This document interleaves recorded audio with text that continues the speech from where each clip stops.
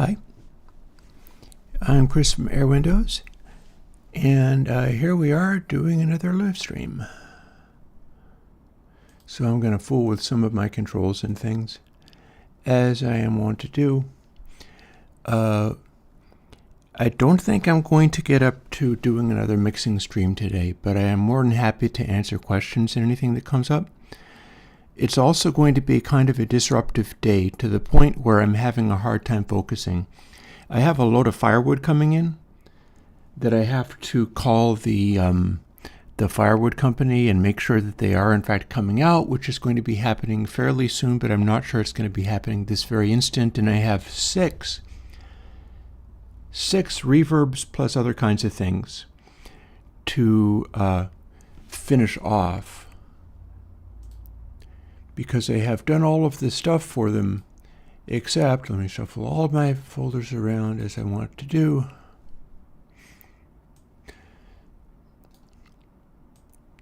I have to make my new plugins and fit them in here.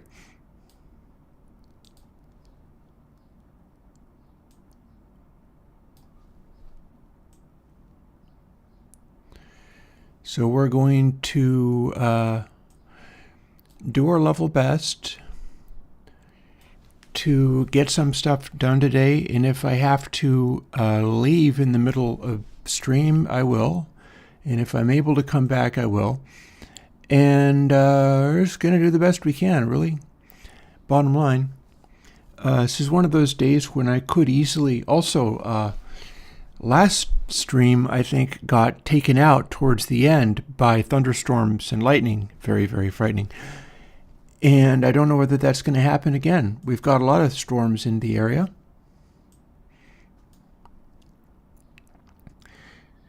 I do have things like my new video.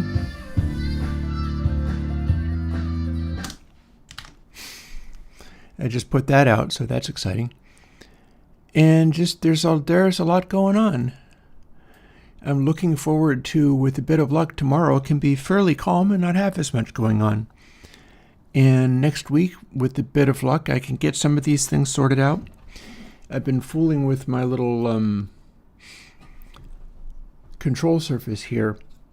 I have now set it up, but I haven't assigned it to the DAW, so that I have 3 little knobs that can work for Stonefire, 4 little knobs that can work for the amplitude of parametric boosts and cuts, and 1 knob that can work as the overall loudness. So basically all of the loudness trims, no matter what they are, not counting dynamics. And that'll do, because that used up all of the knobs on the little control surface. I don't have any more knobs to use for the over 25 knobs on Console X. But yeah, let's get this going. And we can also look over all of this stuff, because if this goes well, I'm probably going to spend the morning, and it's anybody's guess as to whether I'm going to be able to do this, or whether my brain's just not in gear enough to do it, after having done so many things recently. And Meter really took it out of me. I have been very involved in handling people's questions on Meter and navigating the release of that one. That's a pretty big deal.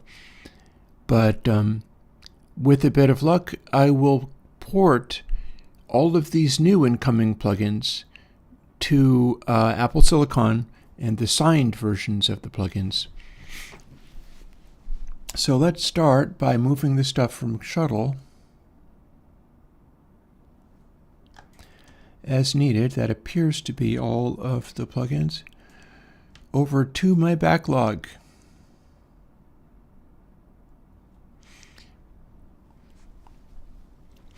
And you know what? We can look at the backlog there and work out and decide to what extent do you want to pick the next thing to come out next week, like this coming Sunday.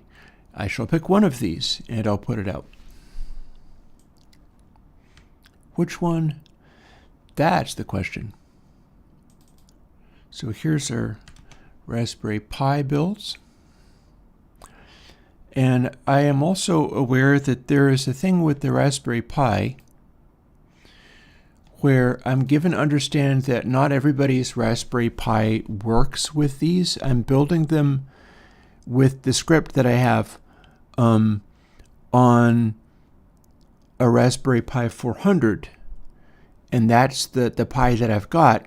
But I'm given to understand that there are people who are running Raspberry Pi or ARM Linux in some other kind of form, and it's not working for them.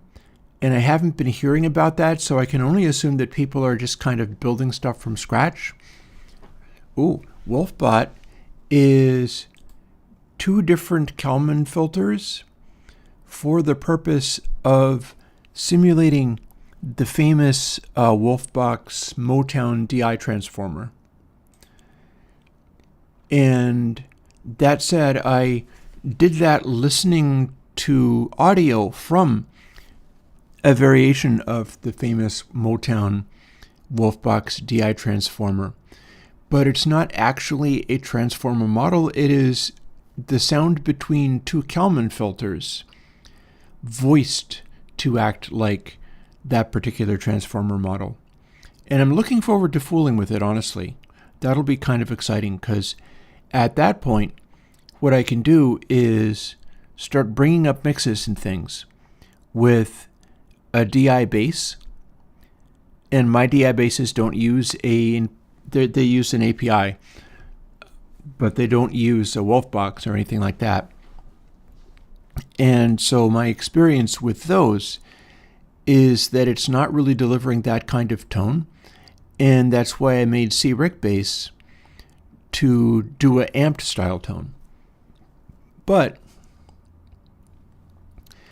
if I use Wolfbox or Wolfbot instead, I don't know why I've called it Wolfbox DMG.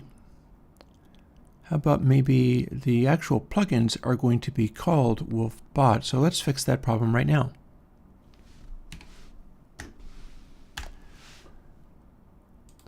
And I guess I'll find out whether that causes a problem renaming the disk image when it is already signed and checked. If it needs the name to be exactly the same as it was, I'll run into a problem, but I'll worry about that later. The testing that the guy did with the real one, they were using guitar as well, but it's going to give you a specifically DI style sound. In addition to that, it's not a special DI that gives you more sparklier highs and deeper lows. It kind of does the opposite. It's restraining the extreme highs and the extreme lows a little more than a raw DI would, but in a way that is musical, that works better. So that's Wolfbot for you. So let's see, where are we at?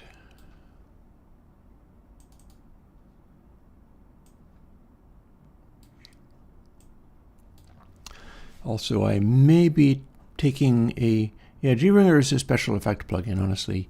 You could put GRinger and then put Wolfbot after it, and it'll soften it up a little bit.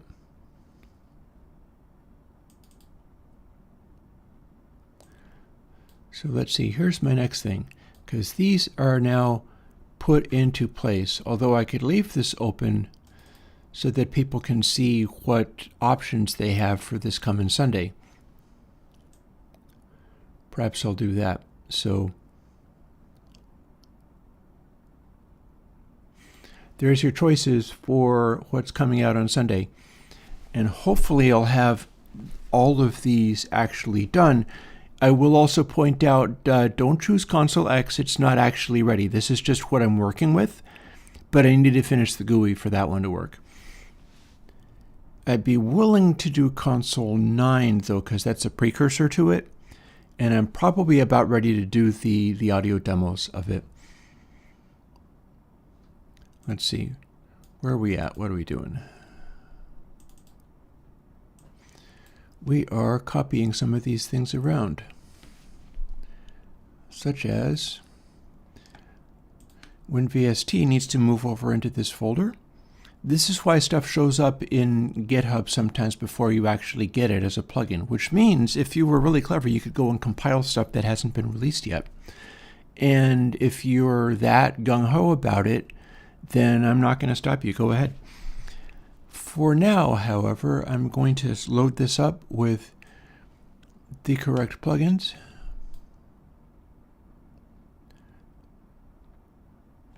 There's a set of the Windows ones. Linux requires CMake lists text to be included.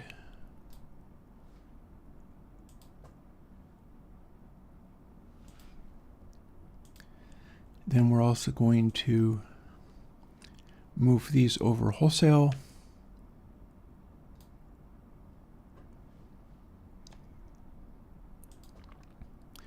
And now I've got my special Mac VST and AU, which works kind of like this. I'm going to initially move these over to just the regular version without doing any changes to them, and also without holding down Command, meaning that it deletes them from the original place. And then I put them in signed, and they're not going to be ready yet. But when I put them in signed, those are the ones I'm going to go through. And it might be I'm scattered enough, I should make a note.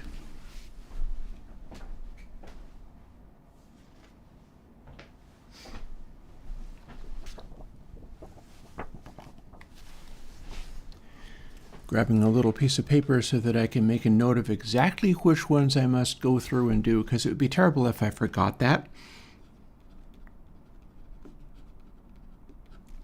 So it's cream coat. I'm tempted with Dres 3. That would be a lot of fun to put out,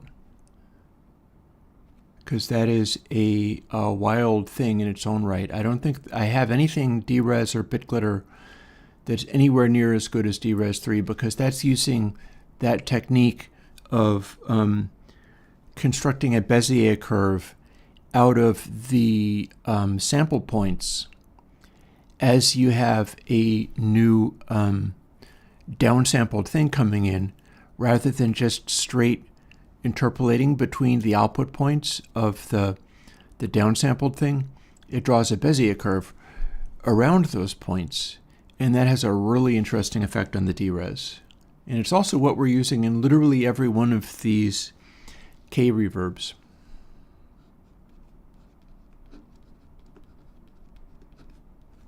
So K Cathedral 3.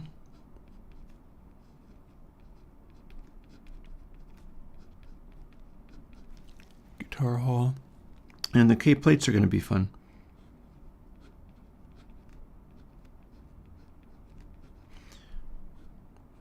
Barring anything happening that's such a good discovery that I'll do a new version of them, this should hold people for plates for some time.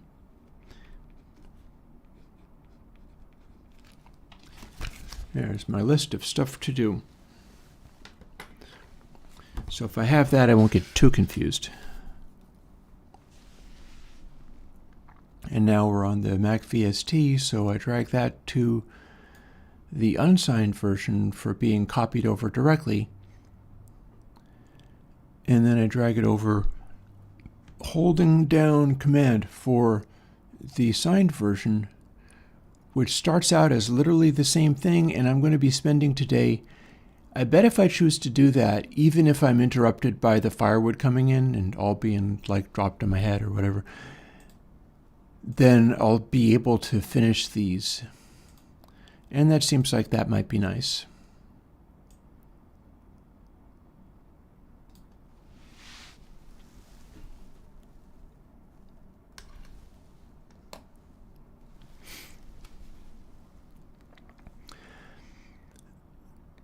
I, before, was asking how would Dres 3 compare to an SP1200?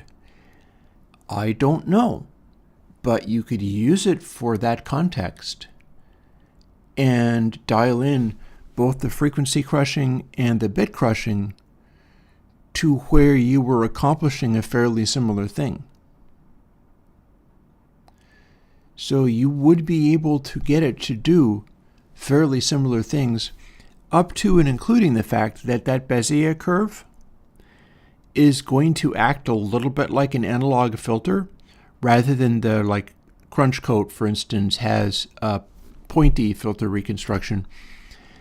And one of the things about the SB1200 is that it's multiple low-bit digital samplers and digital sample playbacks, which have a analog filter. I wonder if I've got one here. I do. So the dope for A105 VCF, that is a SSM 24 dB low pass filter, which you can do added resonance, and it has a bunch of different controls to bring in and so on. I believe I've got a couple of these, but I know that I have this one sitting here. And the dope for A105 uses the same vintage Curtis filter chip that was used in the SB1200. In fact, it's no longer made because they can't actually get the chip anymore, or at least if as near as I remember, that dope for filter is not being made anymore. I've got a couple of them.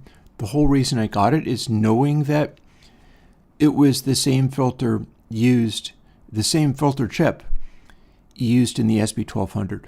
So when you talk about getting an SB1200 going,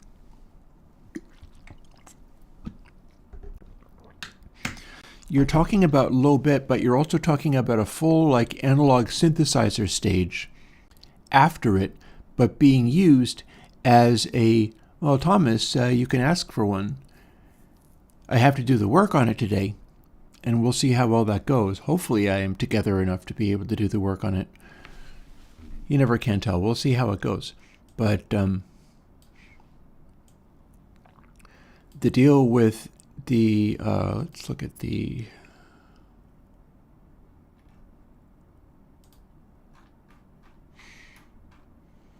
we'll go to, see, I'm adjusting the thingy like this.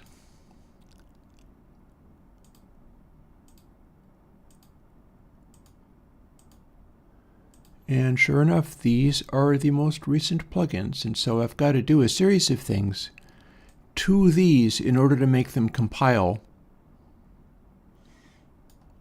as a modern plugin. So if I do these, this does include the K-plates, and so you could have one of the K-plates. I'm probably going to want to drop K-plate 140 first and follow it up with 240, because 240 is the inferior plate.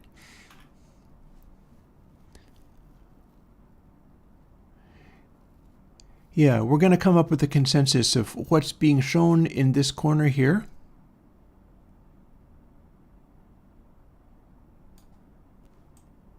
Or it's being shown now.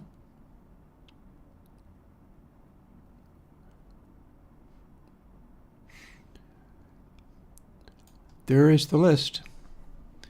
And a bunch of these I need to go through and kind of build.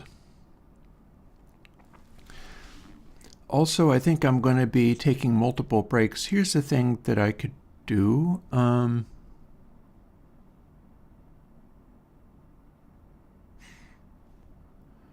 At least if my head's where it's at, so I can figure it out.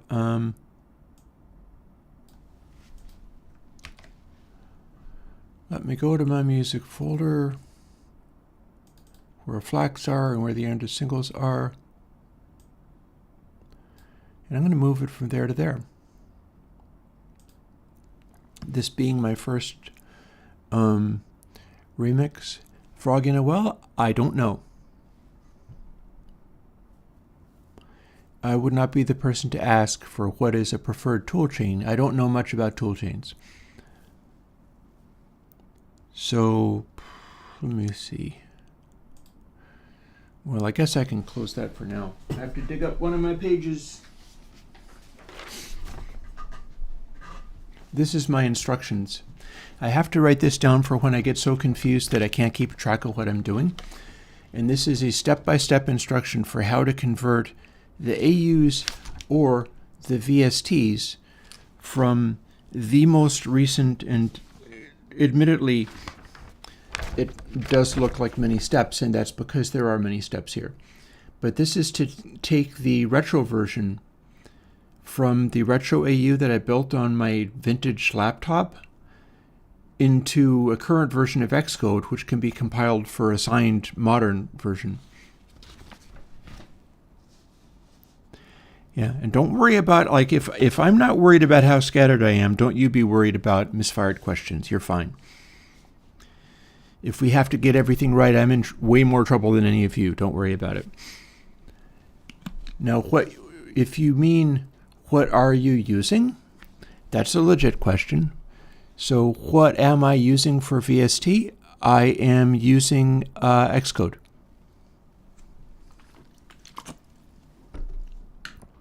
Now, if there's any more to that question, oh, and there will also be a level where for really modern, like the VST3s with the GUI like meter, and I will also note meter includes all of the cool stuff that I was doing with the customization. Meter in Reaper will take on the color of the track that it's on. It will use the, well, if you tell it to anyhow. I think that by default it does. I'm not entirely sure. Meter will read the Airwindows /Airwindows presets, or whatever it is that I called it, and let you specify a custom color. It will let you specify the default font for all Airwindows plugins. All of that stuff is actually present. You just don't see it yet because I haven't told anybody that it's there, but it's there. So Meter is full of surprises. There's a whole, it'll be a oh by the way moment when I put out the actual console X, which has the more elaborate GUI and all that kind of stuff. So when I do that, I'll be like, oh, one more thing. Meter also does all of this stuff, up to and including designing everything around wood grains and filling in your own textures. So that's fun. Now, I'm just trying to think of, firstly, where am I at regarding calling up the firewood place and finding out whether they got my message and whether they're going to be delivering firewood and whether they're going to be arriving momentarily or in hours, because I'd like to know about that, although it may be hard to tell. When they do, I could leave the stream on unless they rip the wires out of my house, which would be unfortunate, but they've never done that before, so hopefully we'll be fine. And I can leave the microphones on so that you can hear the enormous amount of noise that it makes when they dump a load of firewood and then the giant metal gate on the dump truck swings closed. That is always a very epic and awesome experience, but it's going to be about 10-20 minutes of offline where I'm dealing with that stuff and paying them like with the check that I wrote for them. Just sitting right here so I can't forget it. And given that there's about a half an hour before I'm supposed to even be able to call that place in the first place, I did leave them a message early in the morning. So I'm somewhat distracted by the fact that I don't have an answer and I don't know where I stand. And for an autistic person like me, that can be really tough. And then I also have to walk through the making of these things into signed AUs and signed VSTs, and I bet you I can have that all done for all 6 plugins I'm adding by the end of the day. It just might be a weird journey to get there. So, and Igor has a question. Can I recommend plugins to make a single heavy metal rhythm guitar sound like a double track for drafts?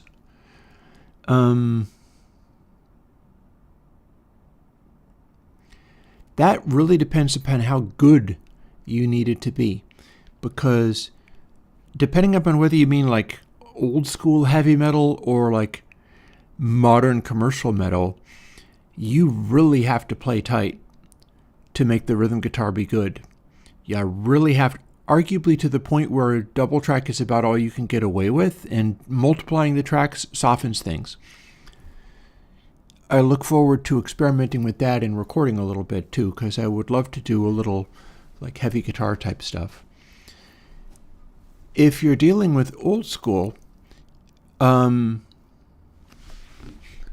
look at some of our options.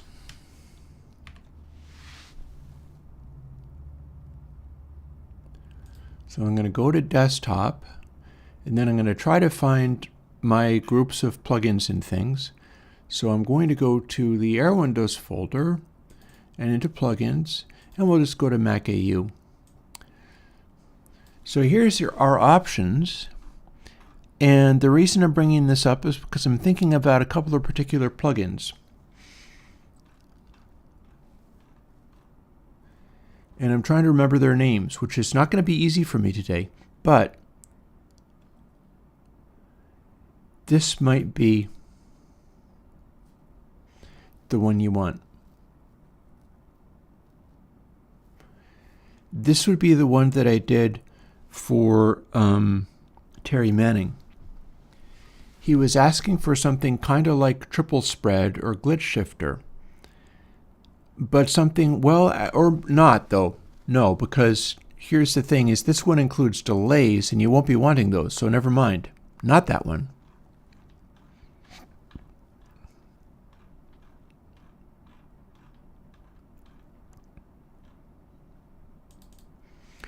But just possibly this one. Because this is a little bit like glitch shifter, and it's specifically designed so that this would make it sound like a triple track panned to the center, left and right, and you're probably going to want the strongest one to be the original one and have that be the center. This is designed to add a couple of extra ones, and you can probably dial it in. Let's find out. You're not going to be able to hear this, but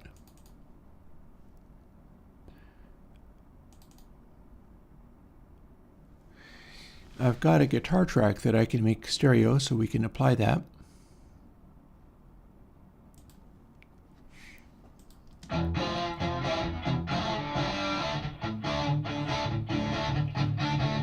So assuming that that's the kind of distorted guitar that you were looking for,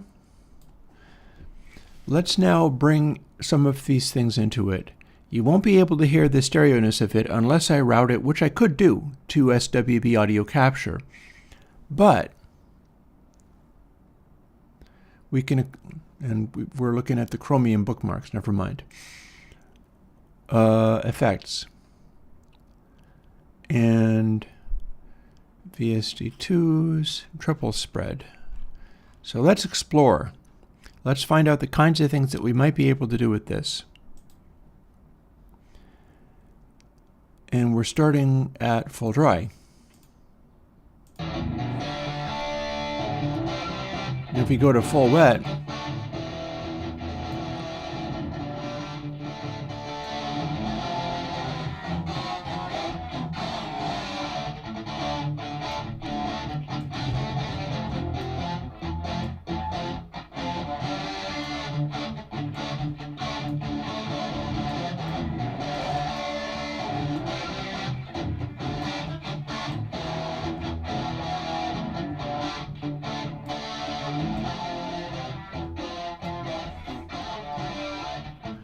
I'm going to dial this in a little bit more before showing it.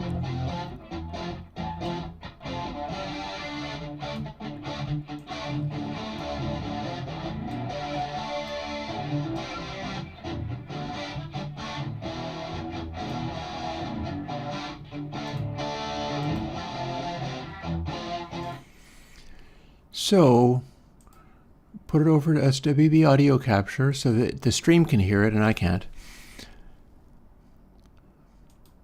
So check this out. And then I'll turn on triple spread.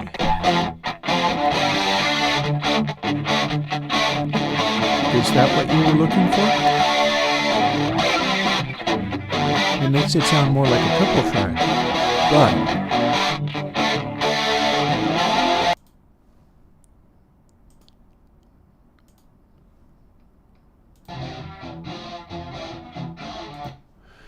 To my ear, it makes it sound a little bit more like that, if not even more so. And you can lean it more dry for less of that effect.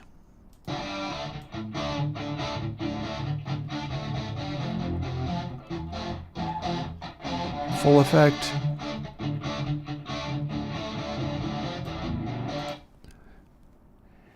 And yeah, that should do it. Use dry wet to dial in as much of the spacey, phasey, who knows what this actually is, to it, and more dry for the rawness of the sound. You should be able to set that and make it sound more like a double track for drafts. My hope is that that will do a decent job for you. There may be others. That's what came to mind. And it's not going to do as good of a job of making it sound like a left-right split double track, I'll tell you that. But you can get some of the additional blur on it. You can get some of the additional diffuseness on it. You're just not going to be able to, and to some extent the lack of tightness, but you're not going to be able to make it sit like 2 tracks, 1 hard left and 1 hard right. To do that, you do need to do the 2 tracks. Because anything that I did along those lines is going to make one of them sit either in front or left, and then if they come together, it will actually converge on a mono signal. So you can't actually make a single guitar split left and right ever sound like 2 really clean double tracks without just turning into a mono signal again, or some kind of funny offset. Anywho, you know what? I'm going to bounce off and firstly check and try to make a phone call to the wood delivery people to see if I can get through to them, because it's about 20 minutes before they open, but I think some of their drivers show up early. And hopefully maybe make another, I'll bust out my little espresso maker and I'll try to ramp up to being ready to do the AU and VST making I need to make in order to finish this list of things. Up here in the corner here, this is what you can choose, except for you don't get to choose console X, it's not ready. But for the rest of them, you get to choose that. And I mean, technically you could have the 26 slider version of it, but I'm not willing to have that be the way that it comes out, because it's not meant to be used that way. So here's what we're going to do. While I am sorting that stuff out, I am going to revisit recent discoveries. Namely, here's Clipdiver, what I just put out the other day on a video, and I'm going to show what I saw while mixing it.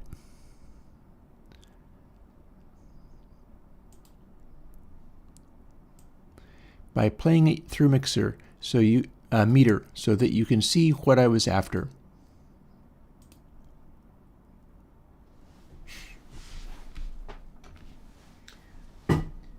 And on that note, I'm going to just set it to play, and I'll be back when I'm ready.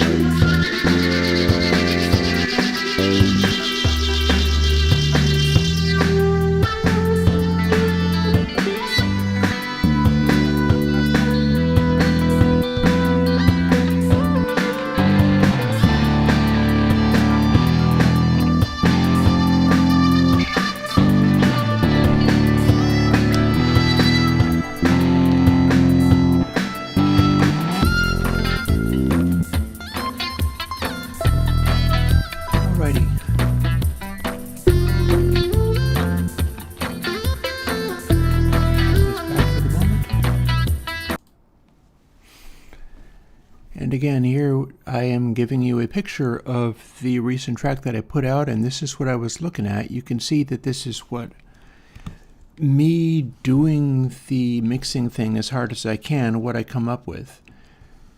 One of the things you'll notice is that I do still have high frequency spikes. My highs are stronger than I would say they'd necessarily have to be. And I've seen stuff like, for instance, Sgt. Pepper's, where it will go up to a certain amount of loudness, but you never see any of these high frequency spikes. With mine, it's leaning a little bit more into your 80s, like post-60s style. And my main deal is I don't want the spikes to be poking out way past this area, the gray area. And it all kind of blends with the highs in. I could probably work on other software for being able to manage this. Like, you don't need to have the highs poking through as much, but I'm not currently doing anything to stop them. It's a pretty clean mix, this is. It's not loaded up with like fake tape or whatever. But that's the first place you'd start seeing things. Like if I was making it be all 70s or 60s or 50s vibe, the first thing that would happen is you'd stop getting these spikes. They wouldn't be able to go as loud. And my dynamic spikes on the body of the sound here, you can plainly see that I have drum spikes a good solid 6 dB or so louder than the body of the sound. And that's fairly optimum. Like, that's a pretty good amount of impact to put on top of the drums. But that could also be softened a little bit. That's a very like mid 70s, early 80s degree of percussion. And it doesn't really have to be that way. It could be a little softer and less pokey. So I am back from making my cup of espresso, which is good. And from calling the firewood place, and what I was told is they did in fact get my message. So we're on, and the lady was not able to give me any kind of reference as to when the truck is going to arrive with a cord of firewood to dump. So I made a point of trying to be nice about that. That's also my worst case scenario, because now I don't know when it's going to happen, so I'm not going to be able to focus or work. But I'm going to try to work as well as I can within the context of being stuck in that scenario. And I suppose one of the things that I can do, rather than frame this particular window for the purposes of making it look okay on stream, I can frame this window so that I can see all of the plugins. Because the thing that I must do now is start going through this list of things, or remembering where I'm at in the list at any given moment. If I fail, I'll start building the plugins wrong, and they'll probably just refuse to build. So I have to do all of the things on this list perfectly every time, and that's difficult when I'm all scattered and can't think of what I'm doing. That is a honestly, I think it's mostly an autism issue. The fact that now I have like a guy coming over with a truck, and I don't know when it's going to arrive, but I do know that I have to interact with it, and so my brain will not let go of that, and it will just be constantly engaged with that, even after that guy dumps his firewood, and I give him his check, and all of the things are, and we also have to put tarps over the top of the firewood because it's going to storm and rain for the next couple of days. Hopefully not before the guy comes and drops the firewood. At one point, his truck got stuck in the mud and dug its way into my yard, roughly where it's going to be dropping the firewood. So I'm concerned that's going to happen again, and I'm not sure what really to do about it. You could do things like drop gravel, but I don't have any gravel to drop. or put planks where the tires are going to go, but I don't have that either. So I honestly don't know what to do there. And I'll have to bring it to the guy's attention and say, I would like you to drop this firewood farther back, but at one point when you did that, you got stuck in the dirt, you sank into the dirt, and we don't want that. Also, if you lunge forwards while being stuck in the dirt with the bed of the truck up, you'll rip all of my wires out and my internet will go away and be gone until it gets put back. So that would be terrible. And we'll hope it doesn't happen. We'll just hope that doesn't happen. But that's what a profoundly, like, on days like this, my autism is like just this side of flapping and not being able to do anything. So I will do my level best with it, and I'll probably feel a lot better once the firewood arrives and I've dealt with it. And it's probably going to be dead air when that happens, because I'm going to straight up drop everything and go deal with it. Hopefully that'll be, and I've moved my car out of the way so that is not a problem. So having said all that, I'm drinking a little bit of my espresso because I need to port all of these plugins to signed audio units. So the first instruction that I have, and I'm reading out all the instructions because I have to do that in order for me to be able to think of them, but also in case anybody's curious as to what I go through on a weekly basis around this stuff. To start, copy AU folder over to new location to be worked on. You're looking at the new location. I've done it. Next thing, for each of these, and I've got 6 of them, we're going to do one little change that's going to be the same change each time. Where it says component entry, it has to say audio component entry AU base factory.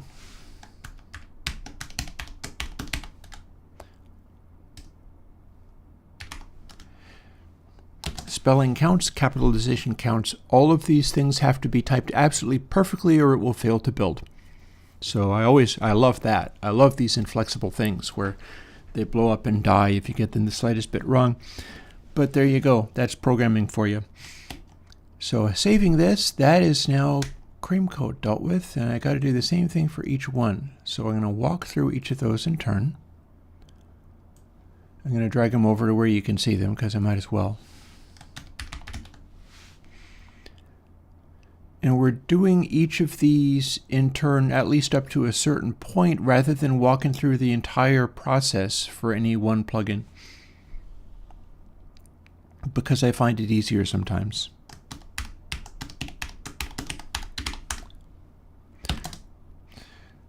Also, I will note that if you have random questions, you can't really make me more distracted than I am with this truck of firewood coming and having to jump up and deal with it at any given moment, like within seconds of hearing it arrive.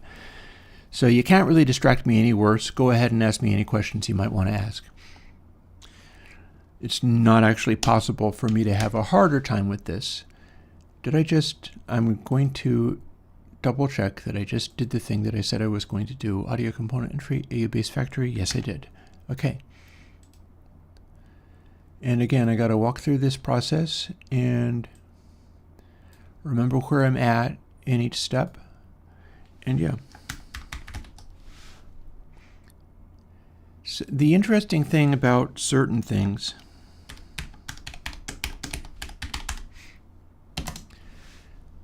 I feel like to some extent, the having to keep track of every little detail and every little capitalization and spelling everything perfectly is difficult and frustrating.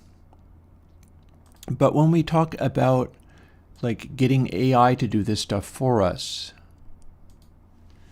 it's not necessarily that much of a help.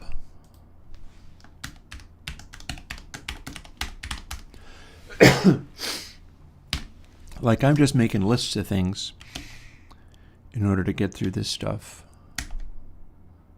I'm pretty sure that I can see the ones that I've done because they are higher in the folder. And that shows me I've done it as long as I'm going through this in a regular process. And that's why I'm trying to make it as regular as I can.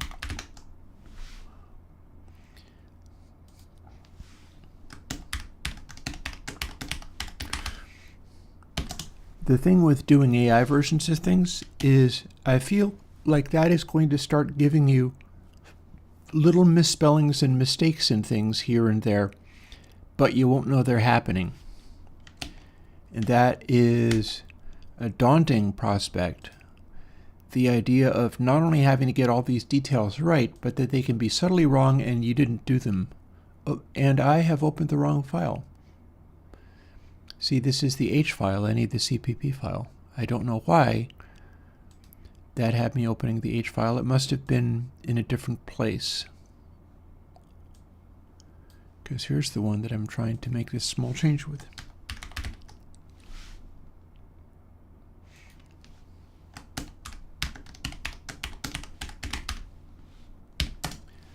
There.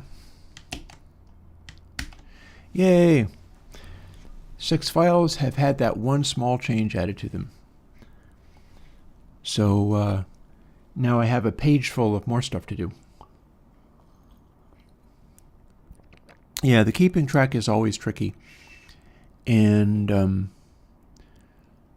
that's why other forms of assistance like scripting can be helpful.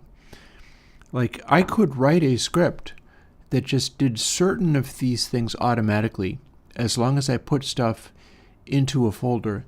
The trick is, I've got these, but then these are all the ones that I've already done in order of date, all the way back to, like, the oldest ones seem to be April and March 2021, even for Baxendall, and 2022, and I've clearly gone through all of these again. I wonder whether certain of the ones brought to my attention are here. Because it would have been older, it would have been in this older section.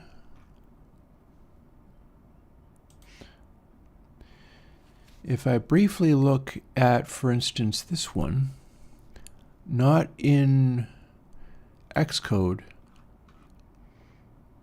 but just in a text editor. Here is one where I made a change to have this pseudo-random thing that I do for all the plugins that provides a random number. And I had to do that because Linux plugins were failing when I called the function rand, which you see on the screen. It says rand times uint32 max. Rand gives you a random number between 0 and 1. Thing is, on Linux, if you call rand, it's going to try to do some sort of cryptographically secure true ultimate randomness, which means that it can lock up the processing thread and have it be stuck until it comes up with what it considers to be a truly random enough number. And so I had to do this for Linux, but then I think also Linux are some of the people who are complaining about what's happening. I've got 3 main complaints happening right at the moment. 2 of them are Bright Ambience and Galactic 2 are able to make weird noises of some kind, which I'm not sure how much I can do about that. But Basamp, here's one where I'm pretty sure when I put in the change to the new rand, the background of it is now noisy in a way it's not supposed to be. And the rest of it is kept very much the same way that it was, so something has gone wrong.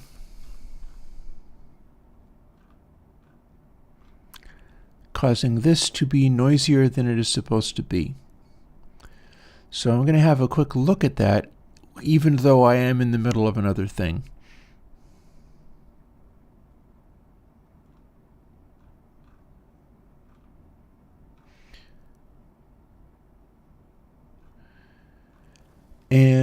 I think here's your problem, is we're trying to make this noise and scale it, but I don't think the scaling of it worked. This is a place where initially it was doing things like calling rand times 0.0555. And this is for adding a bit of additional sound to it. But when I made that change, it stopped working properly. So I suspect this is the part. This is the part that is causing a problem. And I can see one possible reason for why that could be happening. I'm not sure whether you also see it, but I see one possible reason. That's a random number that's supposed to be 0 to 1. And the way we're getting it is we are presumably replacing rand times 0.0555 with this new thing that is supposed to be a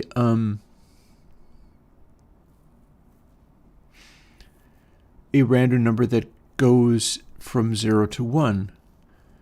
But if you notice something about this, I'm not convinced that this is doing what I thought it would.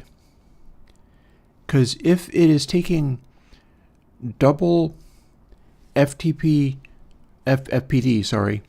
divided by uint32 max and returning a 0 to 1 number, that's going to mean one thing. But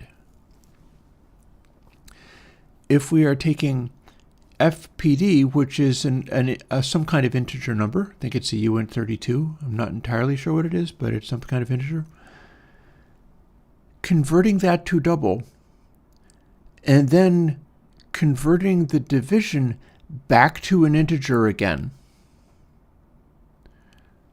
where it's supposed to be taking a double of the output of that division, returning 0 to 1. If this is failing to do that properly, it is returning a float 64 Randy that is a rapidly changing 0 to 1 value acting like noise times 0.0555. And that would be, I'm guessing, louder than if it was a floating point number that was random from 0 to 1. In other words, if I bit crush the random noise generator, I believe that is going to make it louder. And that might cause the issue.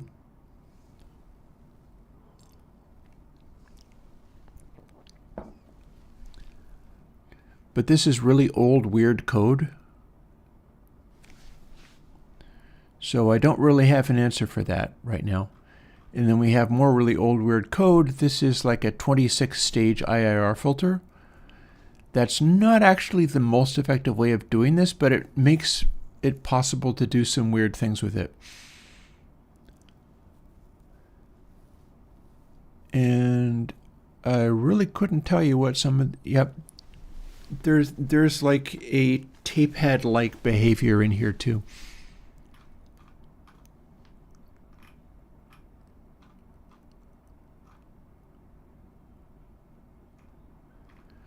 I had thought for a second that this was maybe one of the early attempts at biquad calculation, but I don't think it is. It's just a fairly simple, it's like the old capacitor in a couple of different variations, but done with this weird additional stuff going on. So yeah. So that's something that broke and died at some point, and I haven't been able to actually solve it yet. But that would be, and again, like, I can't simply go and fix it, because part of the sound is these really weird old routines that I used to use.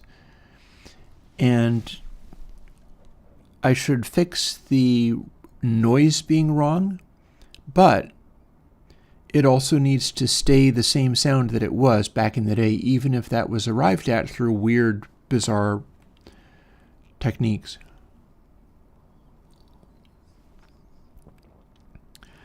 Let me finish my espresso and try to do another stage on coding these 6 plugins while I wait for firewood to get delivered and have to leap up and go and deal with that.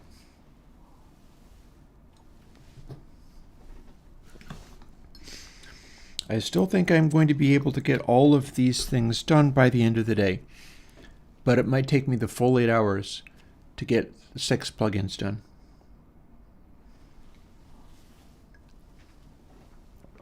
That said, all the other builds went okay. Like you're looking at the Linux build, the Linux Pi build right now. So that at least worked out. So the one that I've just done for every one of these stages was edit the plugin CPP file, component entry becomes audio component entry A base factory, comma. I've got another thing to do. And we're going to start here. Again, we're opening them. Got to do this.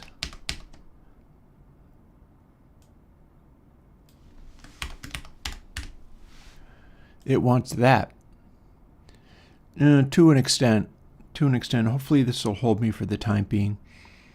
I have to do this for all 6. This EXP file, and to be perfectly honest, I'm not entirely sure what the EXP file is, but I believe it is giving a list of points of entry to code somehow. And I can't just have cream code entry, I've got to have cream code factory added to that for the new compile to work. So that's very simple, but I have to do it for every single one, and I have to do it correctly for every single one. Going to drag them over to where you can see them each time. I habitually do it with a quick copy and paste and edit. Again, if one letter is capitalized in the wrong place, everything breaks, and then I don't know what happened. So I have to do all of the little things perfectly and remember to do every single one. I can look up and see that these two, like Dres EXP, is up at the top of the folder, so I can see I've done that one. And that helps to some extent. The fact that I've learned what the workflow looks like in various states. Hey Audio M, I'm not feeling very masterful today, but I'm going to get through anyhow.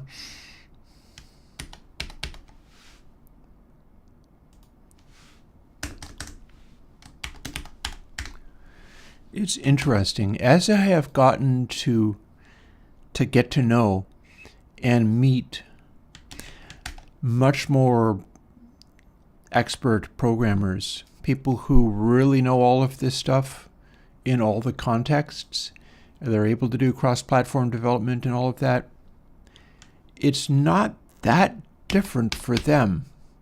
They just have more, the rubber met the road for them a lot more.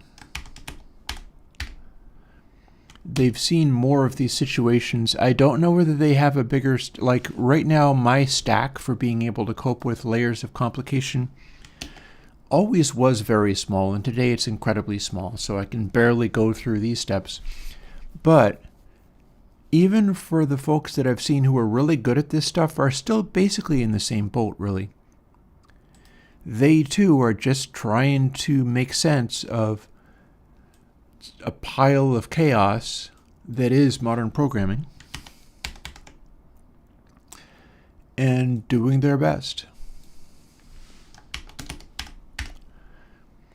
Which is, I'm not sure whether that's soothing or dismaying, because I would kind of like to believe that the great brilliant programmers who know all of this stuff are really that much better than me and just know all of these things, but naturally they woke up, they got born knowing it and came out going, oh, all you do is this, and then do all of that stuff. But no, as near as I can tell, all of the people, including the smartest, cleverest ones who know all of the things,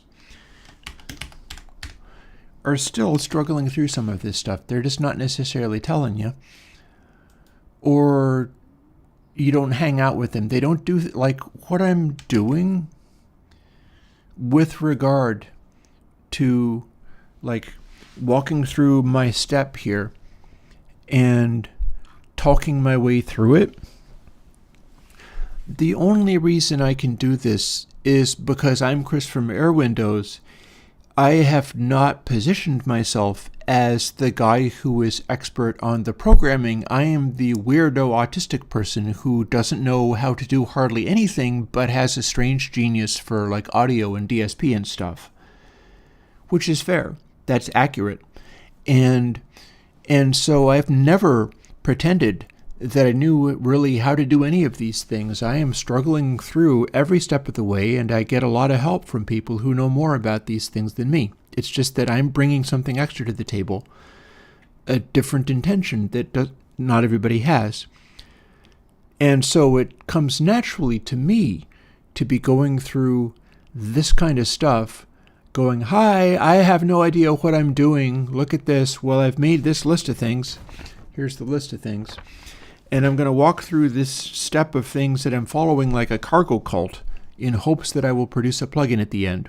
And so far, like, I literally have. That's how I got all of these. These are all me copying what worked the last time and trying to make it all work again. There's a lot of people who are producing very slick, polished stuff where it looks like they are the masters of all of this and really know what's happening. But it's not that wildly different. It's just that my positioning as a coder and inventor and plugin maker is such that I can get away with looking like an absolute fool in a live stream, because it's not about me knowing all of these things. It's about me having new ideas that I can hopefully implement if I don't screw it up completely. And that's what makes it worth it. So I would bear that in mind when you look at all of this and think, oh, this looks very confusing and difficult. Well, yeah, I think it's very confusing and difficult too. And I don't understand most of it. And I struggle enormously with it. But you know, the people who seem to have it all figured out struggle with it a little bit too. And I have been given entry into places where I get to see them. And everybody is like, wow, this is nonsense. Mm-hmm.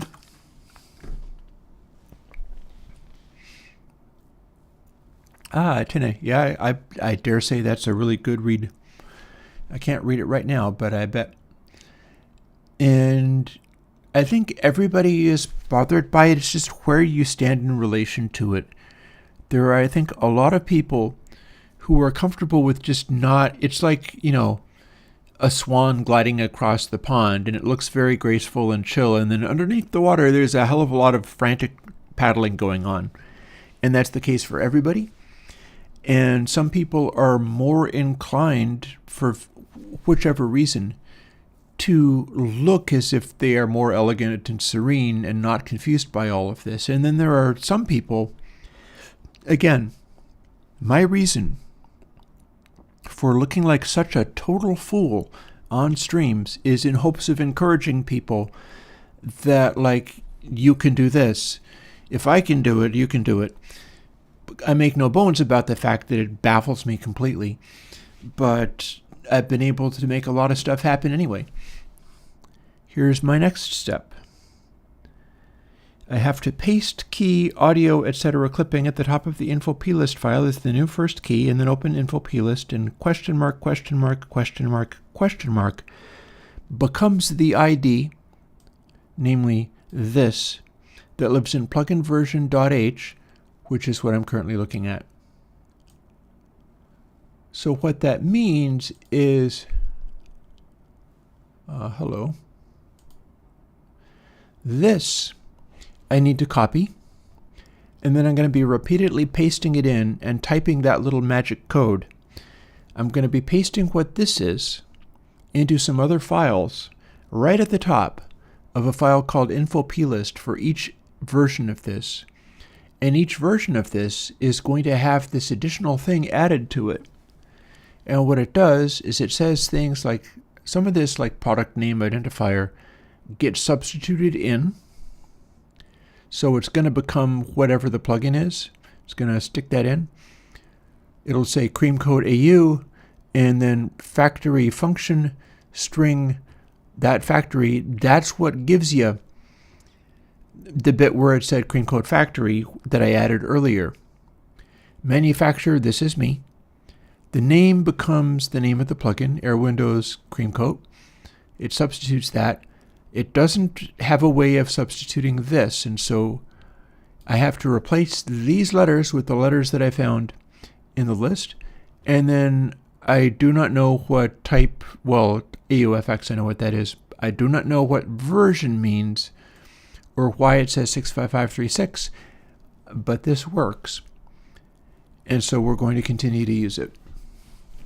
And if it's all terribly wrong, it's time to run a massive find and replace on literally all the plugins. But for today, we're sticking with this. So, Command-C for copy. Oh, and it looks like I have opened it up twice. Interesting. Oh, I know why. What I had done is hit space to open this just as a sort of little glimpse at the file so that I could see this part down here that says CMCO. That's what's going to go where those question marks are. So it says info.plist. I believe if I simply double click this rather than side clicking context menuing it, I'll get the text editor. Sure enough. So the bit that I was telling you about when I said paste in a key, and this is going to draw stuff in color rather than what I saw earlier, because this is a property list file and it's color coding it. So, and I just did that wrong somehow. I'm not quite sure what just happened, but I can undo that and I should be able to. This is the thing I thought I was copying. It didn't work that time. Let's instead select all and then copy it and see if that works any better for us. So that did. And now I go back and check this because now I've been confused and lost track of where I was at. CMCO.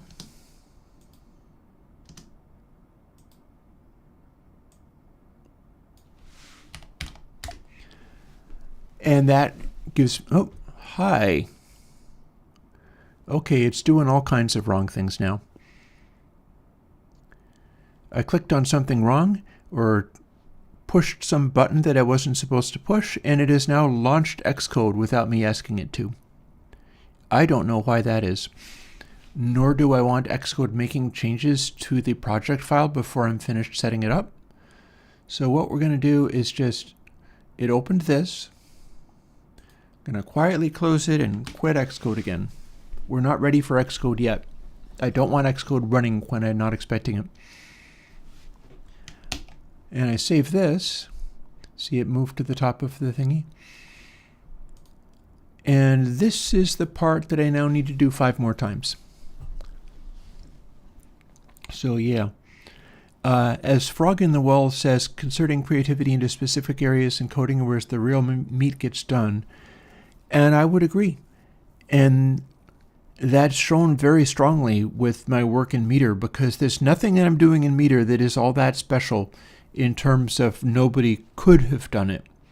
Anybody could have started tracking peak energy. Anybody could have drawn peak energy as larger dots over the RMS energy rather than just completely omitting it and drawing only the RMS. Anybody could have correlated peak energy to slew energy and tried to find out whether anything happened if you did that. I was doing that back in the mastering tools days before 2007. I just ran with it. I ran with it farther and farther until it took me somewhere that I wanted to go.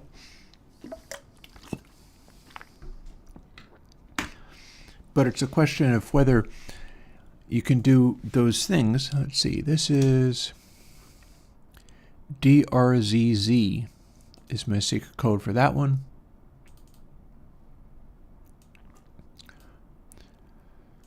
We're going to rush through some of this stuff, I think.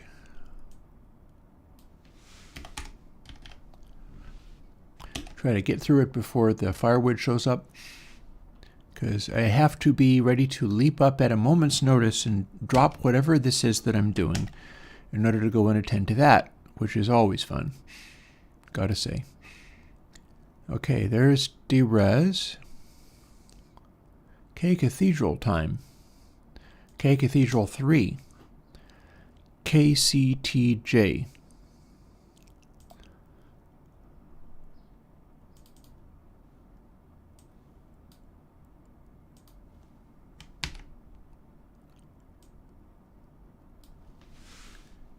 KCTJ. That's because the first one was KCTH, Cathedral, and then I incremented it by one letter each time. In doing that, it's a fairly decent way of not having them overlap, or at least making it easier to check and see whether they're more likely to overlap. Guitar Hall. Let's burn through as many of these as we can before getting distracted again. KGTH for Guitar Hall.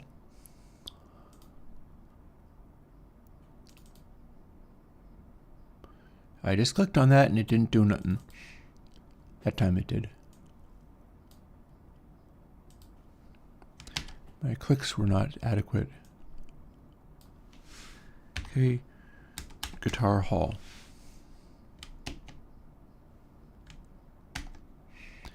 And here's my plates. Plate 140. KPLS, it looks like.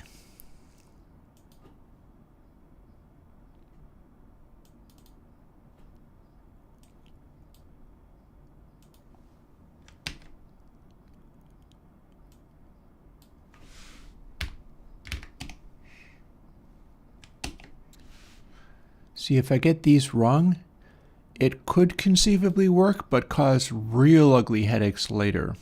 So I kind of would like to have them be literally, utterly perfect. KPLG. Interesting.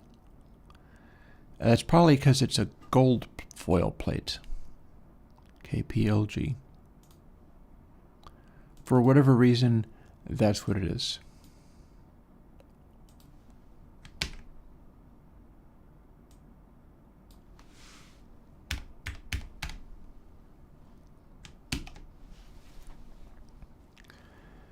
And that's 240. Okay, at this point we can start opening up Xcode this time. And we no longer have any need for the text editor. So the text editor is done for the moment.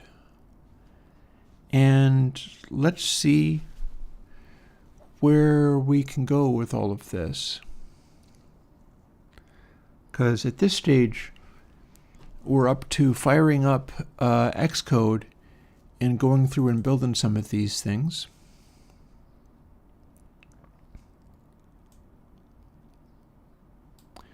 If this goes super well, we could even do some more coding after, but for now, boop.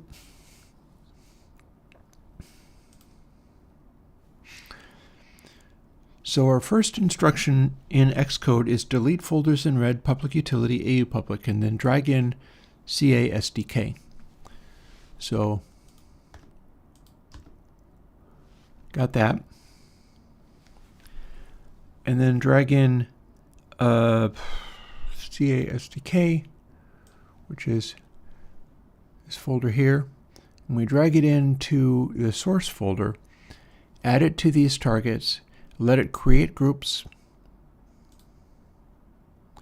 just default to whatever it tries to do. And we can see some things in the settings that are already screwed up. Like this is using an Xcode file from the dawn of time. This is using an Xcode file from back in the Snow Leopard days, OS 10.6.8.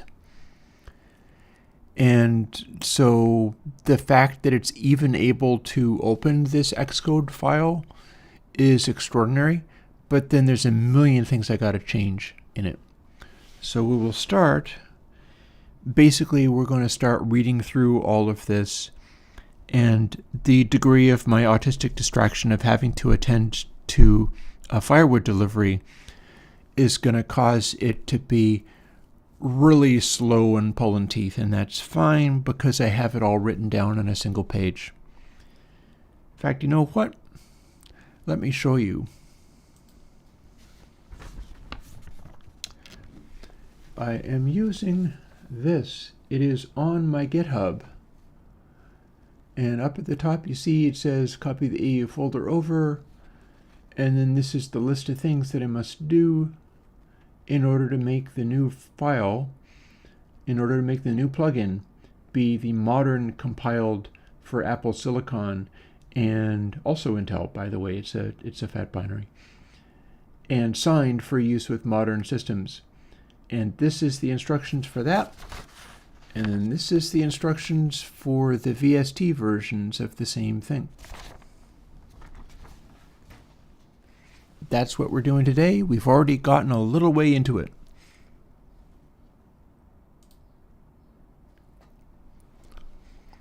So, delete the folders, drag in CA SDK, scheme. Scheme lives up here. It doesn't say scheme, but you're expected to know that this is a scheme. A nefarious scheme. See where it says edit scheme? We do that. Now this might just be me doing cargo code stuff. I have made it so that if you run, build configuration should be release. I think that's probably run within Xcode. I've just included it because when I got stuff to actually build successfully, that was one of the things that I had done. So we may very well have a cargo code stuff going on. Also, when I click it to here, this doesn't give me anything useful yet. And that's because where it says max and then build and so on, it's trying to build using versions of toolkits that it doesn't even have access to. You can't build for i386 deprecated anymore. It's like 32-bit stuff. The old version will, but this new version can't. And Apple tends to remove backward compatibility to the really old stuff as it goes along. So that's something of which I live in fear constantly. But for now, I have to reprogram or readjust the settings for all these things before I can even click on this part and tell it to do anything relevant. And we start by this. Project info, set macOS deployment target to 11.1. Here's where it says macOS deployment target. You could go all the way up to 13.1, but I'm continuing to specify 11.1.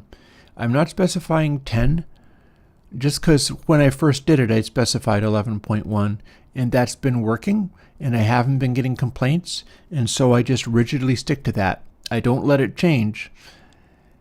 And then build settings, this is a big pile of nonsense. But when I click on this section, this is what it shows me. So I have to dig through this stuff. Again, like Tina says, the mess we're in, this is the mess I'm in. So build settings, all architectures. Well, we can see that. That's right up here. Standard architectures, because what we see here, that does not apply. We don't have any of that available. So we're going to tell it to be architecture standard. Base SDK, even more than that, we don't have an SDK for 10.6, but I'll tell you what we do have, default macOS. So we tell the SDK to be macOS. Build active architecture only. I don't know why it needs this, but the builds that I've done, and some of these things have been circumstances where it randomly refused to work, and I couldn't make it build anything. And so I was Googling and trying to look up problems, and found, like in some kind of forum somewhere, like an Apple developer forum or something, somebody saying, oh yeah, I had this problem. What I had to do was set build active architecture only to yes, but then tell it that all of the architectures are active. And then it was fine. And so I would do that, and then my thing would build too. I don't know why, but it would be doing that.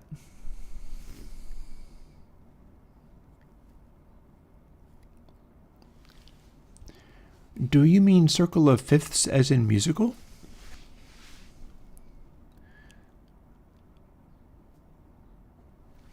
Excluded architectures. We're not doing excluded architectures. Search paths. Well, we have successfully told it to be build architecture only. So the next thing is search paths. And if we scroll down here, we can get to search paths. It's past packaging. For the AU, we do this stuff in project and some of the other things in targets. For the VST, it's different, and we do some of this stuff in project and more of this stuff in targets. But one of the important things that we must remember is this thing where it says always search user paths deprecated. It's deprecated for a reason. If this is set to yes, the build dies and it doesn't work. So we set this to no. And then we've got an additional thing. Here's where the ECA SDK is. Yes, I dragged it into the project. That still doesn't mean that Xcode can find it. Even though I dragged it into the project and included it, it still doesn't know where to look. I don't know whether using this means that you would then be able to not drag it into the project. I suspect not. It looks to me as if you have to tell it where to find the headers two separate ways, or it doesn't work. That is my conclusion. And so therefore we go to header search paths, as it says, and we copy and paste in that bit. And now not only does it have the files dragged in from the finder into the source, but now we've also told search paths also that that is a place to look for headers. And so there we go. Strangely, we're not putting it in system header search paths. And I don't know why we're not putting it in system header search paths. I also don't know what a use header maps is, although it says use header maps yes. And yeah, just buh. So that's actually the final thing in the project category. So now we click on targets, and you see it jumped around a little bit. And we go up to targets, and all the architectures and base SDK stuff has not been updated. The project settings changed, but the target setting for the particular one that I'm building has not changed. So now we need to make this be the same thing. And at this point, we could use this and tell it to build the correct architectures that we want. Although I'm in the habit of doing it a little bit later. First, however, we're going to scroll down to where it says deployment, because there's a couple of changes to make here. Strip style needs to say debugging symbols, and I'll tell you why. Because the signing, the code signing that it uses, includes some kind of things that we would call symbols. So strip style has to include debugging symbols rather than strip all symbols, meaning remove all of those things, because we need to have some, whatever a symbol is, to make the code signing work. But we can take out symbols that are debugger ones because we're providing a final output. And then Mac OS deployment target, it is trying to have the release be built on Mac OS 10.04, which it can't do because it has no access to the 10.4 SDK. That's not even a thing. So we must make that match what we told it right in the beginning of 11.1. And then we're getting closer and closer to being able to actually hit build and make it work. But we got to go down past linking and packaging. With packaging for the VSTs, we have to change something in here as well. Search paths, Apple Clang or Clang. I'm not entirely sure how you pronounce it. I don't care. We've got this. Other res flags. See what it says? It says like PPC, i386, PPC64. All of this is gibberish to the modern compiler. It doesn't know what any of that stuff means. We need to take the other res flags away, because otherwise it's going to tell the resource manager for assembling stuff together, oh, by the way, also pay all this attention to carbon and, PPC64 and 32-bit, and it doesn't know what any of that stuff is. It is long since forgotten. So we are going to remove it. And other red flags gets blanked. And then another thing, we're going to go to build phases, build carbon resources.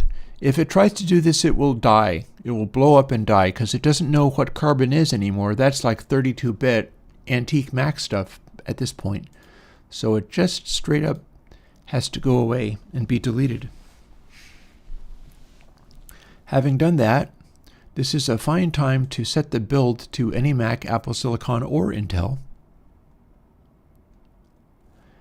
And we switch over to signing.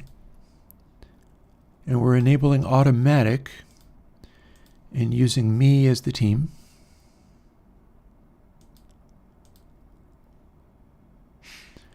And the reason I'm doing this is because I want to build it Apple's way, including the automatic code signing, so that it can do all of this. Because as you can see over here, we've got issues. It would like me to do certain things.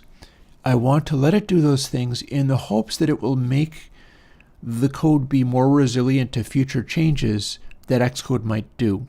Like if I do this stuff, maybe if Xcode does additional changes, it will not freak out when see, build settings. If I just hit return, it'll perform all these changes, but we're going to look at them for a moment just because that's what I'm doing today.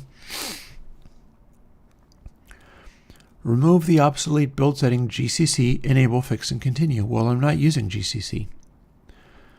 Adopt the product bundle identifier to a different thing.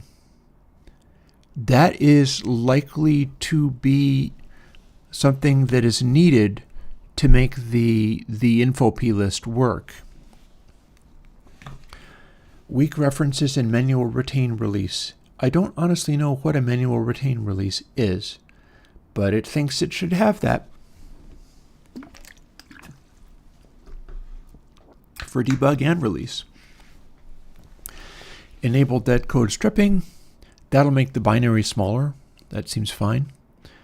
Warn about various things. Like it's going to warn if I convert things around and so on, or have mismatched returns, a bunch of things. Weird stuff, unused functions. Sometimes that will exist. Sometimes I'll have stuff like that. For instance, in some of my plugins, when I have no controls, the VST has a function that is done for when there are controls, and it does things with the controls. So I can sometimes run into a warning on the back of that if I've enabled the warnings, but I'm still going to want to enable the warnings. Missing localizability, and dead code stripping again, apparently. And then it's the same deal with these. We don't actually have any internationalization. I don't speak languages other than English and Nerd are the only languages I can speak. But it wants you to migrate these things. It specifies how to migrate English LProj. I don't think I have any of those, but you're supposed to use EN lproj instead of English lproj, and so we're going to do that. Enable base internationalization. I don't know what that means, but it wants me to do it, and so I'm going to do that. And then this is localized resources, of which I don't have any, but it wants me to make these changes. And then note on the very last change, it no longer clears that final issue. Instead, I can do it, and then it kind of just continues to sit there. An earlier version of Xcode did make the final issue resolve itself, and then it just randomly stopped for some reason. But I've still told it to migrate the issue. And now we switch back to signing in capabilities and custom do it, because when you automatically migrate it, automatically manage it, it attempts to do what is not actually going to work. You can't actually make a signed plugin the way that they specify. The signed plugin has to have a developer ID application certificate, which I do have. And we'll hope that it's still good and works. If this ever fails on me, we'll have to scramble around until I figure out a way of making it work again. But there are people I can ask, like Sudara and Bacon Paul know how to do this stuff. And having done that, and making sure that we are set for any Mac, Apple Silicon, Intel, because I do want to build stuff as fat binaries so that it can support a wider range of users. Here's where we go to archive. You can't really see it, but product, the menu product, and then the option archive ... Build configuration release. It is building, it succeeded, and now I hit distribute content of the built products rather than a copy of the archive. And I export it to this folder. Signed Mac is where I'm putting them all.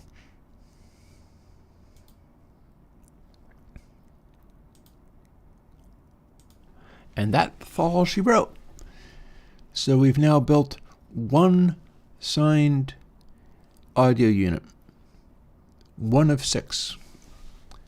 And I'll go through the same process for these other ones. And if this goes super well, maybe we'll even be able to do something else today. But you know, I'm going to count it as a win if I can get all of these things done.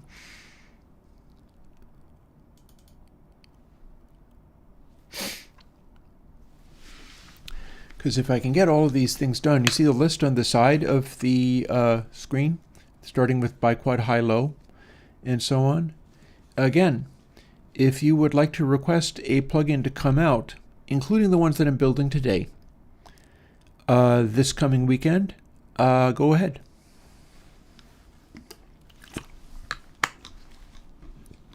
I ought to be able to get all those built. The only exception is you don't get to ask for Console X this coming Saturday, because I have to build an elaborate interface for it, which I dare say I'll do a fair bit of that on stream. So here's my next stages, starting with delete the folders in red, drag in the SDK,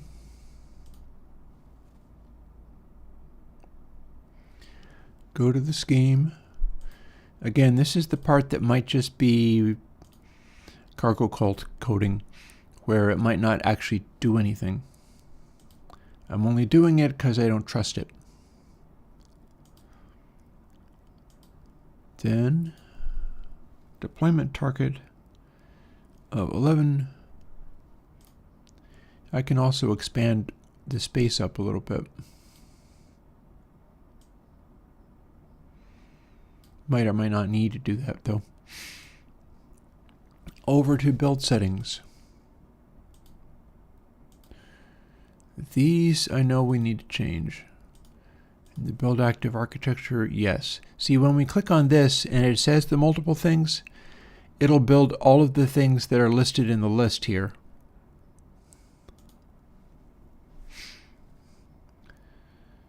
So let's see, if I did build architecture, then my next thing is search paths.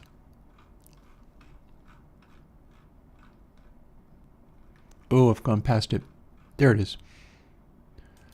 And you never search user paths?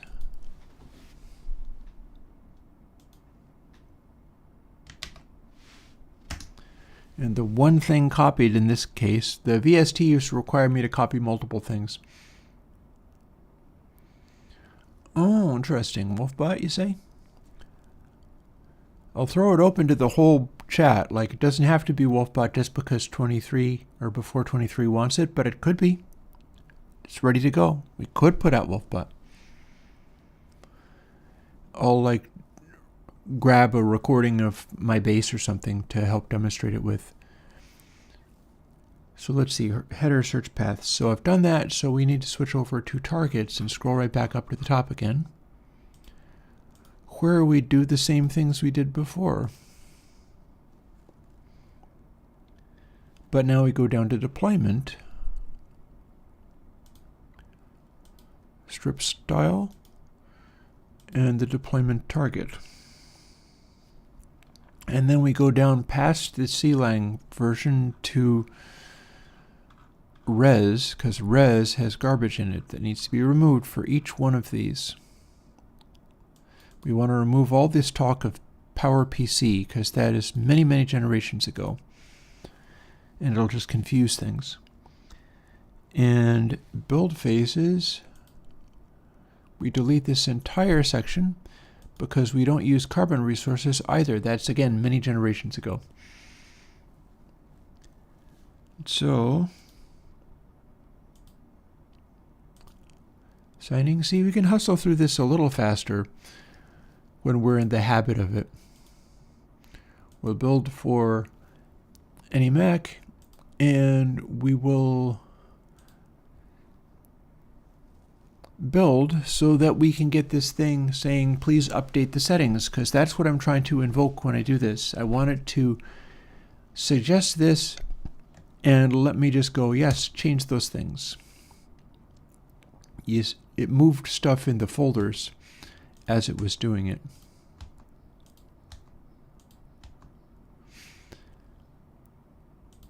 And having done that,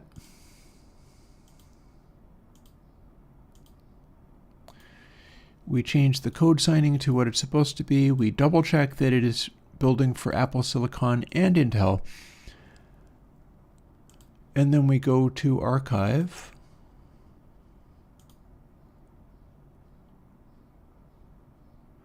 It said build succeeded.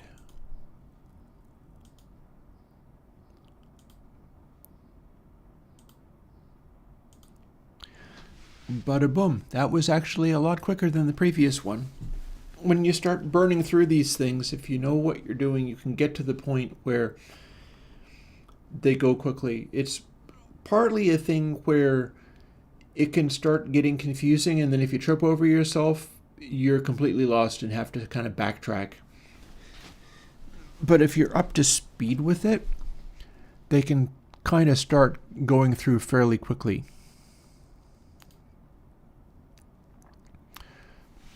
Same deal. Remove those. Remember, you can forget steps like this, at which point you go through all of that and then it dies and doesn't build. And you go, what? What happened? Oh, I forgot to drag in the SDK. Stuff like that can happen. So, scheme, and my cargo code thing where I would like to have run be running release. I don't know whether that means anything other than by the time I got it to actually work, that was one of the things that it did. That's why that's there.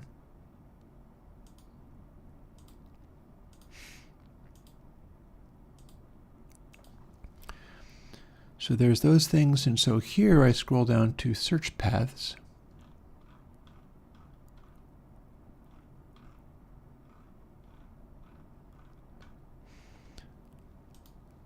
This deprecated thing must be deleted or the build will die.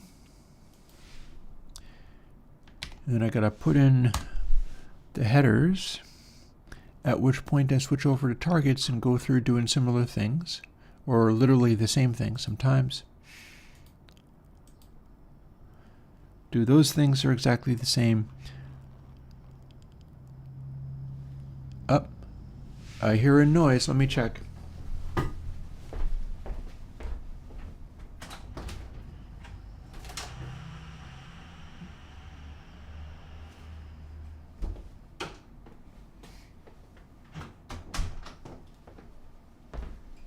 That's a false alarm. That's a false alarm. That's just a big truck. That wasn't the lumber truck at all. So where was I? I've just completely lost where I was. Clearly, I am on deployment strip style debugging systems. So strip style debugging systems. And the deployment target is 11.1. And then I go down to res, which is past CLang. And all this stuff about PowerPC has to go away because it would only confuse matters. And then build phases, I must also remove the carbon resources because modern computers do not use carbon. That's an old school thing. Then set it, try to remember to set it to Apple Silicon and Intel. And do my test build so that I can correct the problems it finds.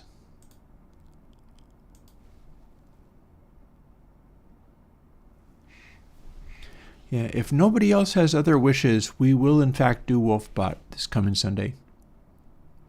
I don't think it's necessary. Well, no, it kind of, come to think of it, it does kind of count as unique among the plugins, and I'll tell you why. Because it's Kalman filters. It's doing a Kalman filter in order to suppress extreme highs and extreme lows.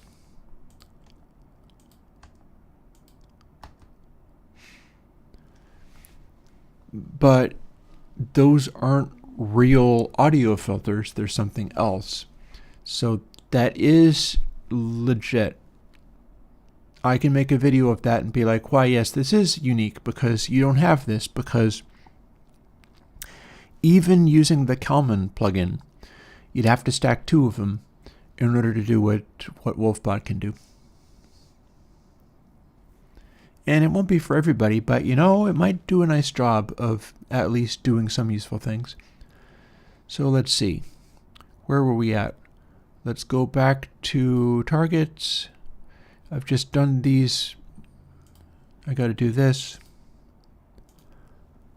Team Christopher Johnson. It must be set to developer ID application.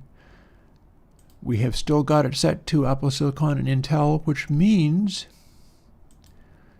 we are ready to add another one to the completed audio units. It's just possible that I'll get through all of these even by noon. That'll be exciting. Would it be weird if I get through all of them before the firewood comes? I am really on edge waiting for the firewood. All those interactions that I got to do. You know, talking to the guy and dealing with that. Giving him his check. Seeing whether or not he gets stuck in the mud, which would be bad. Even when he's not totally getting stuck in the mud, he is still making deep pits in my yard that I can't mow the lawn over. So it's just a world of hurt there. Let's see, close this because we just built that one. I'm now kind of listening to every engine noise that I hear in the distance in the belief that that is the lumber truck that I have to be able to deal with. And we'll just keep scampering through these things. I tell you, if I can build all of these, I'll make myself another cup of espresso to celebrate. And or if the lumber truck comes and I get through all that successfully, I'll make myself another cup of espresso. But not necessarily both, because that would be too damn much espresso.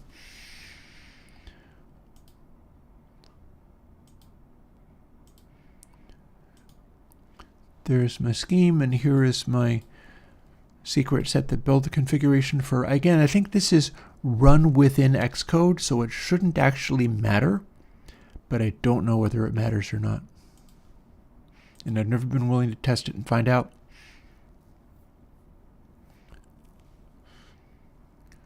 Deployment target 11.1. that means I move over to build settings, and I'm going to make this scooch over so that I can see a little easier.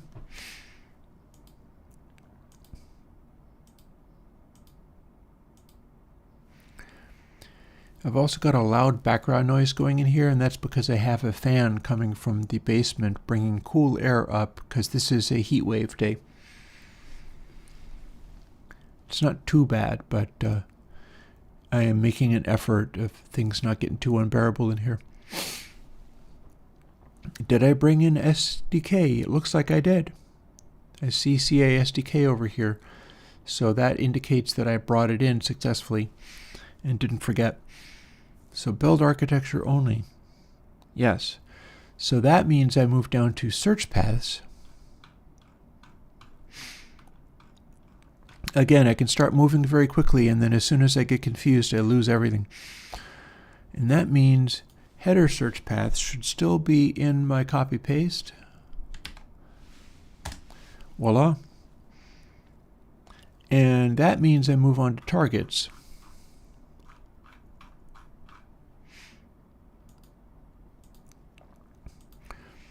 Where if I see those things, I know to change them. And then I go right down to deployment strip style, debugging symbols. This is where in the previous one I got distracted by a truck going by and I thought it was the lumber truck. Deployment target, res flags, Apple C Lang. There's the res flags that I don't want to see. So I make those guys go away, at which point it is build carbon resources. That must go away too.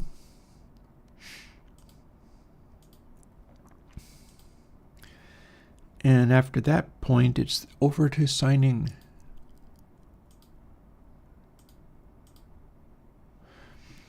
And we're just going to try to see how many of these we can make happen.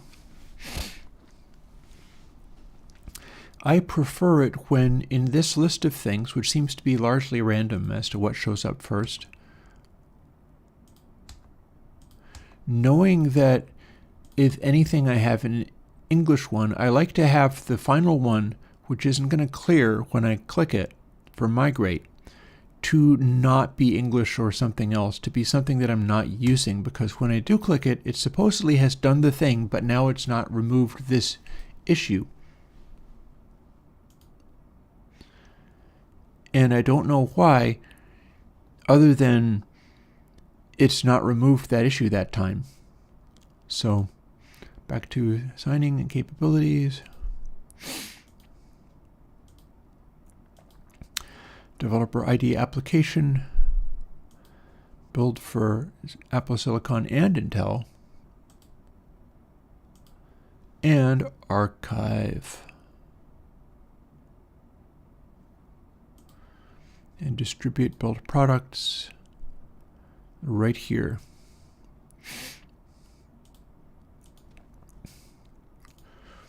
There we are, 4 of 6.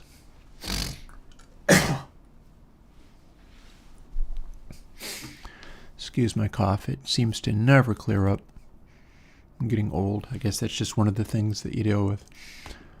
Boop. And we're going to scamper through all this, hopefully putting that in the right place, which is in the source folder.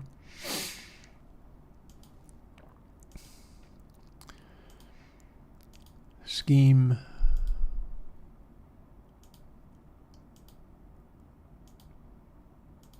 project,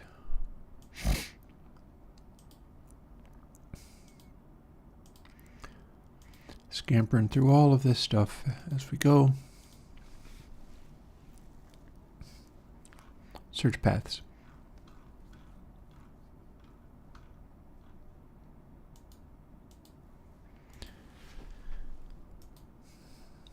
Here's where we do that.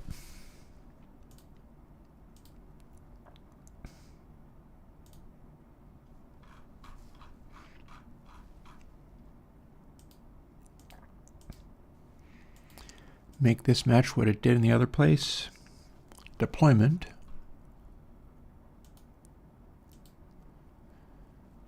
We've got certain trickier things going on when we get into the VSTs, but it's still pretty straightforward. It fits on one piece of paper, which is always nice. Deployment target 11.1. Okay, successfully done. Res. Down past Apple CLang to where this large bar of text saying things like PPC and i386 live.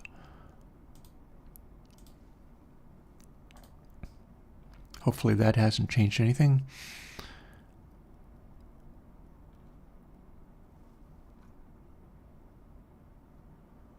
Huh. You know what? That said other res flags, and now I don't see it anymore. I clicked on something and it kind of disappeared. We're going to assume that that's still okay. I'll find out about it if it isn't. Build phases. Get rid of the entire build carbon resources phase because it has no place in a modern computer.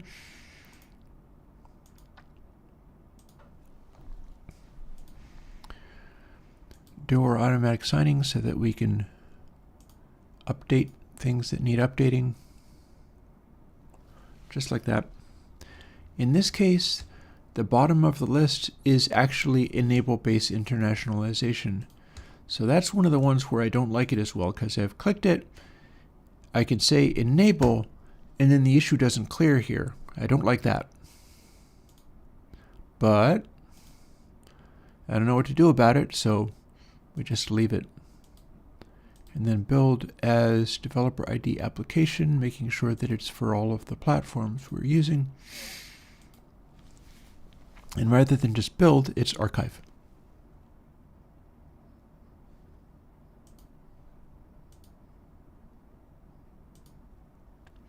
Five of 6. And lastly, let's do 240. This might find uses. The 240 reverb is said to be the garbage reverb that's no good. And there's some truth to that, I'm sure. But it's a different sound, and I was able to do a fairly decent take on it. There I am doing things out of order again. I wanted to do this mysterious setting. Hey, sweeter than anything. We're going to move that out of the way.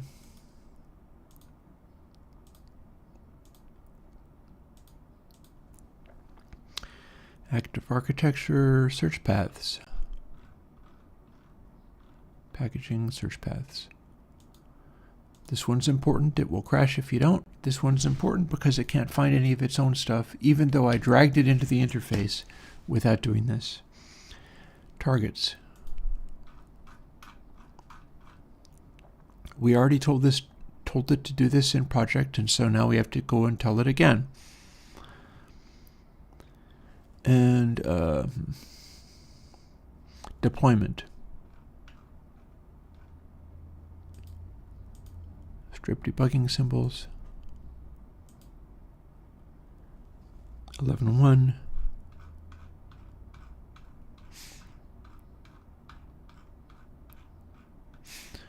So this is what I was telling you about.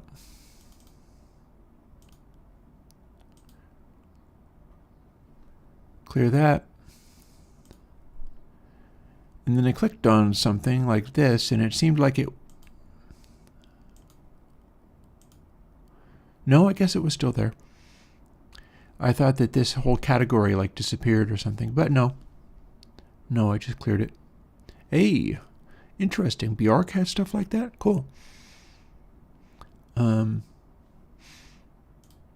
Build phases. Remove carbon resources. Sign in capabilities. Automatic. And now I do a build so that I can update the things that need updating.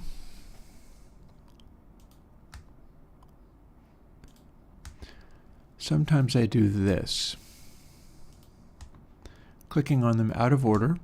so that the last one that doesn't clear its way out of the menu is not actually one of the ones that I would consider important, given that I have no actual internationalization. And then set it over to this, double check and make sure that it's still set to Apple Silicon, Intel, and not leaving one of those out, because that would be sad. And archive.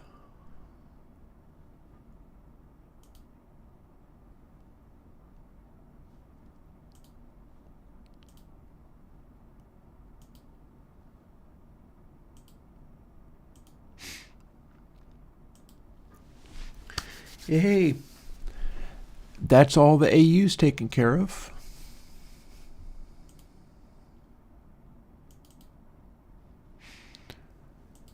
What remains is these, the VSTs.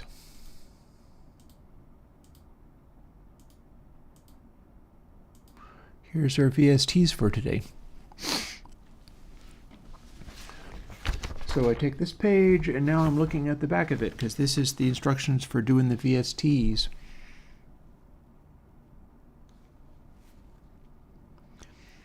And I'm contemplating whether I want to dive immediately into them, or whether I want to, tell you what. I'm going to step away from the computer for a moment, and just kind of, I don't know, grab a snack or something. And I'm not going to make another cup of coffee, but probably before noon I will. And we're going to put on one of my older tracks, pipe it through to, it is already set to SWB audio capture. And we're going to run the meter on that. And I'll be back in a little bit, and we'll do all those VSTs as well. Back in a bit.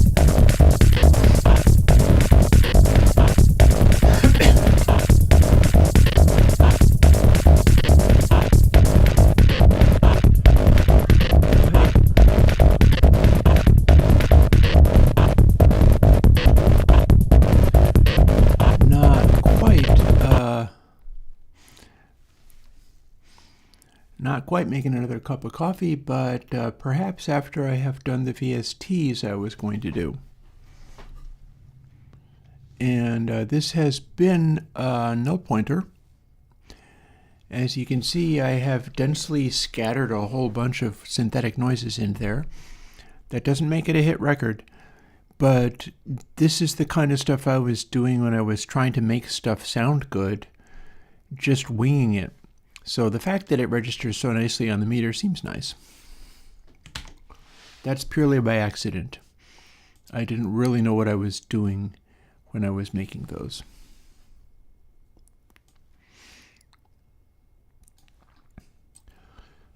And here is our list of things.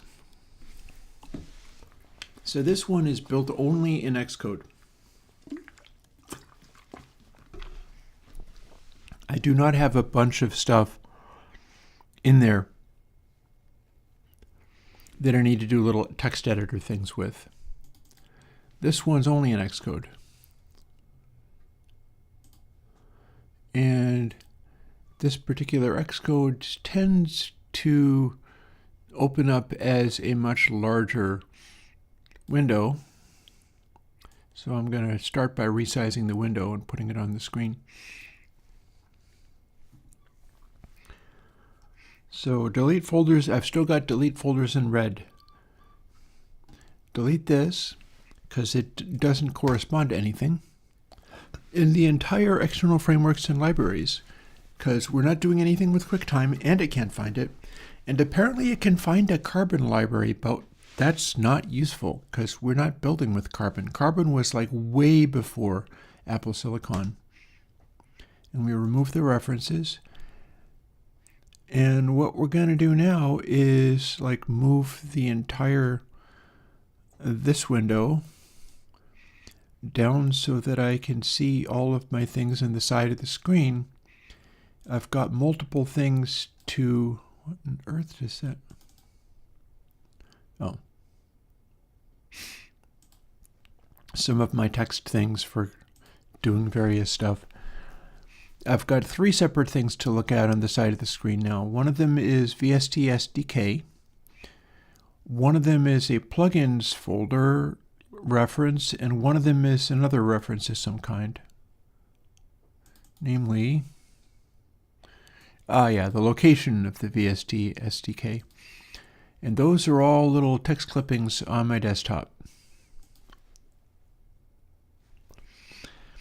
So for building the SDKs, I'm going to scooch this over so that I can see a little easier if anybody does have anything to say.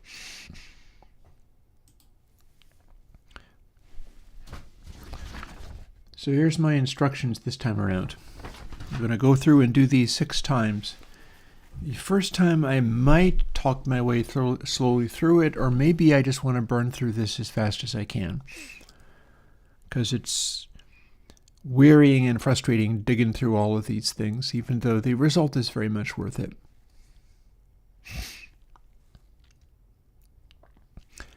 So drag in VST SDK 2.4. That is this. Similarly to the previous one, that's what I got to do. Scheme is new. See how it says gain? We don't actually want that. So we go to Manage Schemes.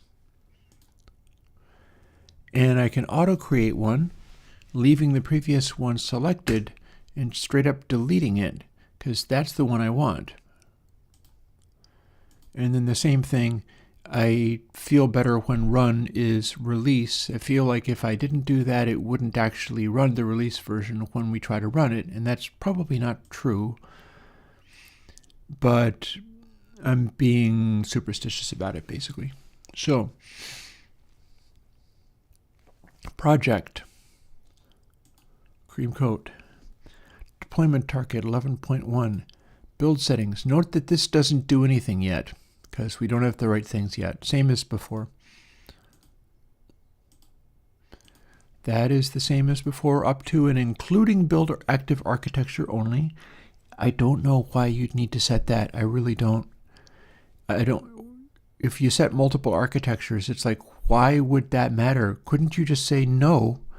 But nope, it wants to be set to yes. I remember that being marked out specially as, I better do this. And then down to the search paths, and we have to always mark the always search user paths to no, because it screams and dies when you try. And I don't know why. And now we're over to targets, and this is where the legwork is done in the VST version. Some of this is familiar,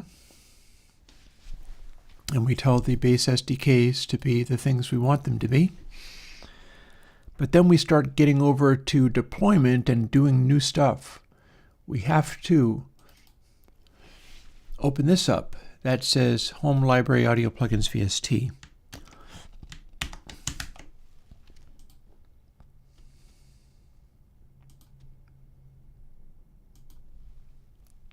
Oh, by the way, while doing that other stuff and checking around, I saw that the neighbor has parked their car in a way where it's going to pose a problem for the lumber truck to get into my driveway. So I guess we're going to have, maybe they're going to be fine, because I think they might have to drive past and then back into the driveway. And my car leaves enough space.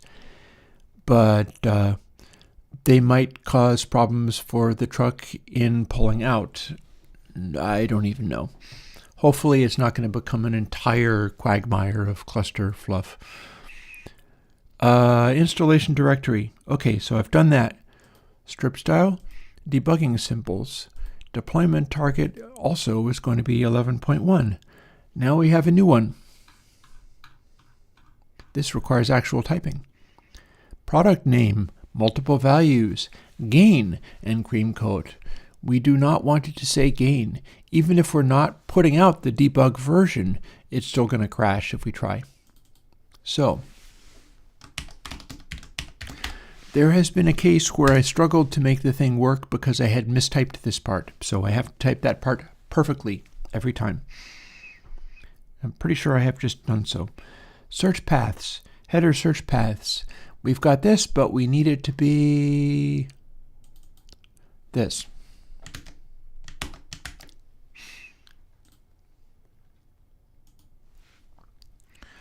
We are updating that a little bit. And the reason that has to be that way is because it's present on my desktop, and for some recent macOS thing, they started to become more fussy about letting you easily put stuff at the root level. So I'm not as easily able to make VST SDK 2.4 sit at the root level. Although, in all honesty, I could make this change on the retro computer, and then it would propagate forwards with me not needing to make that one change. But for the time being, I do know how to do it. So, and then right at the very bottom, user defined. Now GCC model tuning, we're not using GCC, and that's why we don't need this. But unlike the previous one, that one just comes up with the text selected. So I can just go boop, 2 keystrokes and done. GCC model tuning said G4 and G5. We are many architectures away from PowerPC G4s and G5s. But my retro stuff still uses them. So presumably that's what the retro build is using to figure that stuff out. So that's the final one. But we have build phases. In this case, we have 0 carbon resources, but I'm still going to remove that build phase because there is nothing to be had from building carbon things into a modern program. Meaning we can firstly set that to the architectures and then fire up code signing.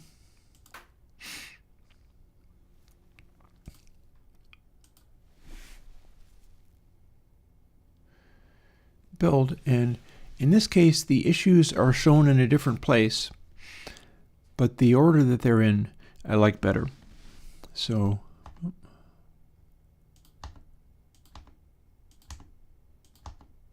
and again, the final one will not actually clear the display of the issue, which I would like it if it did. If it was doing the thing that it's supposed to do, I'd like it to go away like the other ones do, but it doesn't, and so there's nothing I can do about it. And having done that, it's time to go to the manual signing. Team is me, signing to certificate, same as those other ones, is developer ID application. Double check that we're building both architectures, and archive. And that should actually work.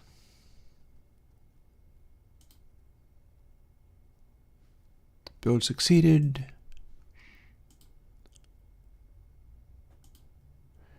And there we have cream code completed with the signed AU and VST done. Odds are fairly good that I can get through the rest of these things before noon. I would like that. I'm not sure what I'm going to do for the afternoon, considering that I still got to wait around for the darn lumber truck and all of those problems that I raised that might not ever happen, but like if you can't get past the neighbor car or whatever, you sit around thinking about all the things that can go wrong.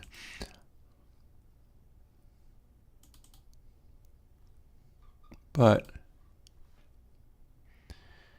in this case, what's on my plate is simply going through and doing more of this. And let's start going through these steps again, maybe a little bit more quickly, and then I'll be done with this part. And then who knows, like maybe, I don't know, I'll jump on the Minecraft server or something for the afternoon, because this will clear things up for having quite a bit of backlog ready to go, and that'll be nice. So let's see, firstly, remove that and remove this.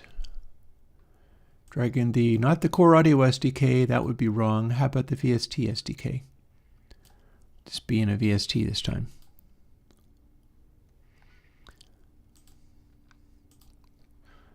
And manage the schemes, create one, delete the one that was there. Do my little superstitious, change this to release. Again, very likely that does nothing. I just do it because I'm not comfortable not doing it.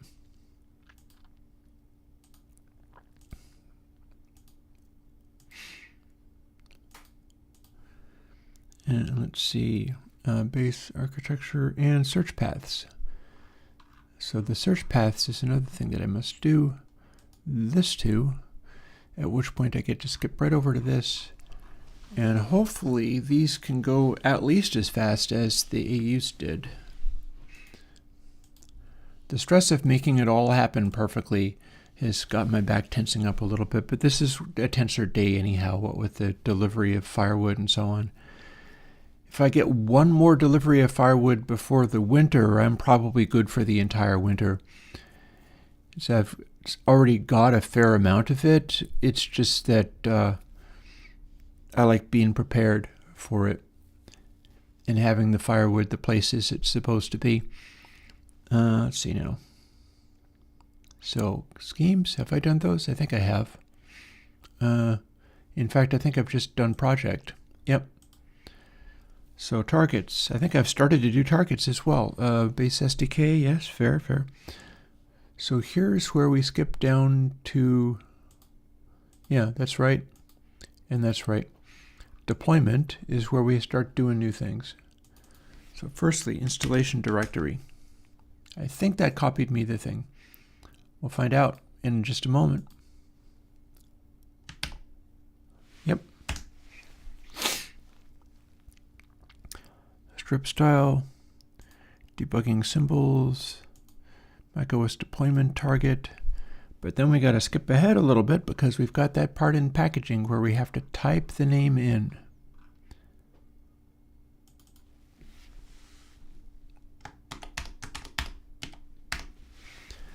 It's meant to be Dres 3. Got there. And search paths, I need to copy that.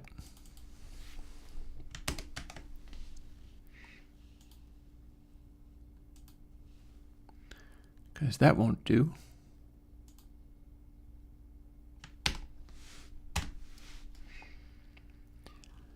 And then right down at the bottom, user defined.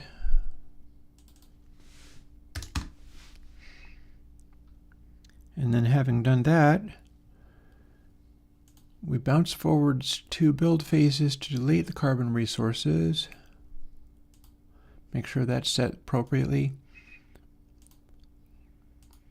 Do a little automatically assigning just so that we can build it. Builds quicker because it's a VST. And walk through these issues. If I do it wrong and it fails to build the issues, I'm capable of starting over again from scratch just so that it spits out those issues that you can allow it to automatically do correctly. I do not trust going through and doing them manually. I want, if Xcode is trying to do stuff on its own, I want to get out of its way and let it do that stuff on its own. And here we are, Developer ID application, building for Intel and Apple Silicon, and archive.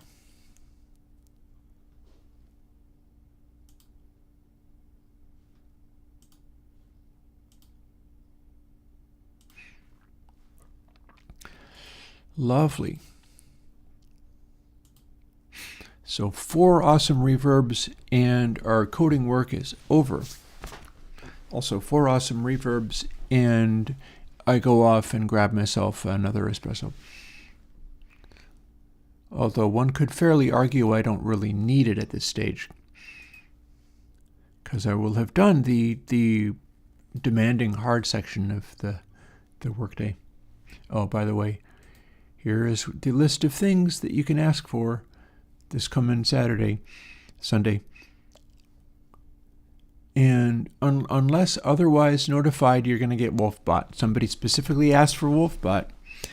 And that could actually end up being, I mean, it kind of plays along with meter too. It doesn't really do nearly as much as like CRIC base does. But if you were mixing intentionally in order to get into that sort of retro zone, it won't do that much to doctor your sound, but it will do some of the things that will sit into a mix that's done with meter to otherwise give that impression. So it would, to some extent, help contain a DI bass within a context of that mix that you'd be making.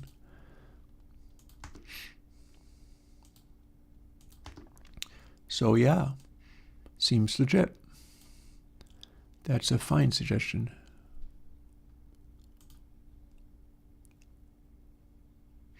You know, I'm glad that it seems cool conceptually, because we haven't done that much with, like what we've done with Kalman filters is obviously Kalman.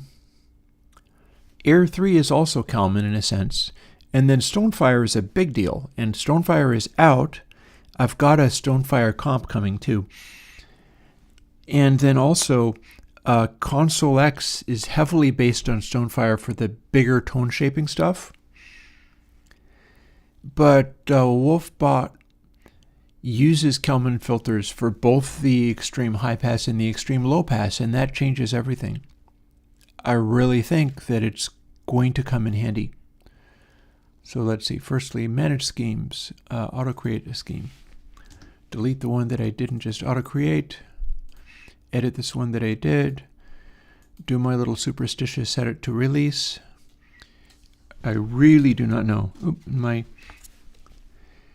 label of how Console X is laid out has just slipped off of where it was sitting and fallen down to something else. So I'll just put it down. It is a distraction that I didn't ask for. Project 11.1.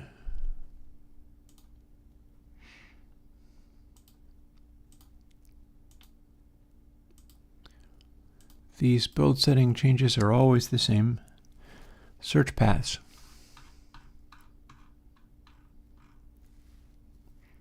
That always needs to be done. Over to targets. These always need to be done. deployment, I immediately start having to fill in things like the installation directory. That's here. Did that work? I guess we'll find out.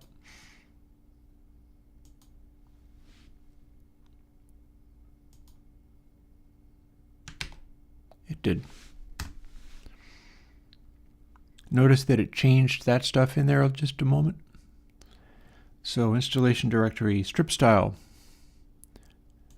debugging symbol, same as usual. Deployment target, 11.1 across the board.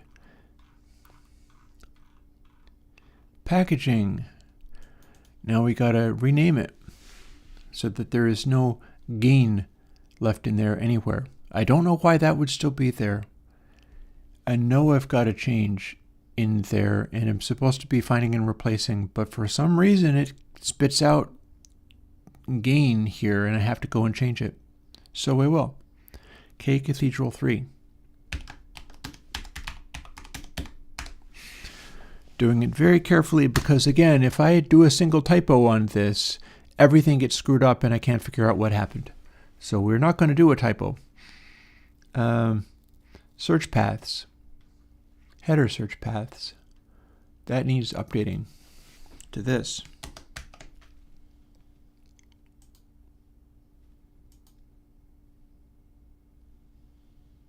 Come on. There you go. And boom. See, it says users. That time it stayed the same. Don't mind me kind of babbling. Headers. Header search path. Search paths. Good. Done. User defined. Right at the bottom. That one gets to just be cleared. You have to use my older builds in order to target G5s and G4s, but you can. And then build phases, no carbon resources phase, much less anything inside the phase. Do this, do this, do that and the other, and do a test build with automatically managed signing.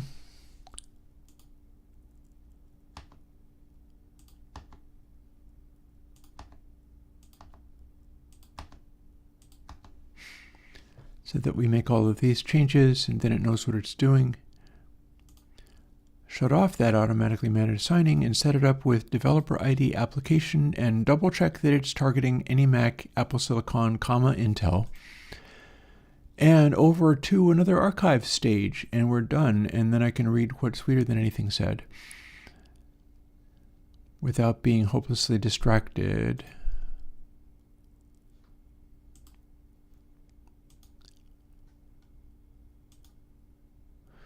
Boom, got there. Alrighty. Yeah, sweeter than a love stonefire a ton. Good, I'm glad that you enjoy it. It's definitely, you have the capacity to do things that are on the different side for that. It's capable of making different sounds that you haven't heard before. Because people don't normally use Kalman filters in the way that I'm using them. For some fairly obvious reasons that it sounds horrible and doesn't work for certain ways.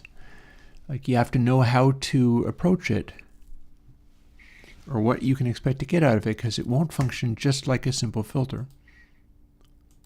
But that's half the fun.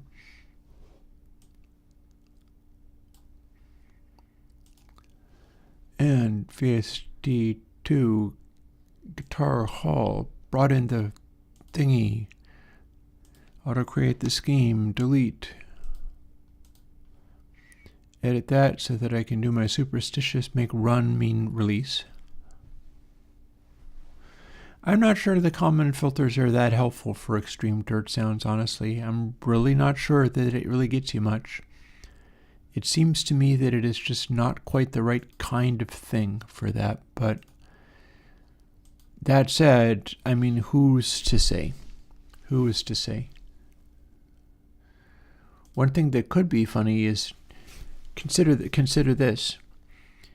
I've got Guitar Conditioner, which is supposed to work kind of like a Tube Screamer pedal, but one of the things that does is it tightens in the extreme lows with some filtering so that the mid lows hit harder.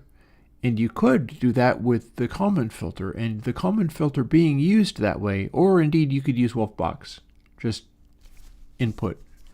You could use Wolfbox as pre-distortion, at which point you would have the low filter in Wolfbox that is a common, or you could just use common, frankly, you could just do that.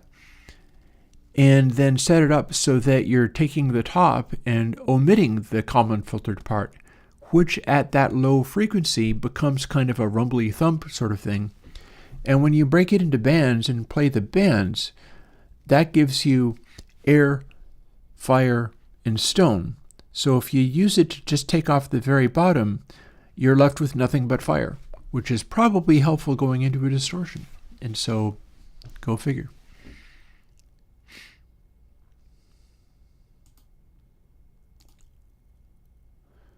Hang on, did I? Yes, I did. Deployment target 11.1.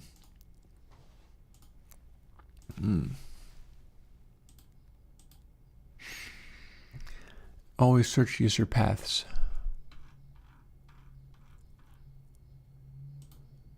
Most definitely no. Over to targets. We've done this before. We are always telling it to be standard architectures with a plain ordinary directory.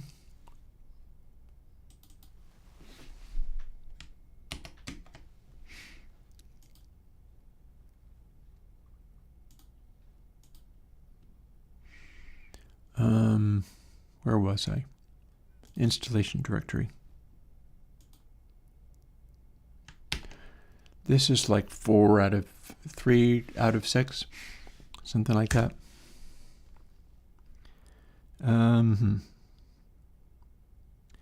So deployment strip style now. Debugging symbols. Target 11.1. Packaging, here's where we need to call it. Okay. And again, if I make a single letter wrong here, it'll fail and it'll be hard to work out why.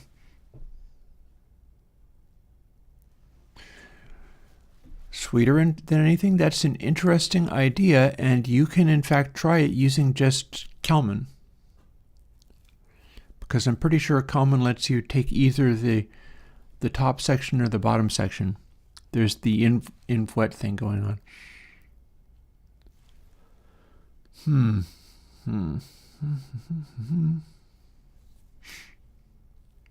Product name, K Guitar Hall. That's what I just changed. So where are we at? We're going to search paths, and replacing header search paths is where we're at.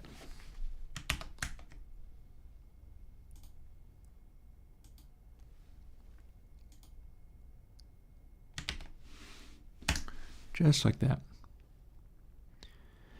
And that takes us down to the bottom for GCC model tuning.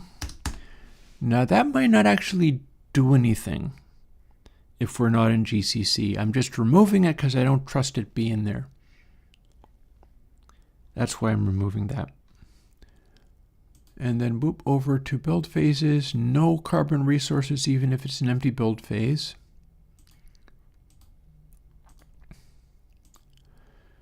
And over to signing. And let's see if that builds. It does, but I got to update these things and remember to do that because I would want to not forget that bit walking through this little set of changes. Back to the targets, back to signing. Developer ID application. If I fail that, other things will break. Any Mac, Apple Silicon, Intel. Over to not build, but archive. Because archive is what gives me the final output.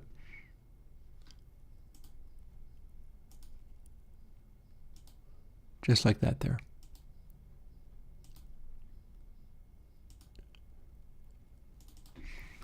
And now I have only 2 of them left. plates. Those are going to be exciting to put out. I feel like people are going to respond positively to the plates. Those seem like those are going to go over well. Although I could be mistaken, you never know. But I have a feeling that they'll go over well. They're very different from the earlier ones that were modeled after the Waves emulations.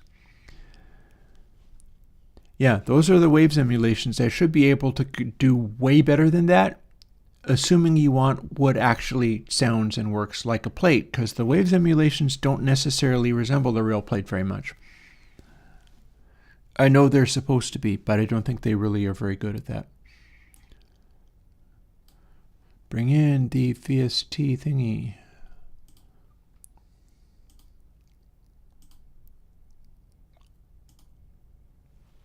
Yeah, I will have the plates, along with all the other ones, now have Dres built into them, using the new cream coat style of Dres, where it's locking it to multiples of integer divisors of the sample rate. And they also include pre-delay, so you can use that as a slapback. I've not always had that, but it was a fine idea to just start including, and so I have just started including them.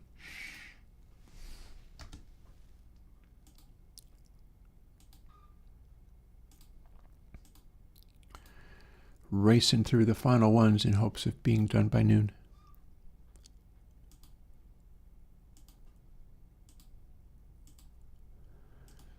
How many of these are there? There's 3 things that I must do here, and then the final one is actually search paths.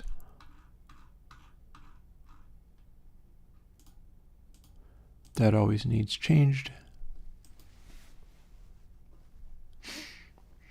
Yeah, if you enjoy clear coat, probably cream coat, which is also coming along, will be good for you as well.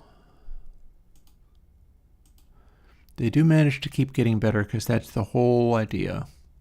It's trying to make them better each time. So deployment after base SDK, macOS, targets, we're in targets. So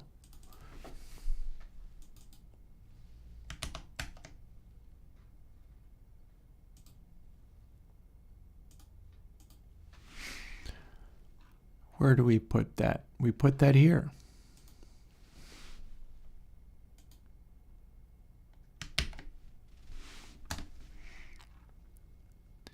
It expanded outwards a little bit because there was a shortcut.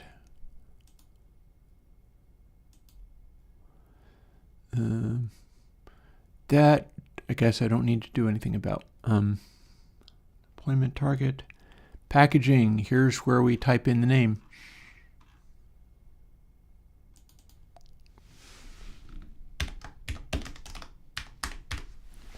That looks about right. I think that's right. Search paths. So here's where we dig up the header search paths again.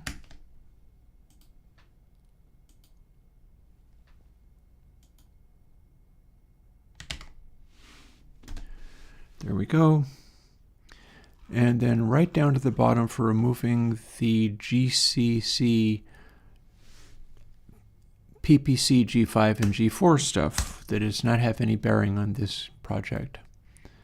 And then carbon resources, which does not have any bearing on this project. We're now clear for Apple Silicon and or Intel.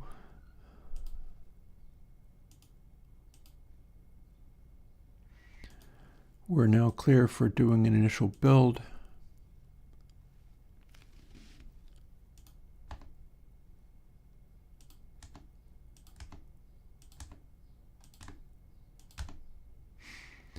As always, it does not clear the final issue. And I can't do anything to change that, but I can move on to manual signing as me developer ID application, any Mac, and archive rather than build, because that will also include a build.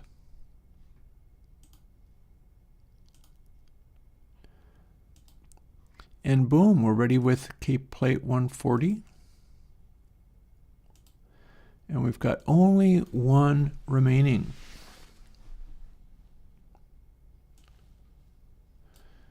Within 5 minutes.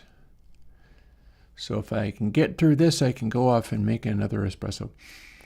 I mean, I could anyway, but I will have been doing it before noon. So, external frameworks and libraries, VST SDK, drag in the real one in the correct place.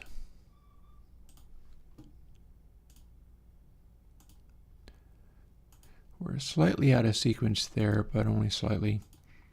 Manage schemes, auto create one, delete the one that is selected.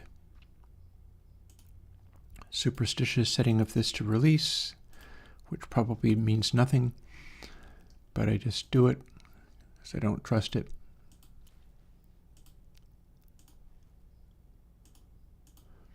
That all needs doing, then so does search paths.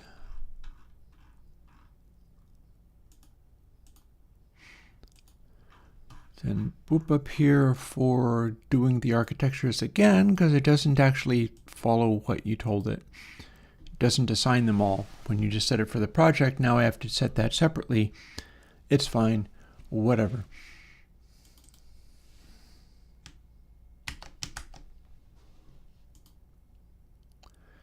See the windows bouncing around like mad when I do that. Deployment, installation directory. Does you need to specify this or it can't do its thing? Oh God, I hit the wrong button. See, this is why you don't want to do that. We're going to hope that me hitting the wrong button didn't just break everything. I do know one thing I can do, however. See where it says product? I can clean the build folder. Clean succeeded. So I shouldn't have hit that. It's given me all the issues up front now. So what I'm going to do is walk through these now.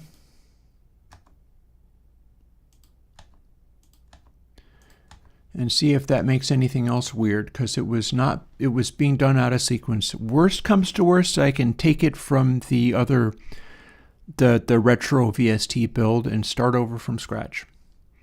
I shouldn't have to do that, I don't think. So where were we at? We had this going on. That does look like it's still set correctly. And we just did installation directory in targets. So we can go downwards from there. Strip style, debugging symbols. This is the last one, so it stands to reason this is the one that I trip and fall over. macOS 11.1, good. This is important. Packaging, we got to rename it. Product name. K-plate 240. That needed to be done. And then search path is the last copy and paste. It flings that window in my face every time. Nothing I can do about it. Other than move it to the side, I guess. Paste in the real location of the headers. And down to the bottom for GCC model tuning.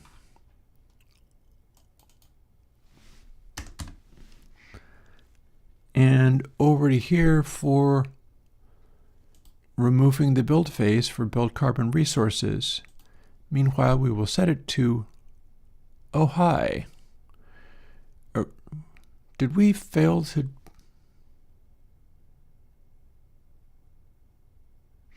Didn't say that every time. Let's bounce quickly back to build settings and see whether we missed anything.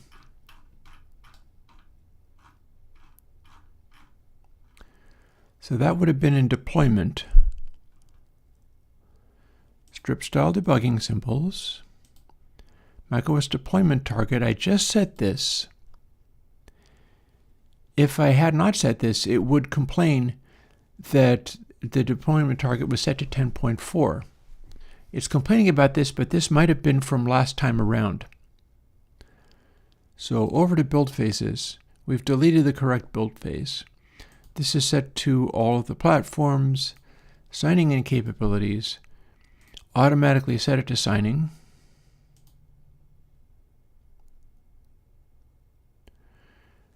I don't know why it wouldn't be able to find this, but that might just be that I hadn't pasted that stuff in yet.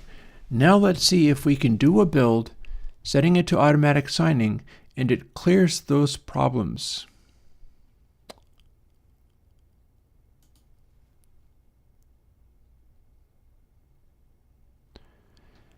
The build succeeded. Okay, so whatever happened there was a result of hitting the build several steps in advance, and it seems to have straightened itself out. Meaning that the final step is to set this correctly and this correctly. And then if we tell it to archive, we'll be done. Just 1 minute after noon.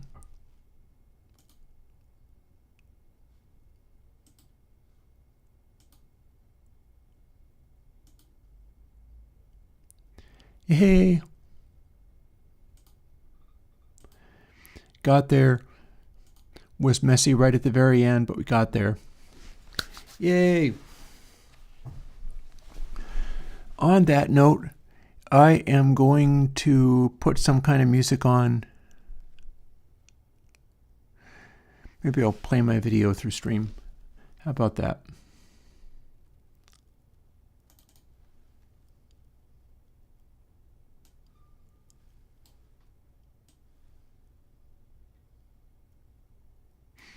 How about this?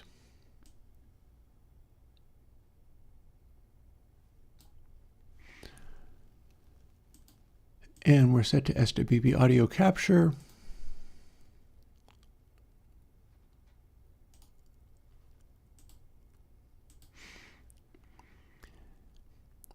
Okay.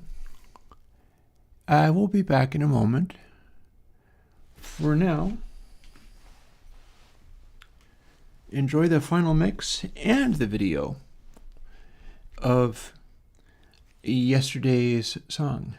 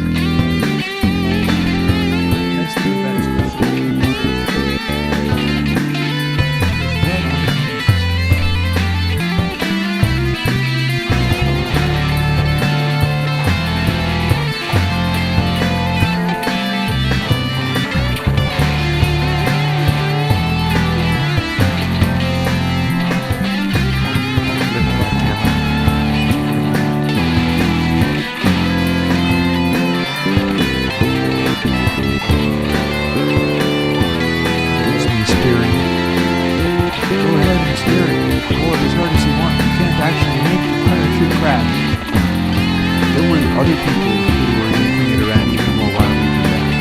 You can do some pretty wild swings if you really want.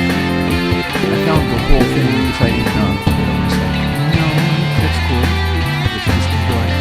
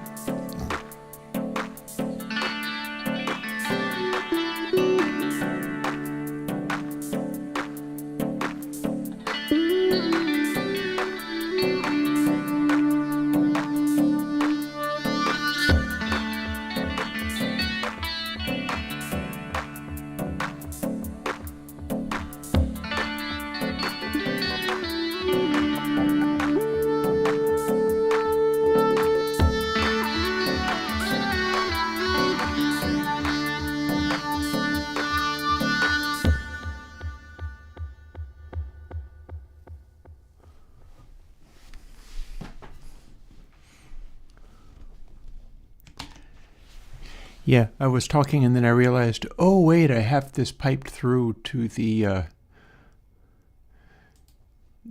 stream. So yeah, I quickly was like, no, I can't. I'm not going to be able to talk louder than that. So I'm not going to try. It would just distort the hell out of the stream. As far as what genre is that, I guess you'd have to call it prog simply because it's a weird time signature. It's just kind of music, really. And it's not on Bandcamp yet. We got other stuff to do before that can happen.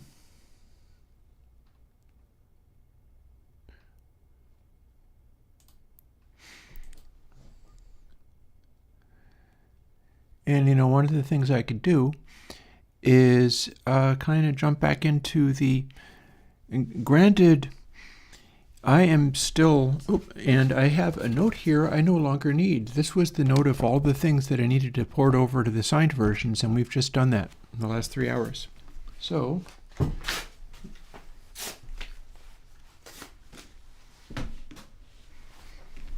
don't need that.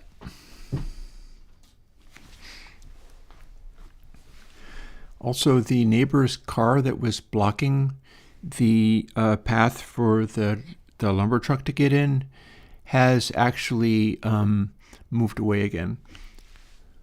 So that's all cool. I'm honestly not sure if you need console MC and console LA anymore. I feel like console X has gone so far beyond that stuff, but you could still do it. You could still make those if you really want to. It's not to say I can't continue to make those, because I can.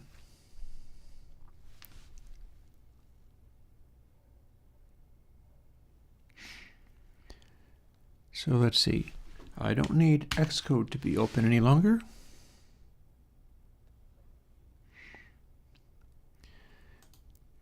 But one of the things that I could do is start getting some of this stuff sorted out. For instance, I wanted to make some experiments on this one.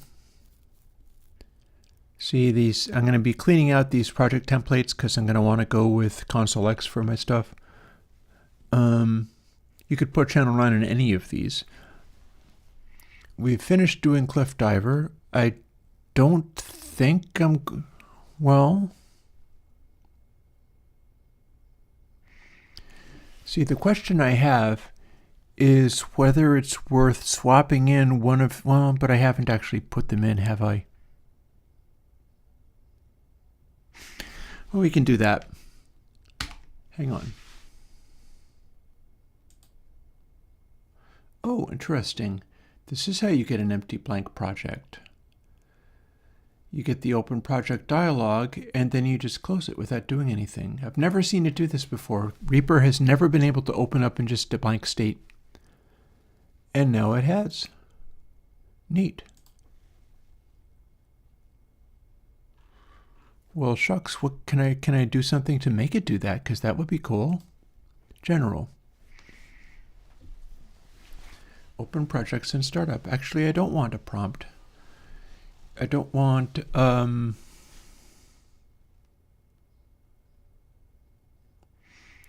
we could do last project, new project, ignore default template, or new project that's using the default template. Let's see what happens when we do this. We're not checking for new versions.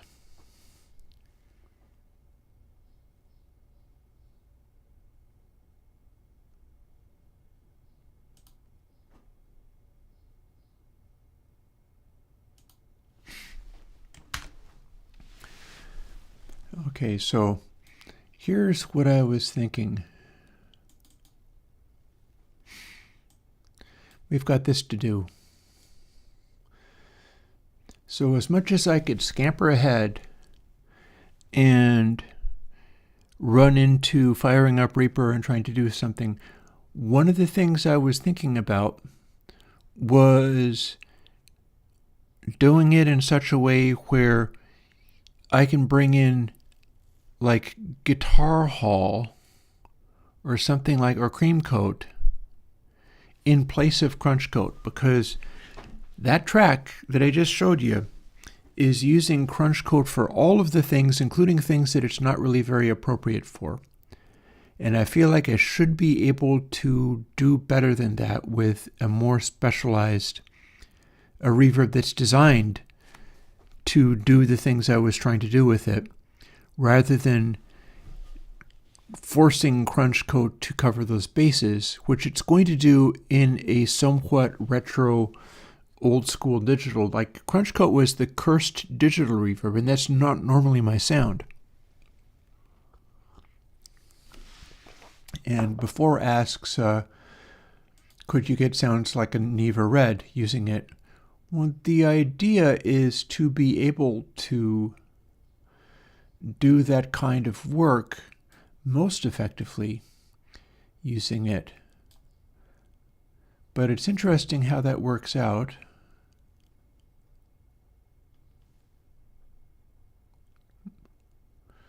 Don't mind me, just moving windows around.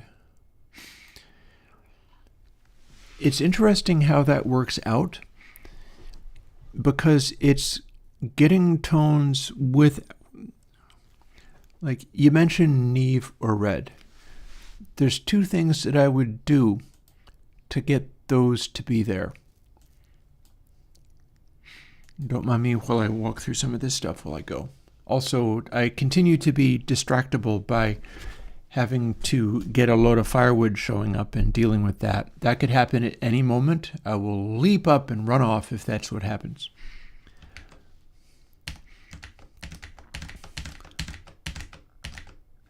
Meanwhile, I do know how to do this, and so we're going to put these things in their correct places.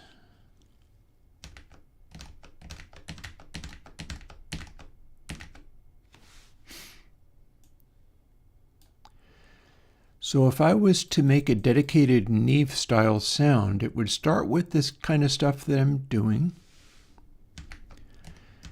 But I would be using more of the Sweeten plugin, because a key part of that Neve sound is a little bit of that asymmetrical harmonic distortion. That is the case for some of the Neve hardware, like where they have a silk knob or that kind of stuff. That's usually what that's about. It is a transformer stage that is running a little bit of voltage through it just to make it not be perfectly linear. And it's a very clean way of getting second harmonic out of it. But you can also get second harmonic with clean digital processing. Similarly to what I think it's the Oxford Inflator does. CD Res, very good.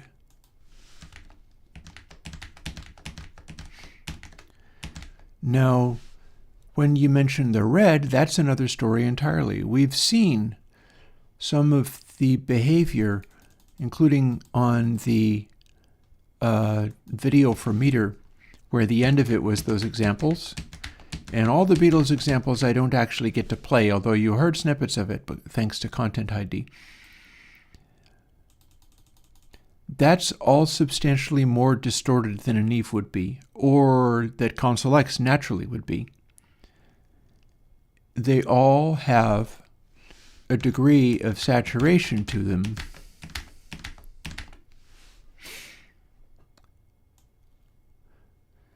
and that's not dissimilar also to what the Kinks had going on, although the Kinks weren't using the EMI Red. They were using other stuff, but did the same thing, only even more so, to the point where the EMI engineers would not have allowed the Beatles to be as distorted as the Kinks ended up being.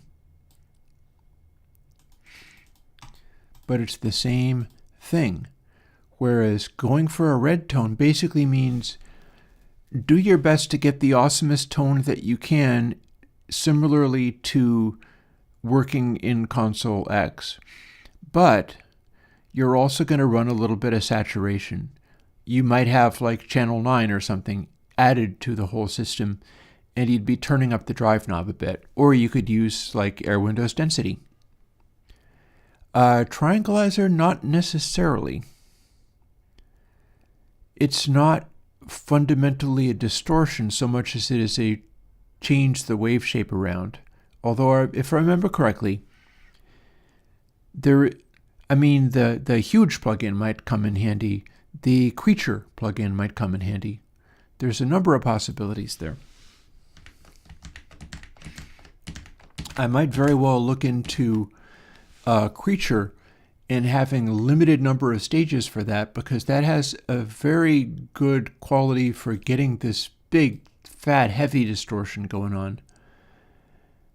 And you'd want to build something like that into the system, but then you could also build stages of creature into your system of a Console X mix and get your balances like that. Yeah, I know, spoiled for choice. It's a matter of like picking out the thing that's going to work the best in any given context. And let's see now. Getting close to having these installed, and that'll be fun. Quite looking forward to that. And that could be either jumping into a new mix and beginning it. I don't know if I'll finish it today, but beginning it. Or investigating swapping out the reverbs for Cliff Diver and running another pass. And I can leave the initial sound of it on the web, but then putting out an album cut. And the album cut would have the correct reverbs rather than only the one that I had available to me at the time. And these are now a big pile of empty folders.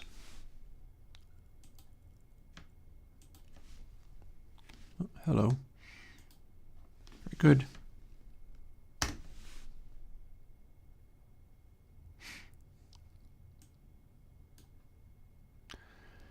So the first thing we're going to do is drop these into the correct place, and I'm going to option drag them all because I don't want to make them go away. I just want to install them. And then these won't need a password clearance. Same deal though. I'm option dragging them because I do not want to make them go away. I just want to install them because I'm going to use them.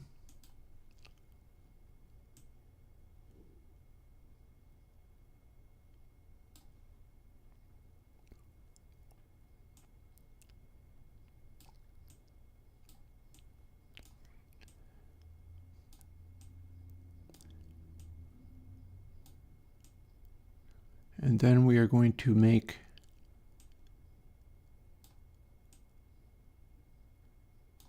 files.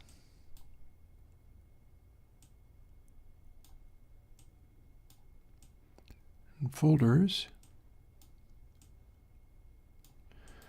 And I don't have to do that right now.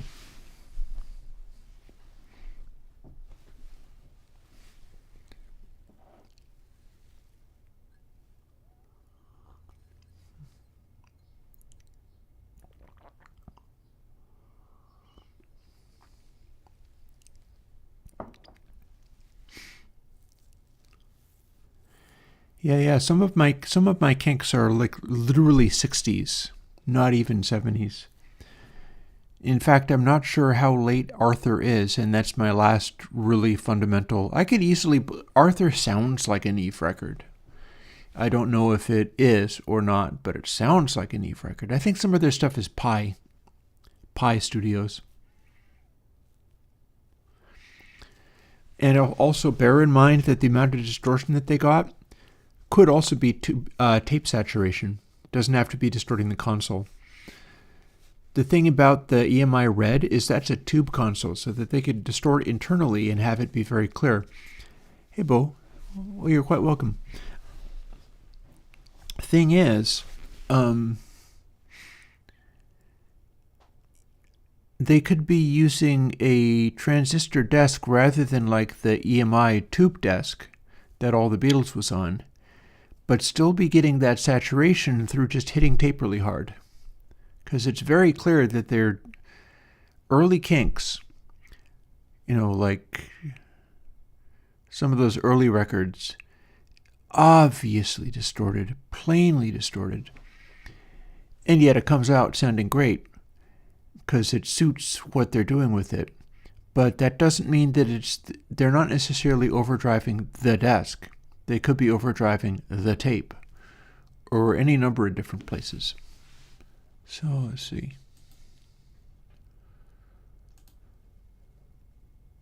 So having done that, now we've got some new plugins to play with. So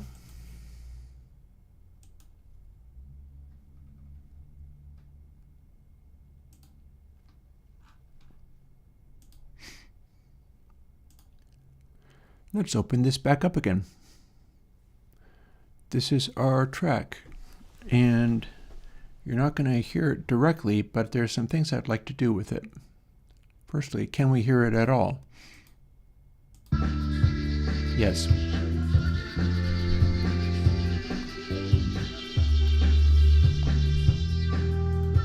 So we were doing all of this, and I was going upstairs and using the remote camera and microphone to show how this mix sounds like in other places in the room, which is an important mix check tool.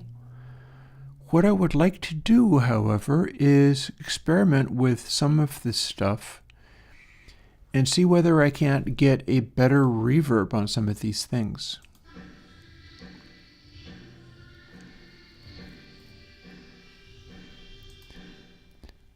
Because that's crunch coat.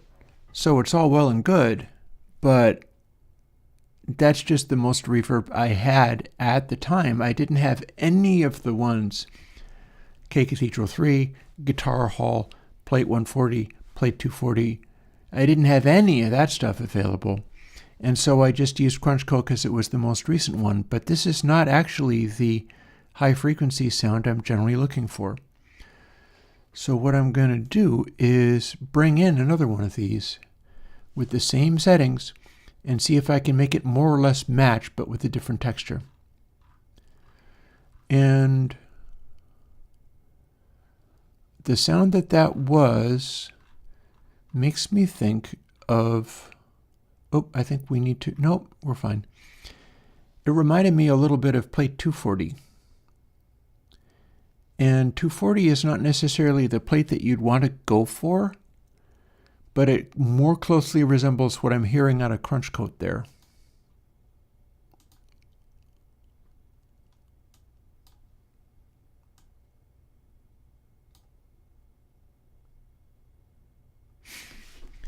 And I'm pretty sure, what is it, Shift?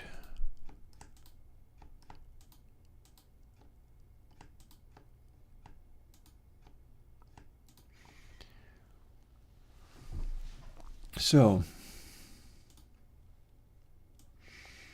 here's Crunch Coat, here's Plate 240, and I have it soloed, and we're going to hear the difference between the two.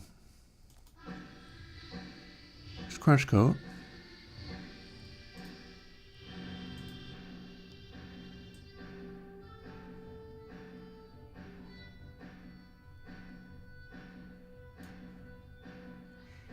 And I don't actually have any pre-delay on any of these, so we're not going to use that because that would change the mix around.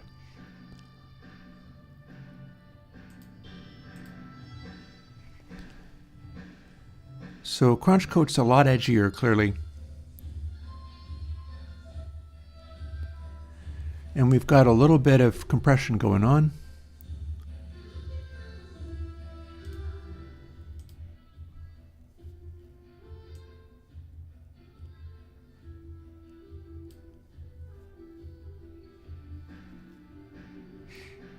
There's the snare again.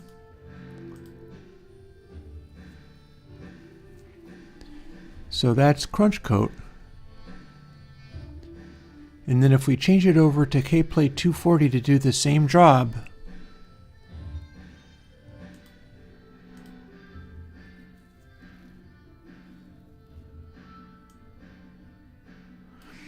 I don't think I'm going to want to de-res it either because it needs to stay kind of high pitched. And I feel like that's doing the same job on the drum.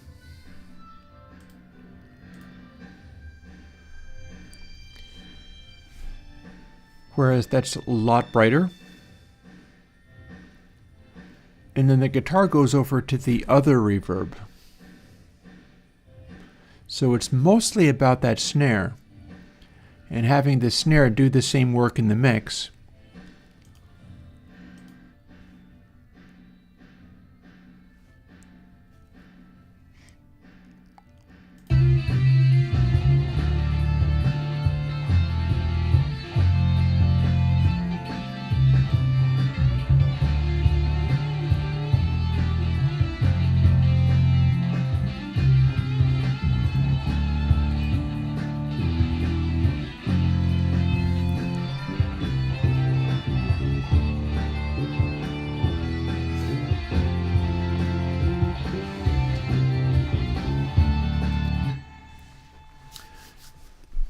So there is a change to the near reverb where we are not using crunch coat anymore, we're using the gold foil plate. And I think that's going to do a good job of, we'll cut that effect. We'll just go on from there. You can kind of hear what I'm on about as far as that's concerned, because let's do, I know my guitars are leaning heavily into the reverb for size, so let's go straight to Guitar Hall without passing go or collecting $200. I'm going to assume that that's probably going to be new, VST. That's probably going to be what I'm going to try to do.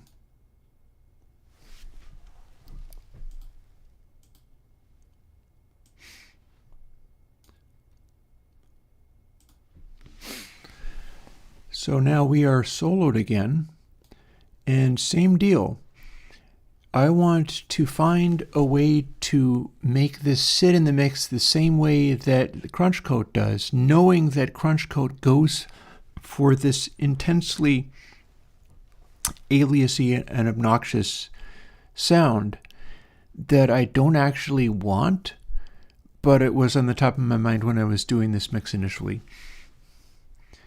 And if it ends up too dark, both of these are coming back in with a channel with console X on it, so I can always just boost it up a little bit again to get back what I might be missing tonally.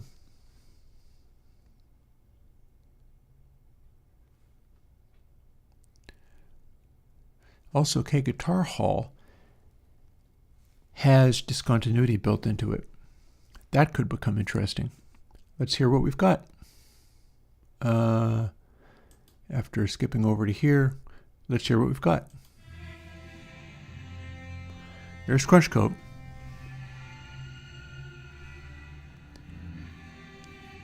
And our D-res is fairly low here.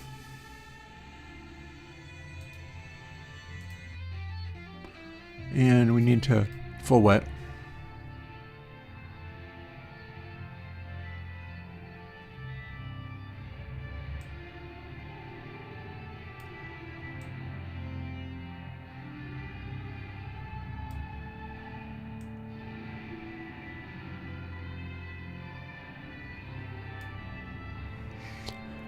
Reaper output is not being sent to the hallway monitor, no.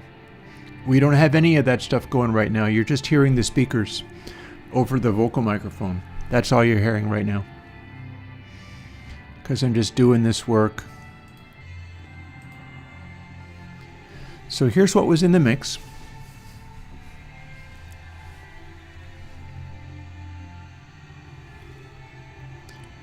Yeah, it's pretty easy to hear why I might not want to run with this.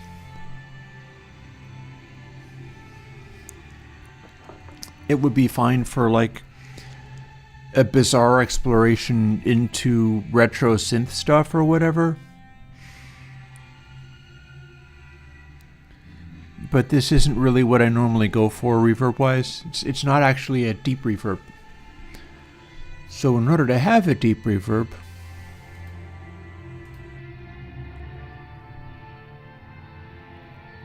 now let's see whether we need to de-res it a little bit.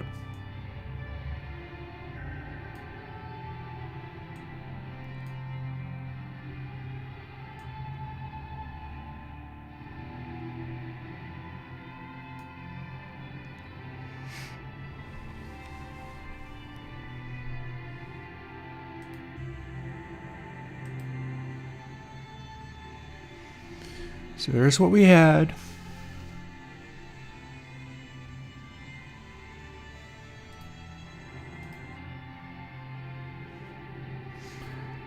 And there's what we would be using as a replacement.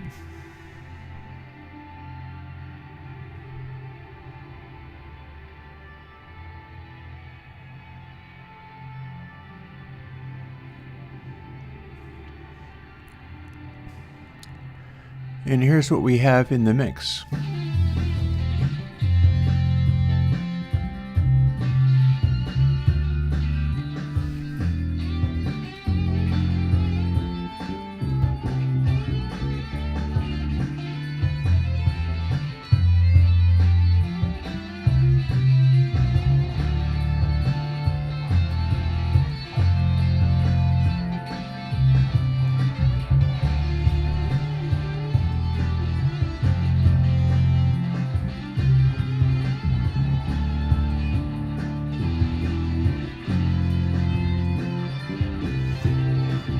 I can use a little bit of that pre-delay to separate out the raw sound from the space around it.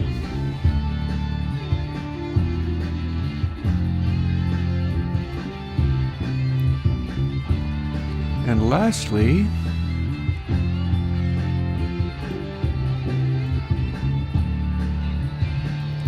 now that we're fooling with this,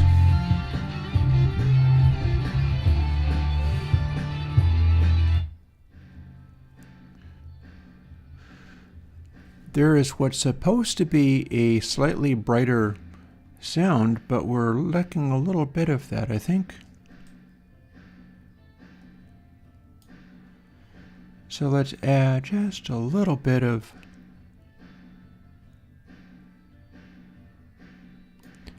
color and texture to it while we're at it.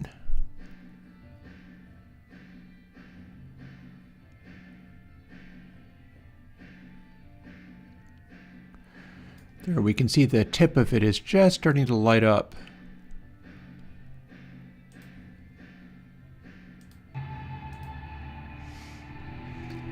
And then there's our deep reverb, and that also was a little more crackly because it was crunch coat. So our blend doesn't actually work with just the natural sound. We need to bring a little more of the high frequency energy in there.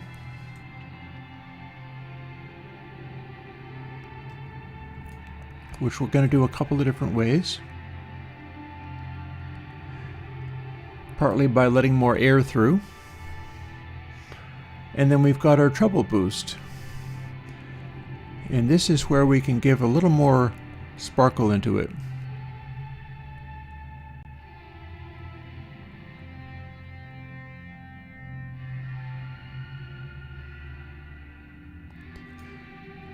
So those high frequencies peak out. In fact, we can let the low pass through a little bit more. because we're no longer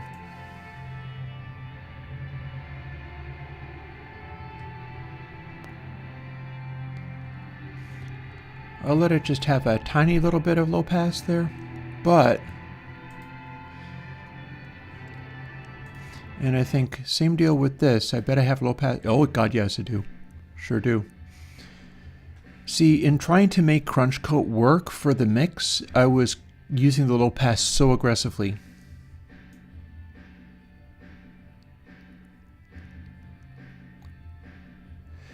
Since we're no longer using a heavily aliased, nasty digital sounding reverb, I can open up those low passes quite a lot.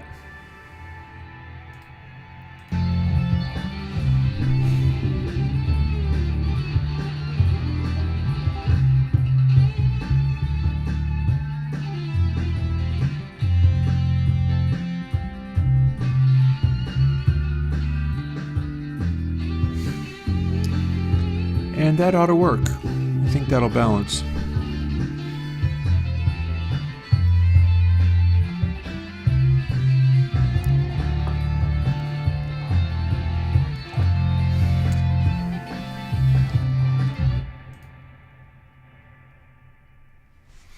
And that's a better deep reverb sound by a long, long shot if you like naturalness, which normally I do. I would prefer it to sound real rather than incredibly digital and fake as a rule.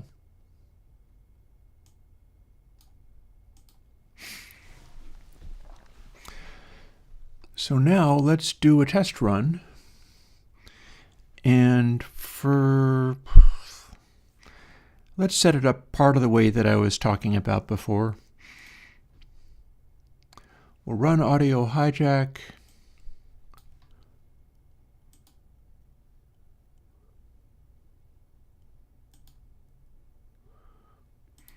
We'll send it to SWB audio capture. I think this is going to be sending it to the output. Let's find out. No, it actually is not. Interesting.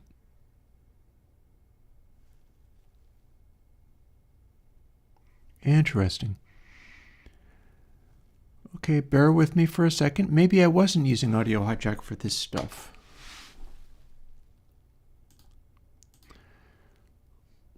Allow me to fool with the audio devices in OBS for a second.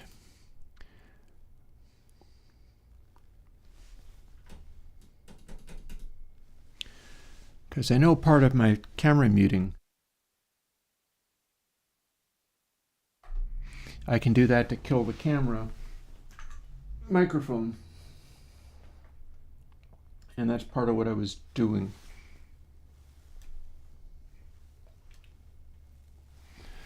So if we do this, no camera mic, and then if SWB audio capture is still working,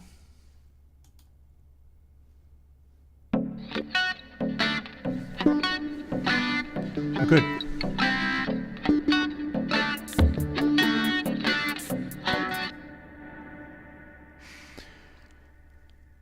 So now, as long as we're doing this, let's quickly hit save.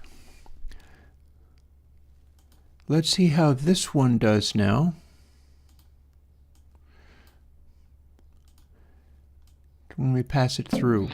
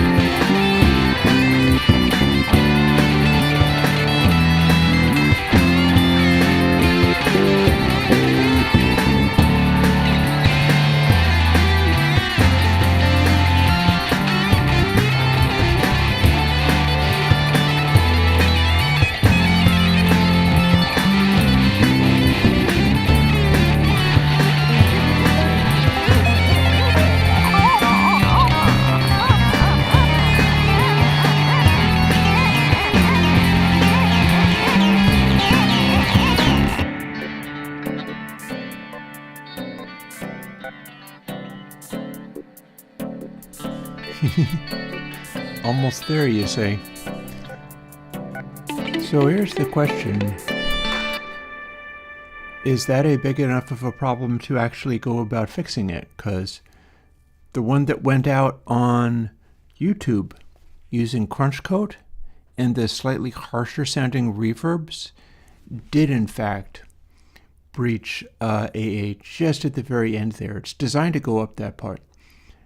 My question there is, do I actually want that? Which is, I think, a fair question. Like, here's our final sound.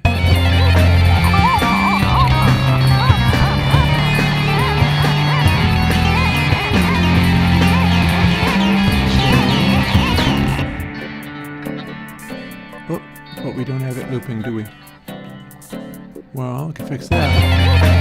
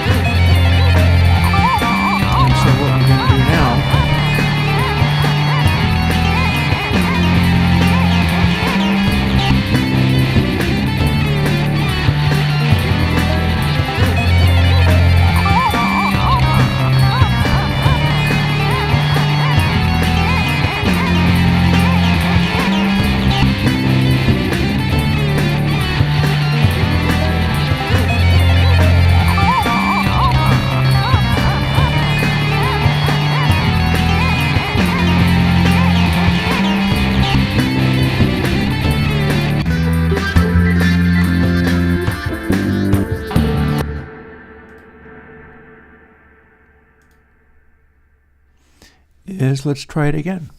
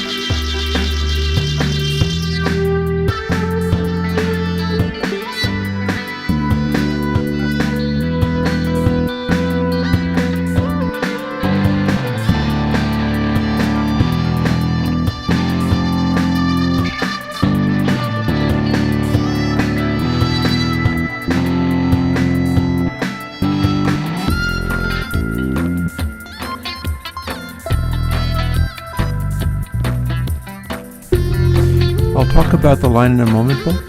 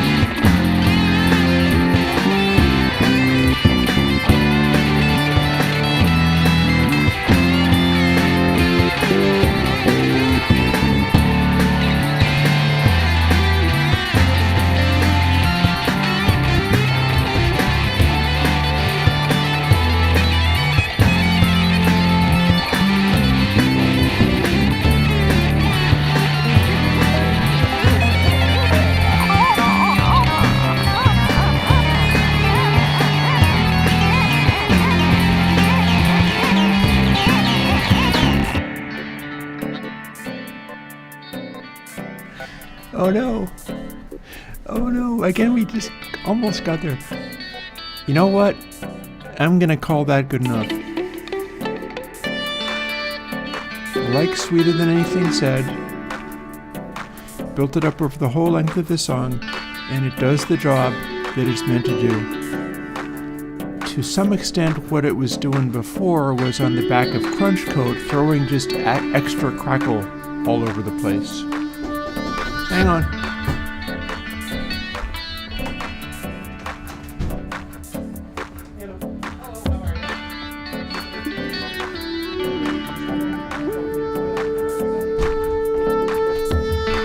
You're gonna have to give me some time.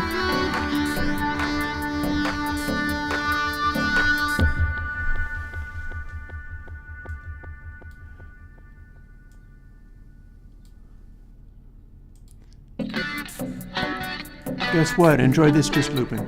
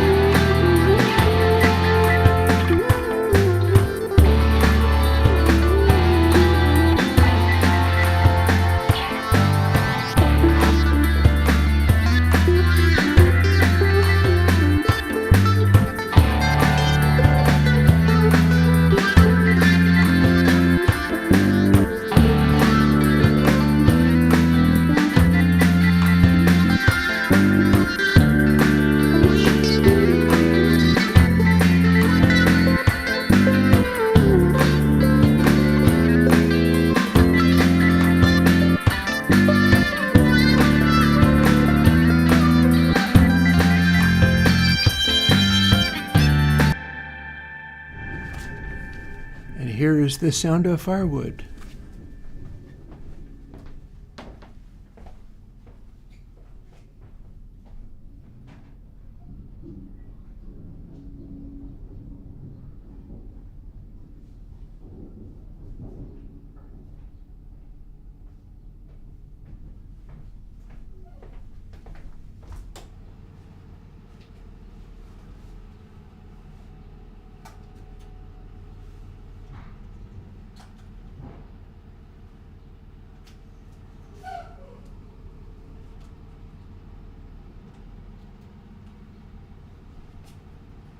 Wait for it.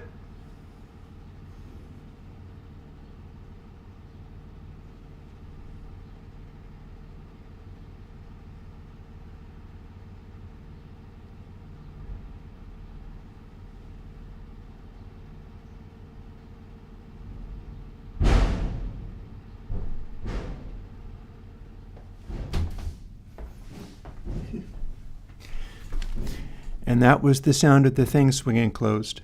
That's the dump truck finishing its thing. So I'm going to guess this is not going to take me more than another 10 minutes. So let's set that there for the time being. And I will attend to whatever it is I need to attend to.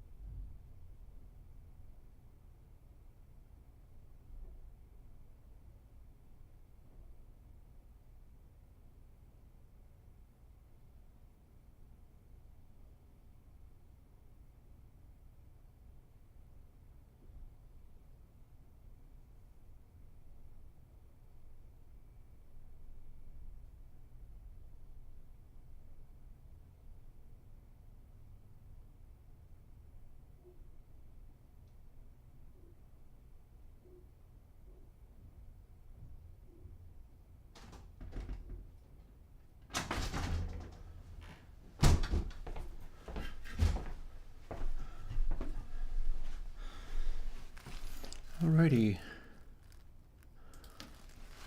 And here's a couple of pieces of the firewood. Here we are.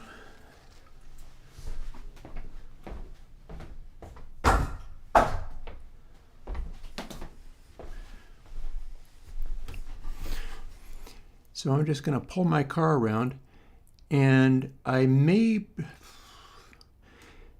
be worth braking earlier for today, just to make sure I have tarps put on. It's a bright, sunny, overly hot day, but it's supposed to rain soon. So I'm going to want to have tarps thrown over there, and that's going to take me a little while. But for now, back in a bit, before this runs out.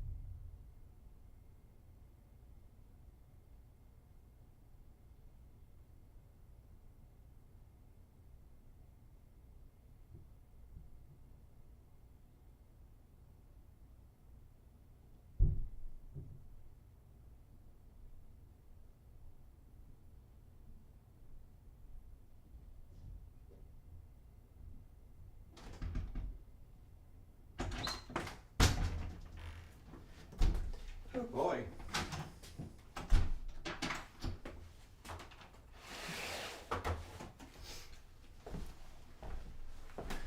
There's pluses and minuses to me getting back in my car to put it back in the driveway after a thing like that. Minuses is it's like 100-degree day, and it was unbearably, impossibly hot in there. Pluses is I had my music playing, and I happened to be listening to the Beatles' A Day in the Life off of an old Sgt. Pepper's Lonely Hearts Club Band album. So it was a nice little audio glimpse of good sounds. And that's cool. You can't complain about that. So yeah, it has been wood time. In fact, I'm going to take a moment to just have a glimpse at some weather.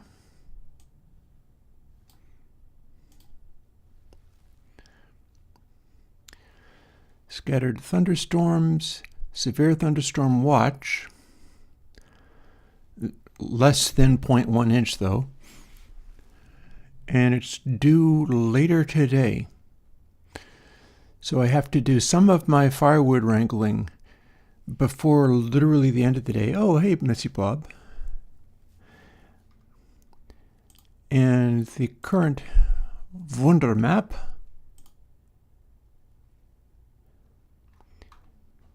has just a little hint of thunderstorm over there and nothing really nearby, so unless that suddenly changes and a storm pops up down 91 around here, I can do a little more live streaming today. What I'm gonna end up doing, I think, is do a little more live streaming, maybe set up another mix for next week and do some of that stuff. We'll go through that. I feel better now that the firewood came in. It went just fine. Not a problem. I'm always thinking of problems that might end up happening that I'll have to deal with, but it ended up fine. And then before the day is quite over, like probably before 5, but I can put a little more time in, I will end the stream and go carry some of my firewood and put the tarp over it and be ready for, as it said, oh, hang on. Okay, so it's not actually letting me go back. Fair.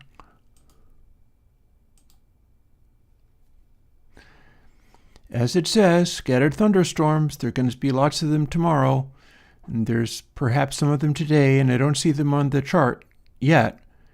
But when they do happen, I'm going to want my tarps covering up that pile of wood so it doesn't get completely soaked. So, hopefully, this will all work out okay. So I'm going to have a little glance at what's been talked about. Bo asked a while back about this line.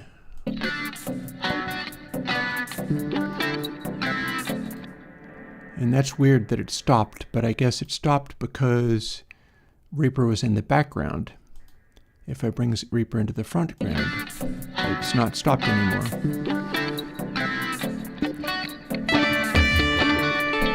So, Bo, the answer to that is it is in the meter post, and the line is kind of special.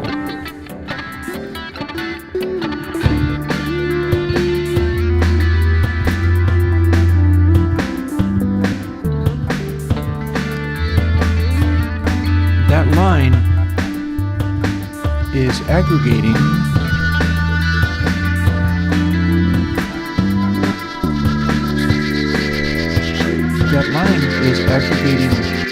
cumulative density of the amount of blue dots, and the blue dots are combinations of peak energy with slew. So, like, record noises tend to make these blue dots. The more of them you have at any given moment, the higher the line's going to go. So right now you see that it's mostly pretty chill. It's going to ramp up more and more. You might not be able to hear me over the music, but maybe you'll be able to hear me through the music, and that'd be pretty cool. Especially with me having removed Crunch Coat, which is going to be very opaque. Hopefully, it's more easy to hear through this now. But when the line turns green, there's a density of good quality sounds that are like commercial potential. And when the line turns blue, it's for going for maximum attention on top of the meter. The stuff that is more of a cult hit stuff, where the fans go nuts for that particular thing, but it doesn't really reach the mainstream because it's just too intense. So the line is averaging out the amount of energy you're able to generate in such a way that it's a little bit gamified. It makes it seem as though people might want to accentuate that, to do the max with it. And then I turned around and explained that although this line does this, and you might very well want to go for the highest possible score on the line, if you want to reach a wider audience, you have to not let the line go all the way to the top. Because if the line goes all the way to the top, like it's trying to do now, that means you have something that is too intense for a mass audience. And it bears out when I measure stuff, when I run things through this mode, is that there were like no top 10 hits where the line actually reaches the top, ever. There are some top 10 hits that go like up to this high, so. But when it goes all the way to the top, that is like too much intensity for a mass audience. Oh, well then never mind. I won't call it.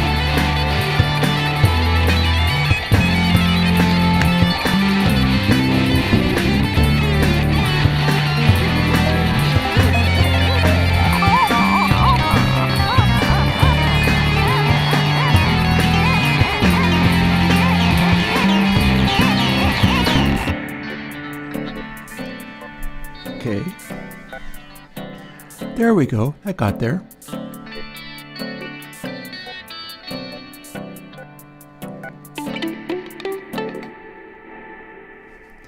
And they say that you can't mix with peak energy and not loudinate. And so that is a practical example of how you don't need to loudinate stuff and still get results. In fact, I'm going to call that good enough for the time being. And we're going to make a little, we're going to do a couple of things. I bet you can hear my voice now. The meter was pegging out about as loud as the music. It's just that music, when you have that much peak energy happening, it's powerful. It's easy for stuff that is less dramatic to be swamped by it. My voice here is capable of actually distorting. I just distorted, but you couldn't hear me over the music, even though the music is not constantly clipping and peak limiting. So there you go. That's a little object lesson from that right there. And let's see, stream audio, Flex, Airwindows signals. We're going to give this a special name now, much like original. I will keep it. I'm just going to do it over.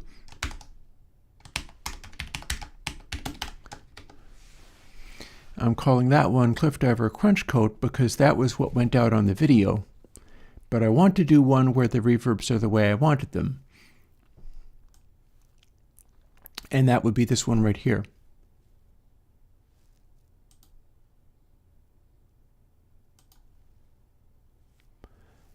To be able to do it, I think we're ready.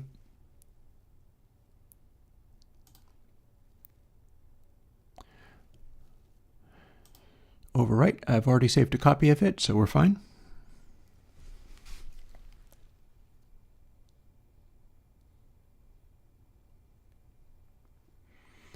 Yeah, that's an existence proof of not needing loudinating right there. That my voice is literally this loud. It's capable of clipping the stream, and yet you couldn't hear it because the music was so overwhelming that you couldn't hear it. And in fact, our LUFS integrated is -14, which is pretty much exactly what you'd want. Loudest bits are actually, I think, even louder than they were before, which is neat. And we open that in the web browser. And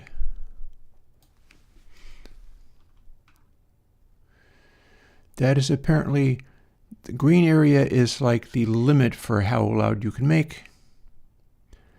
I'm not really quite sure what the difference is between LUFS-M and LUFS-S.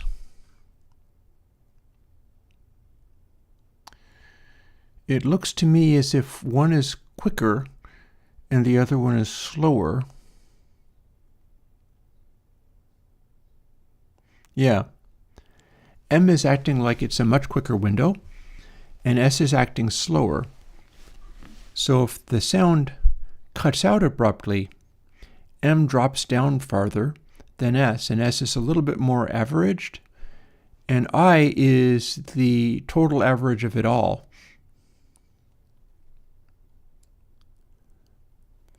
So what we've got is the total average is quite safe, and the bulk of it, as things start getting busy, like I believe this would be where that synthesizer sort of projects through and hits the reverb real hard.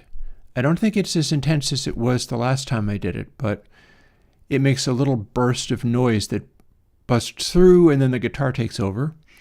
And by the time it ends, all of this stuff is lifted just above the -12 dB. And here's the picture of the overall song.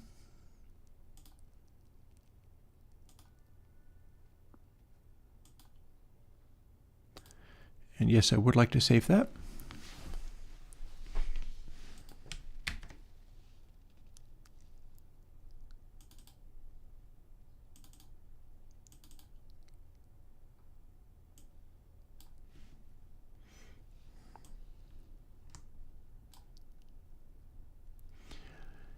we are going to throw it into a couple of places, like Stream Audio.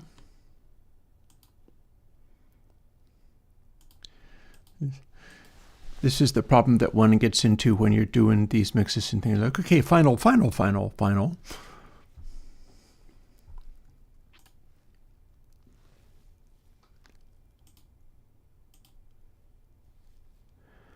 And now I'd like to explore, let's see. These are a bunch of older things. For instance, this is the track Discord Welcome Home that I've been playing in a incredibly old digital mix from like console 6 or something, or 5, from long ago.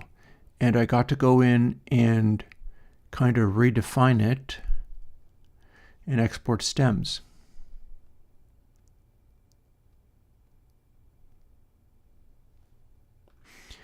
And yeah, sweeter than anything, that's an accurate description of what I said.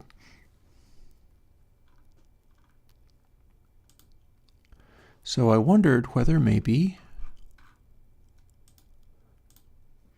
this might be fun to set up.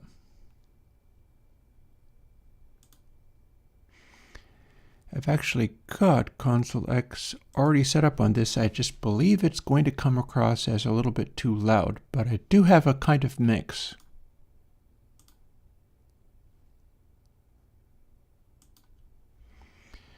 We just need to reset the routing because that's actually making no sound at all. And I'll tell you why. Because we haven't got it set up. But now we do.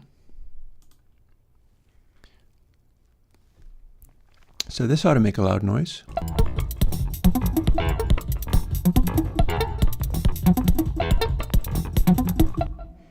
Yeah. Now that, oh, interestingly, on that previous one, I forgot to put in one of my dithers. So maybe it would be a good idea to rerun that, because I can use monitoring 3.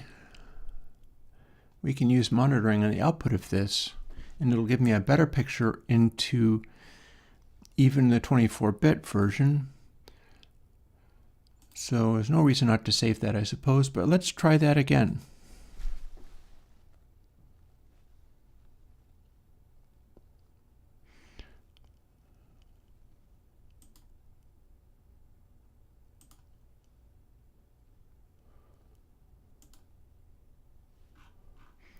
Let's try that again with one special little trick thrown on.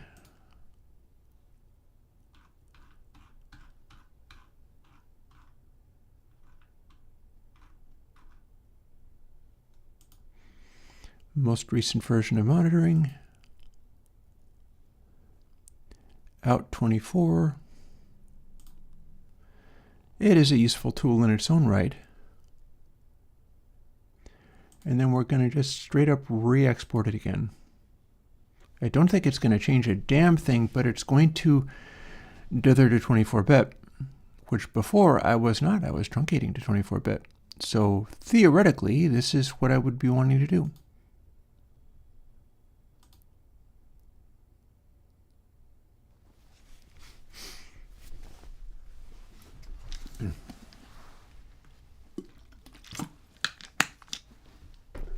I had also forgotten that for the YouTube version. Although in fairness, the YouTube version has so much to deal with anyhow that it's like, yeah, don't even worry about it. It's not going to be a thing.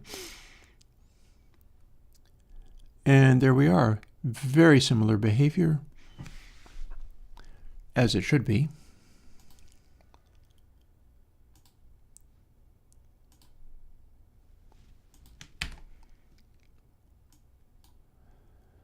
And here's where I go in and find that again.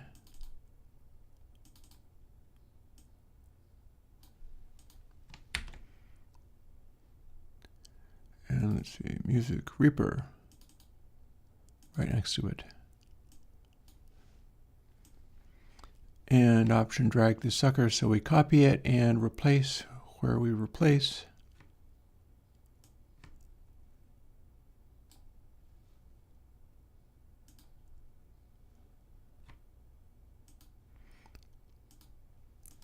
And there we are. So technically correct, even though it got right by me, because I was so busy dealing with things like console.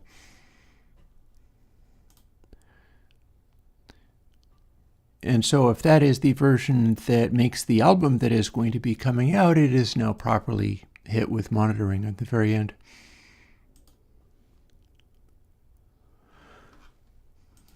So here's where I left off.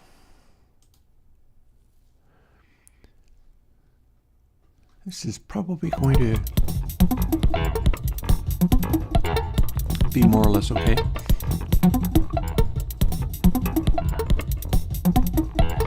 Except for we've got a couple of little changes in here. One of the things I was meaning to do with this, and I may or may not actually care about that, but I was meaning to do with this, is start editing and doing my like 2-track editing on the entire project. That might actually be a thing.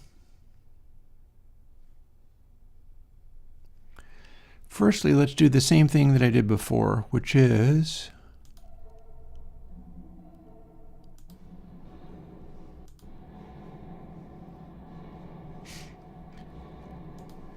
we'll do a little comparison of K Cathedral 2 and K Cathedral 3.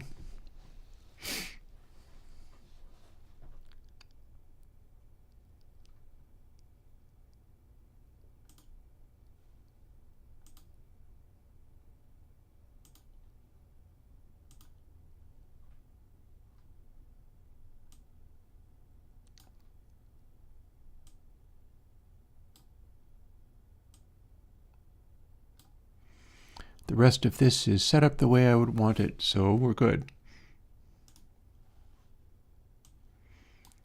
So here's 2. Here's 3.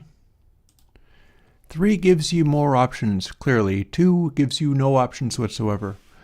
Let us now see what we can make happen. There's 2. Oh, and full wet.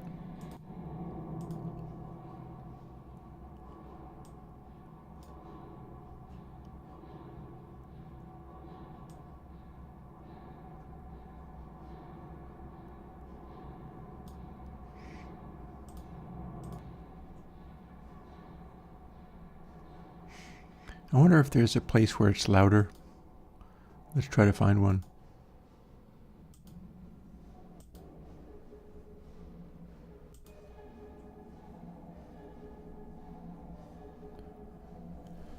Okay, so that's very distant sounding. On the other hand, you can hear me talk over it, so there's that.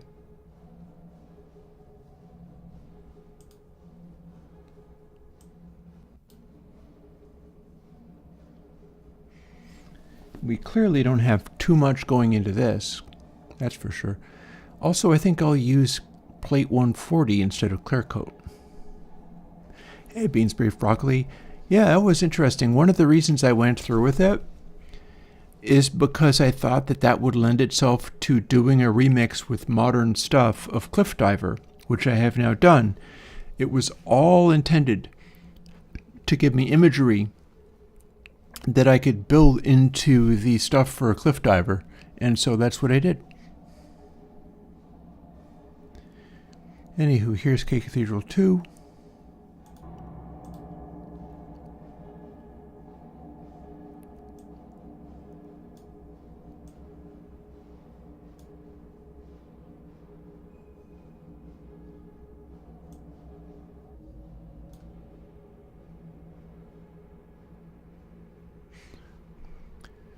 So now I'm wondering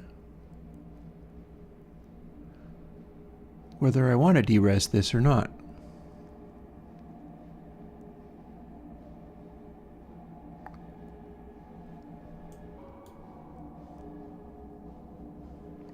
I think it's going to be fine at its normal resolution, although I wonder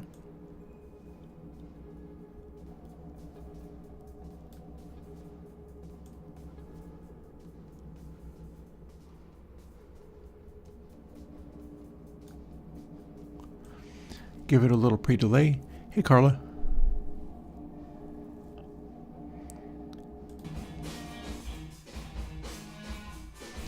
We should be able to do more with this, though. Cathedral seems fine.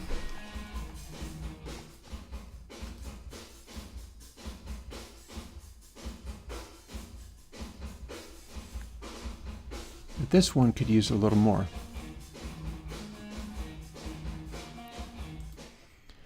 And again, that's bright and ambience enough, yeah, but I feel like we can make a better sound than that.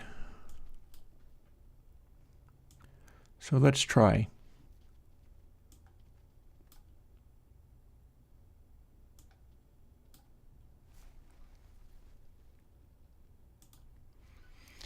We're using a very small setting on clear coat at full wet. So if we were to use K-plate, K-plate's going to need to be very short. So let's first see what that sounds like as we go. We're setting this up for maybe future mixing, or maybe it's going to just sort of start working and I'll be able to run with it. Again, the thing I was thinking about with this was not so much fussing over the mix as going and lumping it all together into some kind of group and being able to nonlinearly edit it with all of this stuff in the arrange window, because that opens up some possibilities that might be interesting.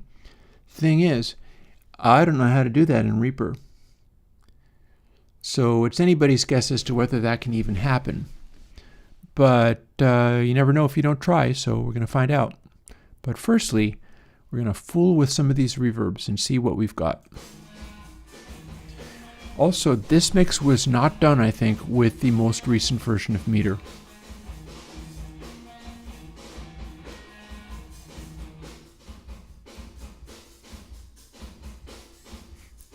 So there's clear coat.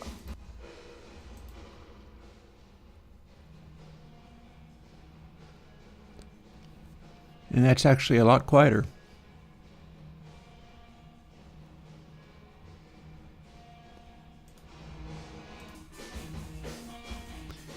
Whereas this one, I'm getting that atmosphere around it, but it's a very quick little reverb. So if I was to be reproducing that in K-plate, I'd need to make the regen much smaller.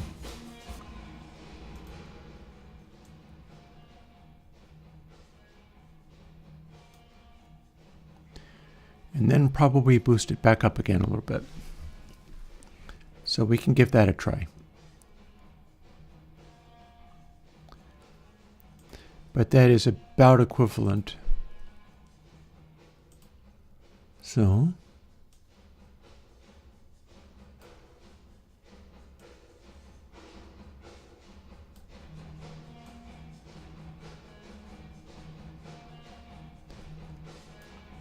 that's a fairly similar amount of space that Clearcoat was giving me, but with a newer, better designed plugin.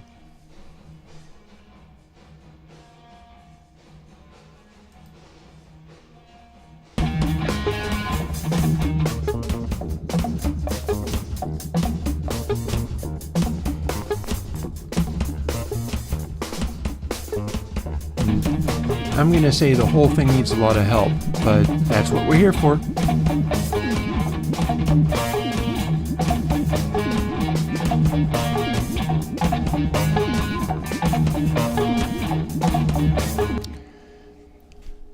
So basically, here's what I'm wondering. Is it worth editing it to, because the thing is, if I do nonlinear editing all over it,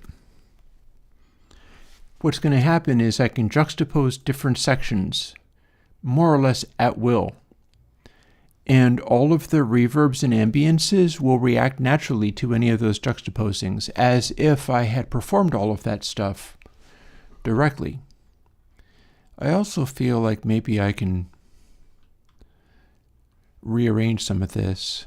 Let's do that.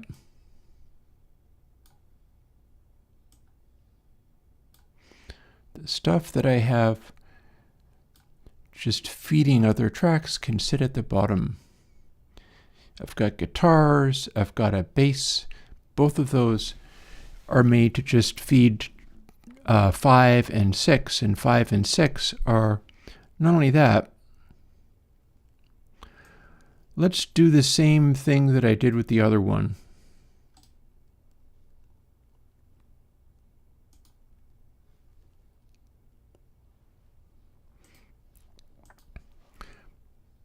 Reverbs can be purple. For the time being, we're going to do something like this. And the rest of these tracks, let's have them not have these colors for the moment.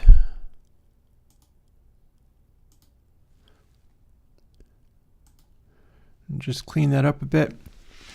In future, I'm going to be able to set them to colors and then have all of the colors of a like color adjusted off of one control on the control surface. Like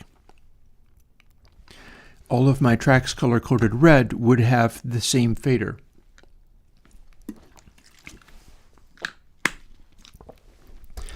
That ends up becoming like a Chris Lord-Alge kind of trick. But for the time being, what I'm wondering is whether I'm looking to have like this long 18-minute Space Jam thing, or whether to edit it tightly together into an arranged little, like a burst of this and then a burst of that, as if it was meant to be that way. And part of my question there becomes, can I in fact group it in such a way that they can be nonlinearly edited? So I've got these selected. I won't be wanting to render them or freeze them.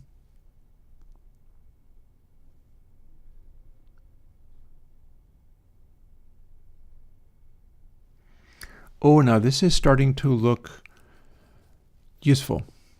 See what I see here? It says track grouping parameters, track grouping enabled, automatically group all tracks for media razor editing. See, that sounds like what I'm looking to do.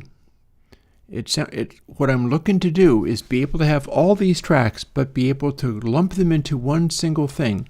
And I've never looked into this, but this sounds like what I'm going to be wanting.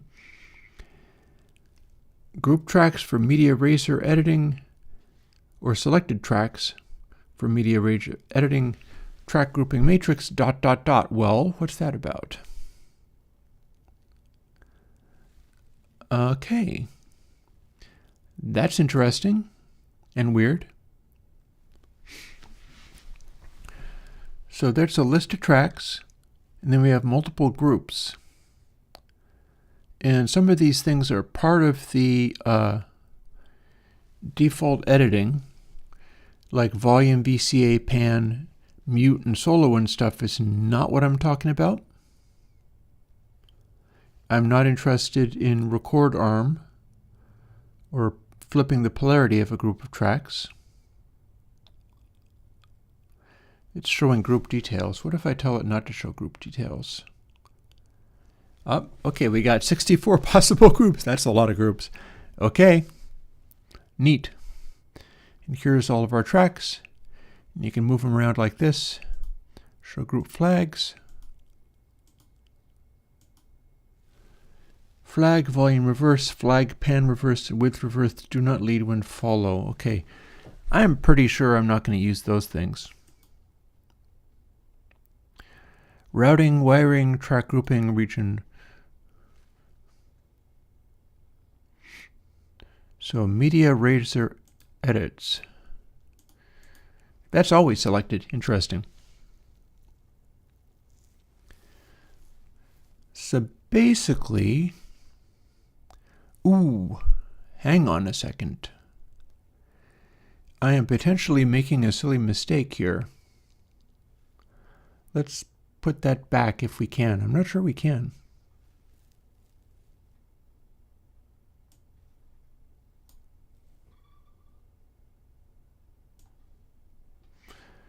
this has taken over my mix area. Interesting.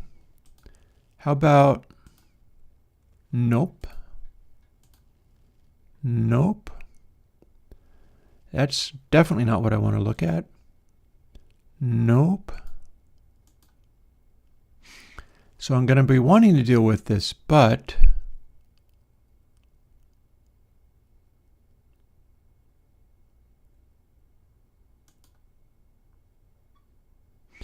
now I don't know how to put it back. So let's see. Window? No. Actions? No. Options? No. Track? No.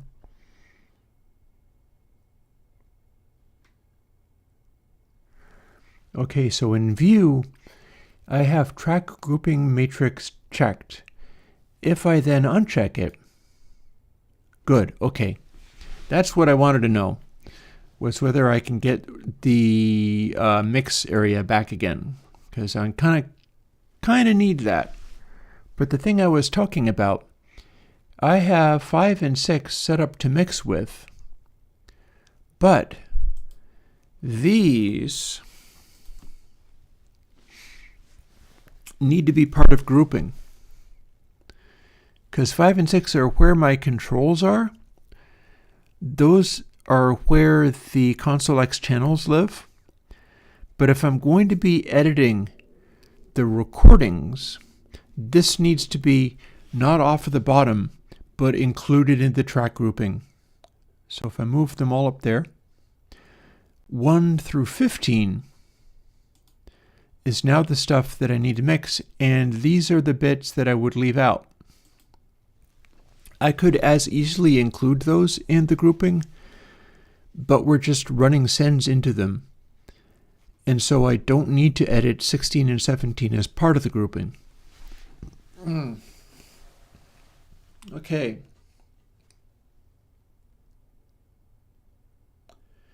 Command M, let's find out. Let's give it a try. Hey, got there. That's cool. Okay, I like that. The question becomes, what do I need to do in order to make the grouping matrix show up? Looks to be Command Option G. Interesting. Is Command M in this view menu somewhere? No, I think not.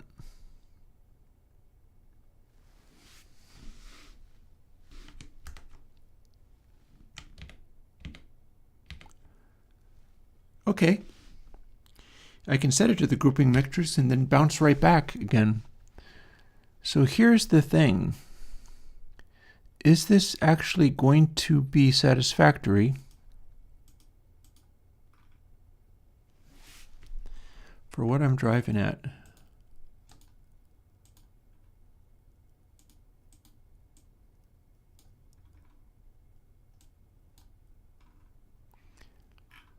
Looks to be set up as part of group 1.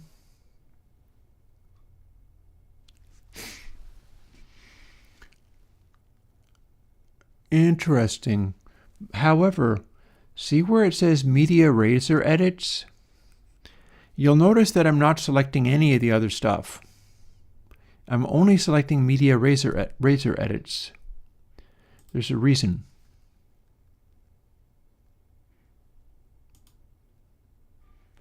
And yeah, clicking on that just gave me the channel again.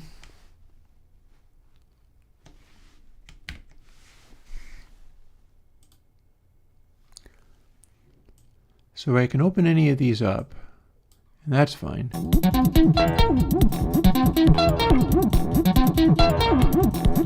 This is going to give me various settings.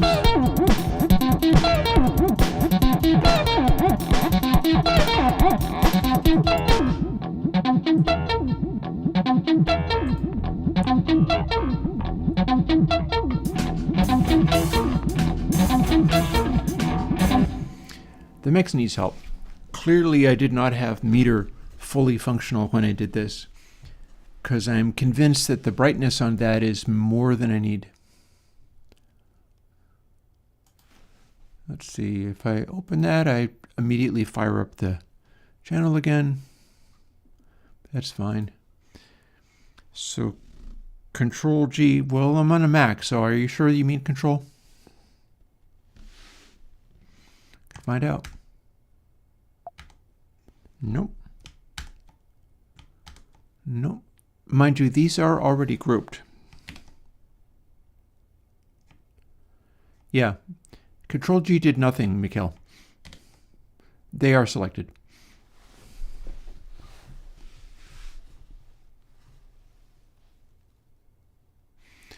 Most of this is already working just fine and not going to pose a problem. So what I have here is presumably the grouping part.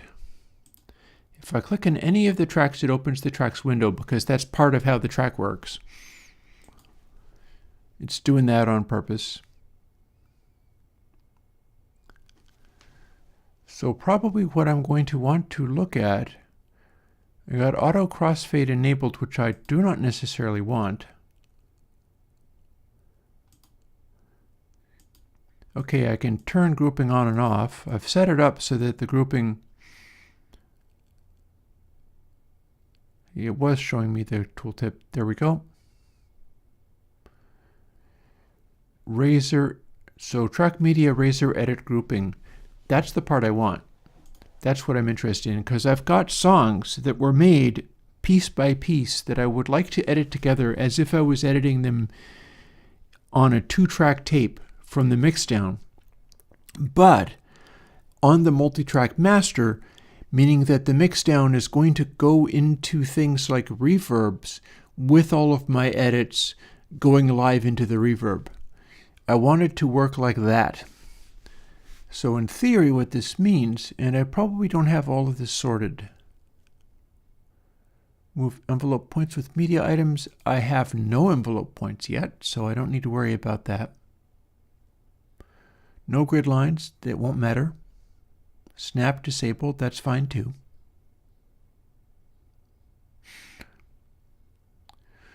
So here's the thing, and I don't need any of this stuff either. Main toolbar, open, position, that part's fine. And I'm not sure whether this is going to be global or whether this is just saved with this particular item, but it's all fine. It's great to have Reaper people here. That's part of what I'm doing is exploring. So there's default, customized is exactly the same for now.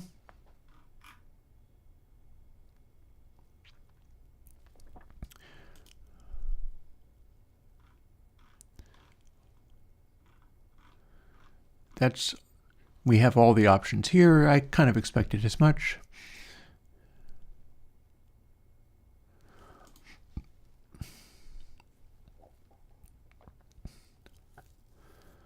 Let's assume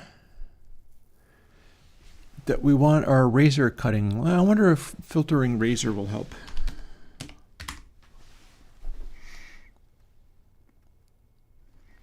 Clear all editors? Nope. Move areas? Nope. It's not really areas I want to move so much, but razor edit, I believe, is going to be along the lines of what I'm looking for.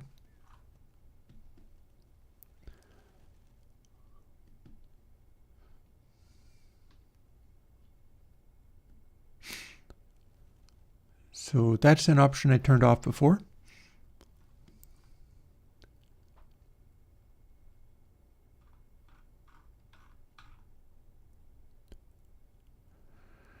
Automatically group all tracks for media razor editing. I'm almost certain that razor editing is the thing I'm looking for here. It just sounds right. It sounds like that's how they would describe editing a giant multi-track tape for whatever size a tape you've got. And I have no real objection to also doing it for like grouping tracks and whatever. I would like to exempt the reverb tracks, although I don't think it would make any difference. I think the reverb tracks will just naturally go along with what they're supposed to do. So customizing, not worried about that right now, I don't think.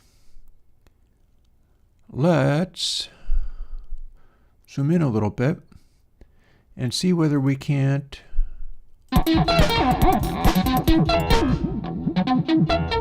see that click there, where this ends.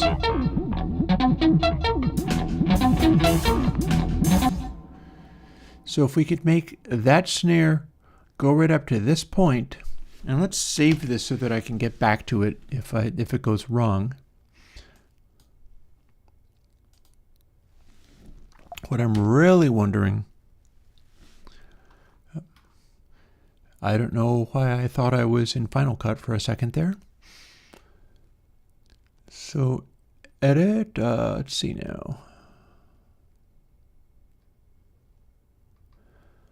We've got everything grouped, I think. Cut. Nope. Dynamic split. Nope. What do you mean 4 hours ago, Mel? I don't understand.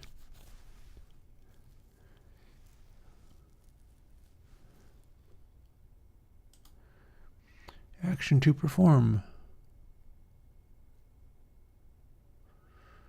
Well, right now I don't have selected items. Not enough of the items are selected. What I'd like to be able to do, and I don't want to dynamically, I want to split this stuff, but I'm not sure that dynamically splitting it is actually what I want. I don't want to split stuff at transients. What I want to do is sort of full-on split stuff, and I can do this in a number of different ways, but right now we are going to try to split right down all the grouped things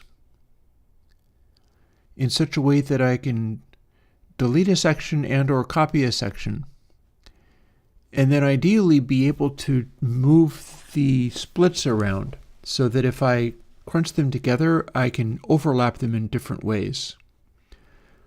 I don't think dynamic split items is what I actually want here. See, it says split points at transients. I want to do that manually. I don't want the Reaper to do it for me. I certainly don't want it to remove silent areas. Yeah. None of that, sir. Let's not go there. So dynamic split is not what I want. See, I've got... My neck is starting to hurt with how hard all this is. Item, track, insert. I don't actually want to insert.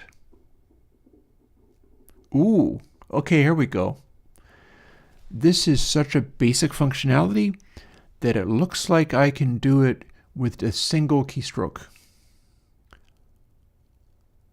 Split items at cursor. That ought to work. Group items, take markers, don't care about that. Yep. You're doing a great job at pointing out all of the different things that I could conceivably do, although I'm not actually looking to do any of them things. Right now, what I'm going to do I have a nice store?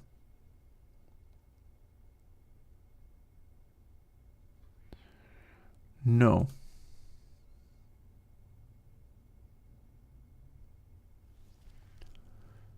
Oh, interesting. I told it to save a new project, a new version of the product, so it just added a 1 on the end. And now I'm working in a separate one. Let's confirm that. Because this is one way to not destroy the work I'm in the middle of doing.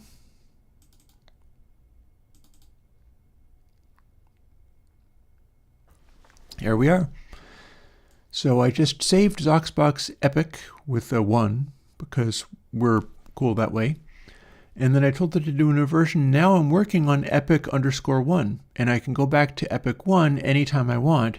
So we can be destructive as anything. Let's be destructive. Item. Split items at cursor. They're grouped. Looks like it worked. Cool. Then, here's where this starts. Please let me move this. You're not letting me move this. Okay, I have to actually click in the window, otherwise it's not going to move the cursor. But there's where that stuff starts, so boop, again. And item grouping enabled, fine.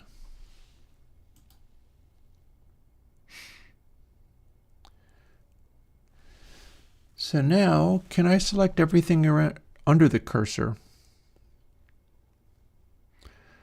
Well, I've got this text bar thingy, but does that actually give me the option to... No.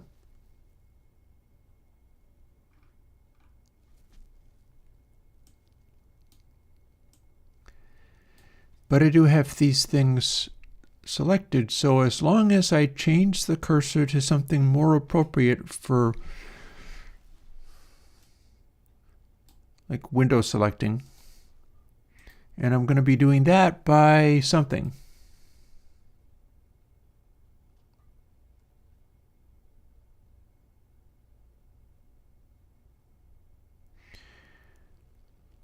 I am going to want a different cursor. It's not showing me anything about what the cursor means, but I'm going to want to have a different cursor. So that's something I'm going to need to learn. I've already got snapping unselected. Pretty sure of that. Pretty sure of that. Action list. Yep, it's unselected, which I'm going to want. I'm going to want it unselected.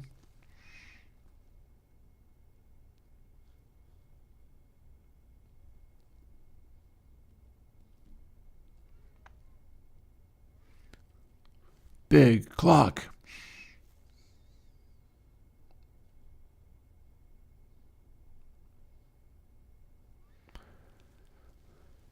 So it's going to be something to do with items, I believe.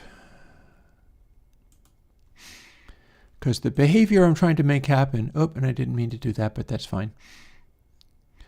The behavior I'm trying to make happen is, like, I can scroll and slide this stuff around,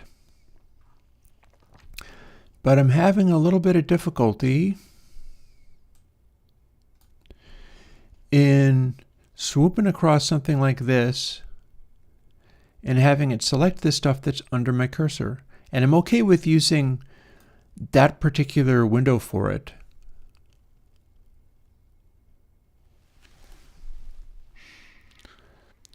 But I'm going to try to find a way of making... I wonder whether I've got cursor options up here. That's project settings, that's undo.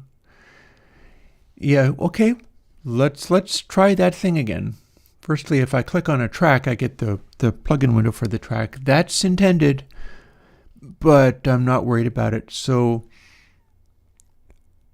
right click. Well, left click, I know I can individually collect, or let's swoop across these tracks using right click like Bo just suggested.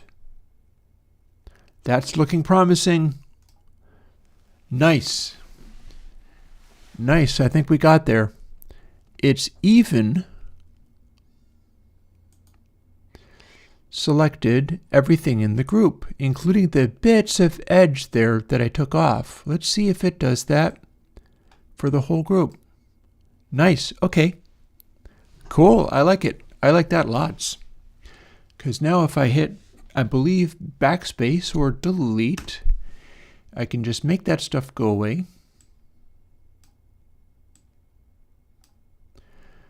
And then just selecting on that means I can have all that selected and we can move it over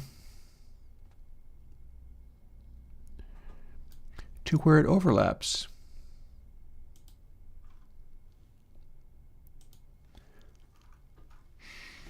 I'd like less of a crossfade, but I'm not really quite sure what to do about that.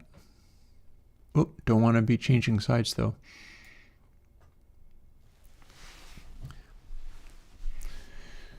So yep, right click is the magic tool for that, that's for damn sure. So what we're going to do now is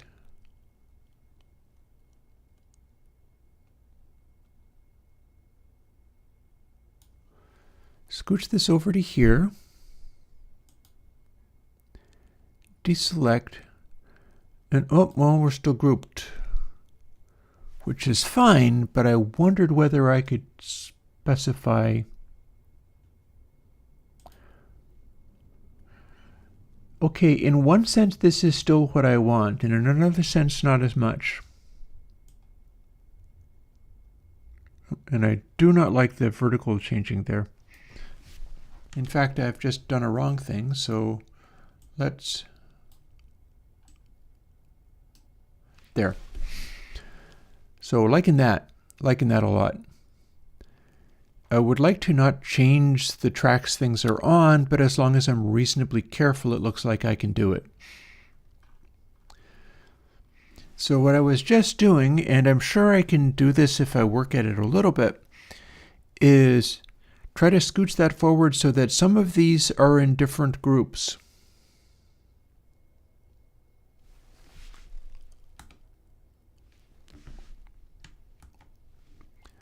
Okay, Command G didn't do it. Option G ain't doing it. Shift G. Ooh, no.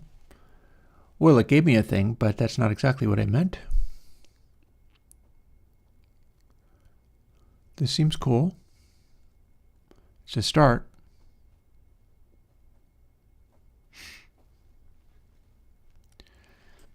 So right now this is doing the thing that I had dreamed of, including the ability to kind of crossfade it all. And I do like the fact that some of that stuff can scooch forwards into another track, making it a kind of meld. And as a result, it can do this. See? See, what we've done is we've edited out that little empty space. And some of it is crossfading, and some of it, which is not actually overlapping, is able to jump straight forwards and come in. So now we have a transition that works like this.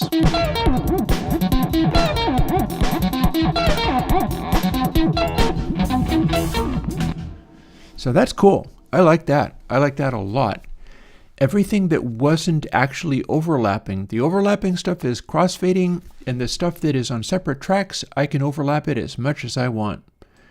Just a little, select the whole thing. We can have it be an empty space up there.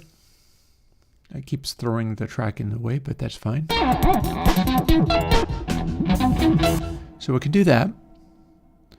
Or we can have that overlap so that the hit is on two separate parts of the track at once. That's a cool conjunction. Or we can overlap it a whole heck of a bunch, which probably is going to make the middle part of it, for certain aspects, act weird.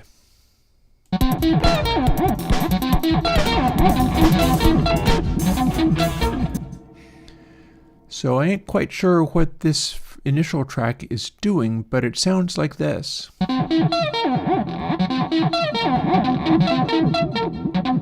Yeah, that's just a straight up crossfade. So that seems legit.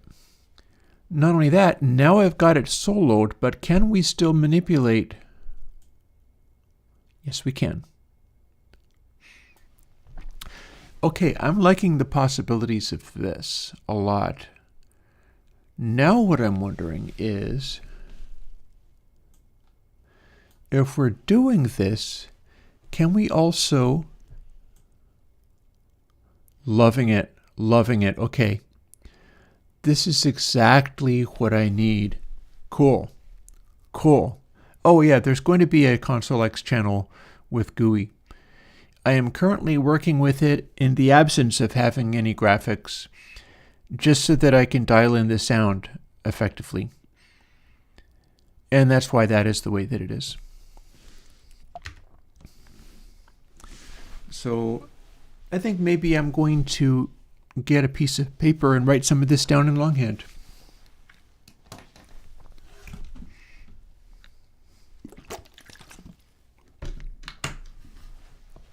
And then we're going to go hog wild, making an interesting proggy kind of thing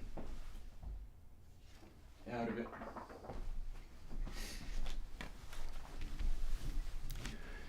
And then I'm going to turn in early because I also have to carry a bunch of firewood and put a tarp over my firewood before it rains. Let's take a moment and check to see.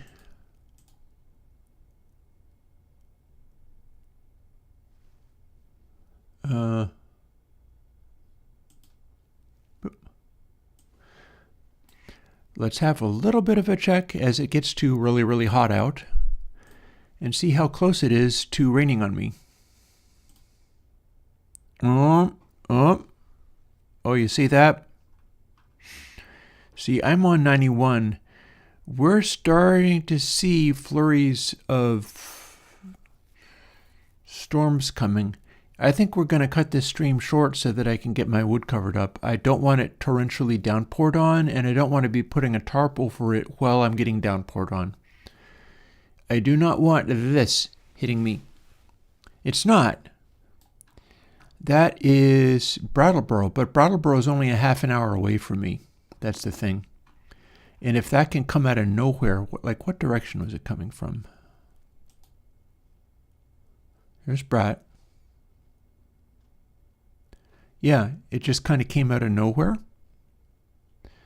And next thing you know, you have got a giant thunderstorm clobbering Brattleboro. And we've got another one starting in Springfield and going that away. And there's rain just to the far side of BF. And that's going to be nice enough as far as not having it be too hot, but I do not like the looks of this. Look at that. That's only a half an hour away, and they're getting poured on. Directly rain's clobbering Brattleboro right now. And it seemed to come just out of nowhere. Like 13:07. Yeah, that came out within an hour. I got to keep an eye out, or I will have my firewood rained on. So tell you what, let me just, this is a tumultuous, weather is not going to get easier to deal with. I tell you that right now. It's going to continue to be very tricky. So let's just do this. I'm going to write down group, because that's how we do that. I believe once you've selected the group, let's see. So M for mixer.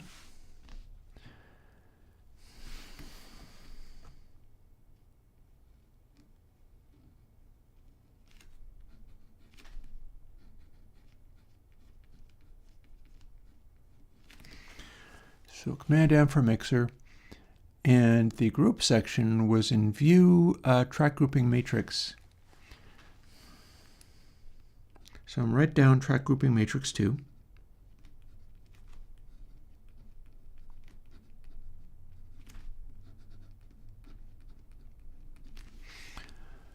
And that is option command G. Let's see. There we go.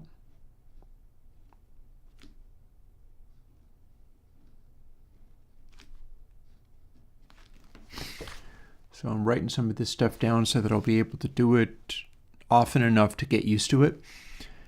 And we're going to cut this short so that I can deal with my firewood without getting it soaked with sudden rain. But before then, we're going to write down some of this stuff that I just discovered, because I'm telling you, man, this is so what I needed. This is exactly what I needed. So Media Razor edits. I'm going to write group as Media Razor edits.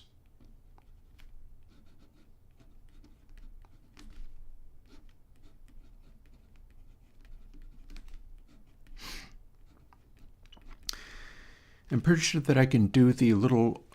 I'm loving the way that it overlaps, I'll tell you that.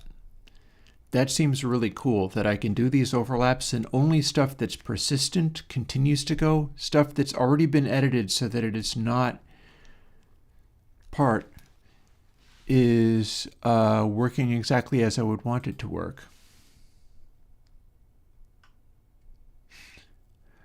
Mikkel, let me try that.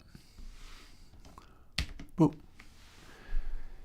So this is more or less, that's giving me the action menu. I've already used this to do things like set up the control surface so that I can assign things like aux sends to a particular control on the selected track. So I've already done some of this. In fact, we should even be able to see that I've got MIDI channel track send 1, track send 2, and 3, and so on. We've got that already mapped to things, and I know how to change them. I know how to do some of that. So that's all cool. Some of this other stuff, I haven't really dealt with that. One of the challenges about this is literally everything. Oh, look at that. Increase Bezier attention. I'm not the only one doing Bezier in audio. I'm just the only one doing Bezier in the literal audio. That is Bezier automation. I know what that is. So very neat, and also very expert. That's very expert stuff. Envelope point, so on and so forth. Cool, cool, cool, cool. So that is maybe starting to be helpful, and maybe not. There's a lot there. Maybe that's the best shortcut. I don't know. It's all of the everything. I've seen that before. So what I did, and I believe I will be able to undo, use the select point. I will not need a bajillion more actions. One of the great things about this is I actually won't need any more actions. So we're going to set the playhead to do things. I'm writing that down now. And then the controls that I needed to know about, let's do this just for example, are actually such basic things that they are a single letter without any controls or anything, or commands or whatever. And they were on item, I think. Yeah, it looks like they were on item.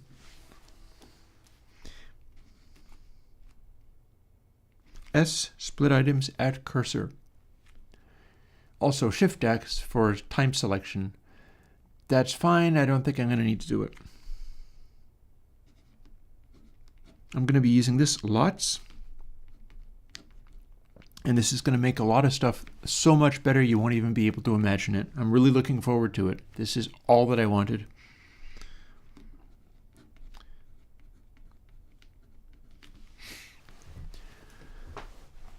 In Media Razor edits, if I exempt things from the track grouping, and I don't know if I can turn the groups on and off.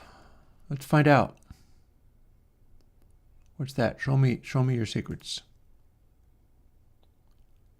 Grid lines. No, I don't want grid lines. Grouping enabled, and that's me being able to shut it off.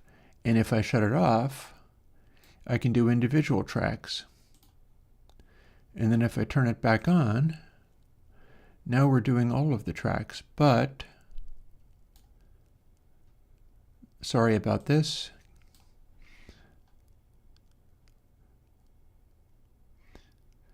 So if these are part of the same group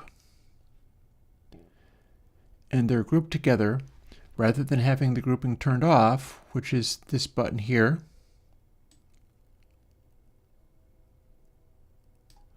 oh, I clicked the wrong thing, I think. Okay, we're able to adjust that, and it's adjusting relative. That's fine. I'm down with that. That's cool. And then if I click on the thing, everything moves together, which is also the way I would want it. And if I turn it off, I am not actually moving everything, even though it's selected. Well, no, wait, I am.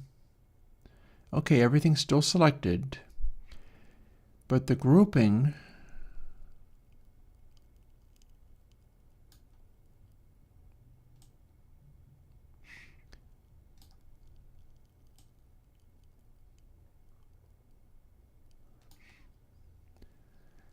grouping is going to be for like split items. It's not going to be for some of the rest of this.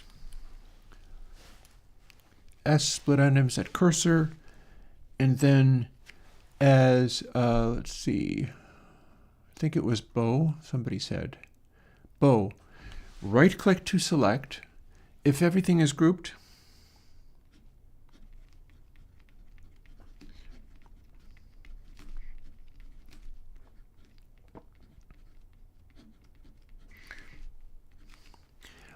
you right click to select a little tiny area, like here everything is grouped again. And the entire Razor Edit area, including everything inside it, gets moved.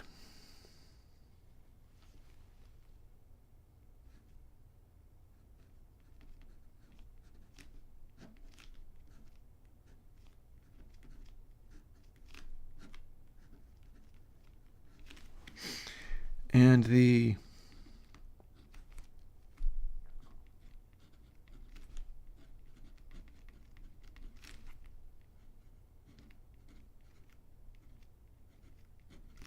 is selected. And what I mean by that is simply I don't have to act like it's a marquee and I have to get all the little details done. Instead, if I right click and drag even a tiny bit over even a little bit of it, it gets all the group. Whereas I'm pretty sure if I turn it off, well, maybe it still will. No, it won't. Okay, so the selection part, that's when I would want grouping to be turned on.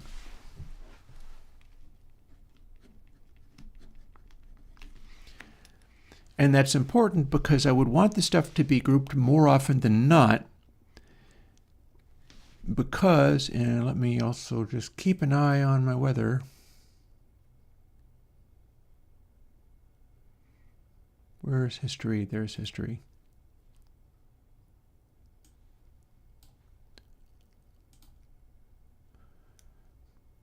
So here's where we're at. And back to Reaper.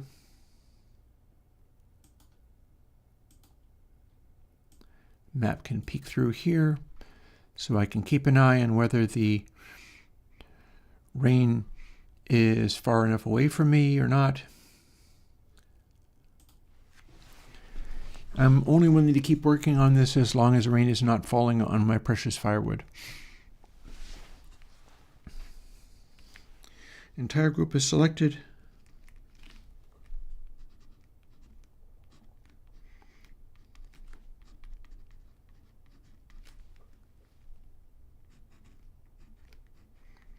I'm going to call it NLE for nonlinear editing. I'm going to say overlaps only crossfade for stuff on the same track.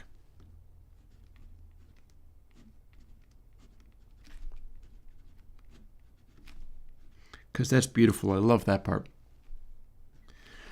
When I took this and I moved it like this, just boop and then boop, and I saw that now these things come in and the last note of this overlaps with it, and so all of it hits at the same time, and it just naturally does it. It just does that for me right away, just the way I would want it. And then if I was to select this area, oh no, actually I stand corrected. We're leaving part of that out now, aren't we? That's interesting. What if I do this one? Okay, it wanted me to click one that was in fact highlighted, at which point I can fool with it and do this with it if I want. But if I click on this one, I don't necessarily, well, no, I do.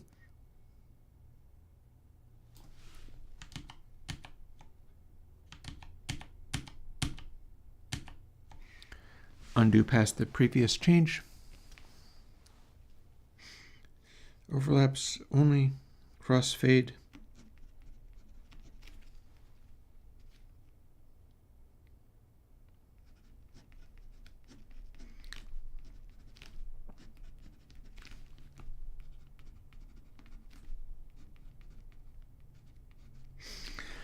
The potential of this is really good. I really like where this is working because it's everything that I would have wanted. And I'll be able to construct some kind of wild piece of music out of all the snippets of this that I find useful. And just juxtapose them any way that I want, leaving out or including anything that I want. Pretty much all of this stuff is where I've already tried to make an arrangement out of it by literally editing parts of it out. Like, oops, out of the way, you. Like with this, the takes go longer than you think. I just made them go away again. So I was trying to do what I'm talking about, but with raw arrangement edits rather than grouping it in any way.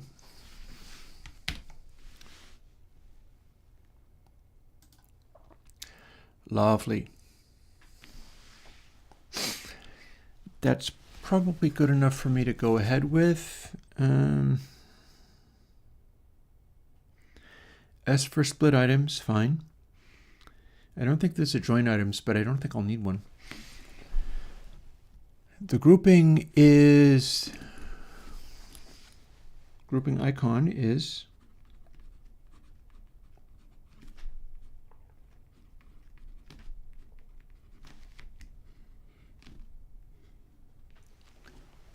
and it's a line.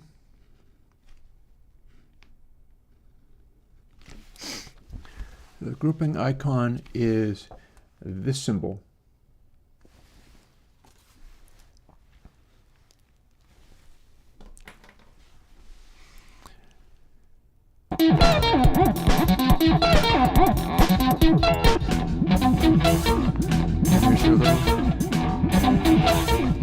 You can DM me on Patreon all you want, but it usually works better to just ask me directly. Like if you were to ask me something like that here, maybe somebody else would be able to code it. Although I'll tell you one thing. Fotis, if you know how to do Reaper plugins, like now that you're here, like you could get me running after your beck and call and doing anything that you want if you could help me do some of this. What I want, before finishing this stream and going off to carry my firewood and all that kind of stuff, what I want is the ability to take one of these sliders and it's coming in as a MIDI channel, and I need to be able to take it and make it apply to specifically the fader control for every track with a specific track color. I know I'm going to need to write a plugin to do that, but it's one of those Reaper plugins and I don't even know where to begin. It's not going to be a VST plugin, it's going to be a Reaper's interface plugin. And I know nothing about those. But you're talking about repack and SWS extension and stuff. I feel like this might be the area that you know all about. So if you can get me started with that, that'll be very exciting, and I'll be able to get an enormous head start. Because essentially what I'm looking for is, watch this, like boop, and boop, and boop. Pretend that each of these instances of console X channel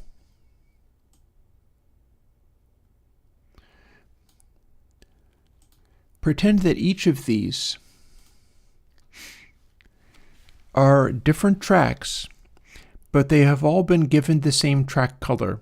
Like track 4 is color-coded red, and track 9 is color-coded red, and track 10 is color-coded red, which also means that when I do the full GUI version of it, they will literally be colored red too. I need to take the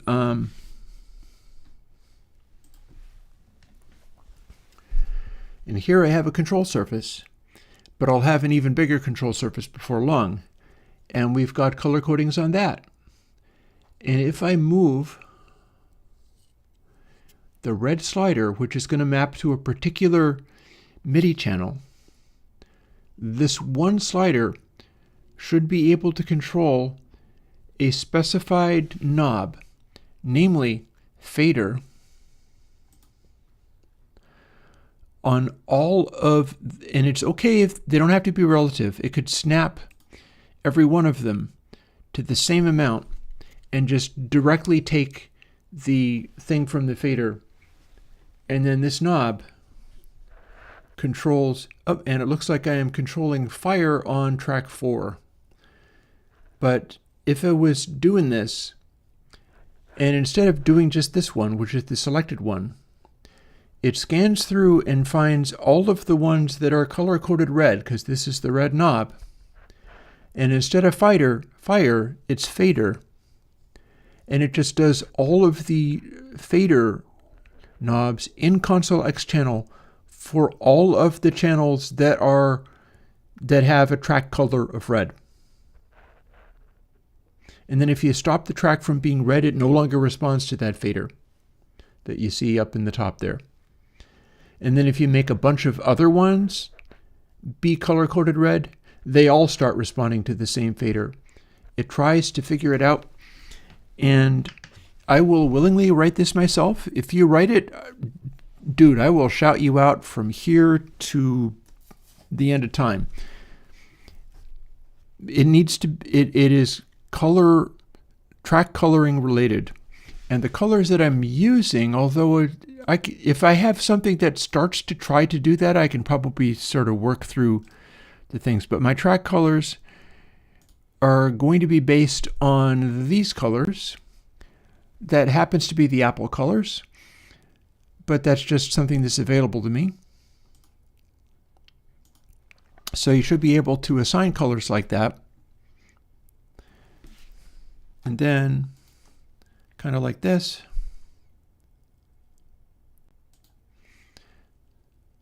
More with the custom colors.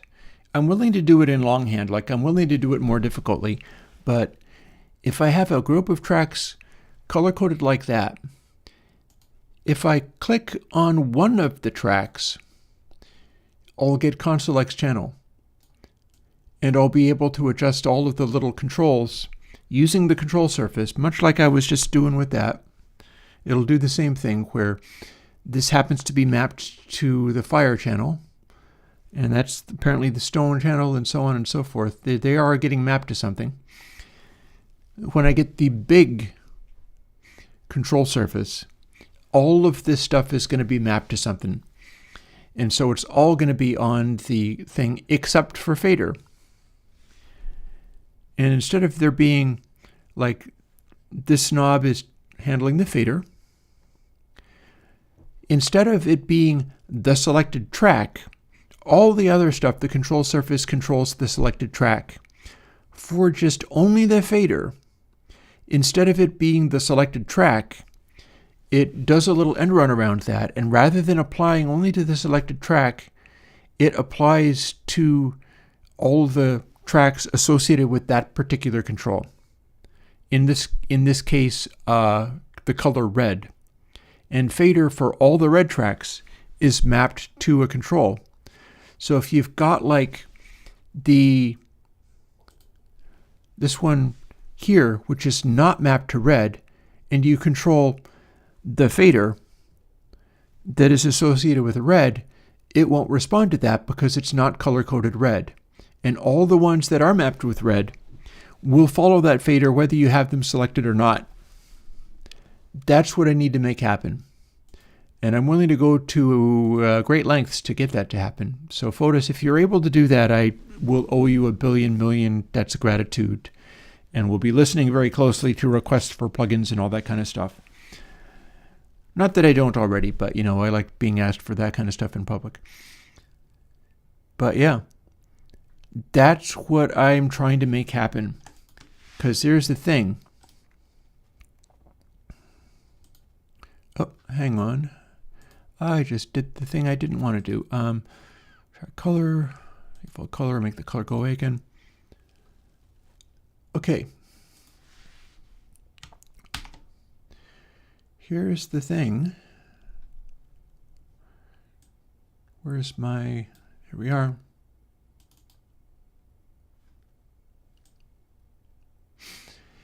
I've got one of these coming.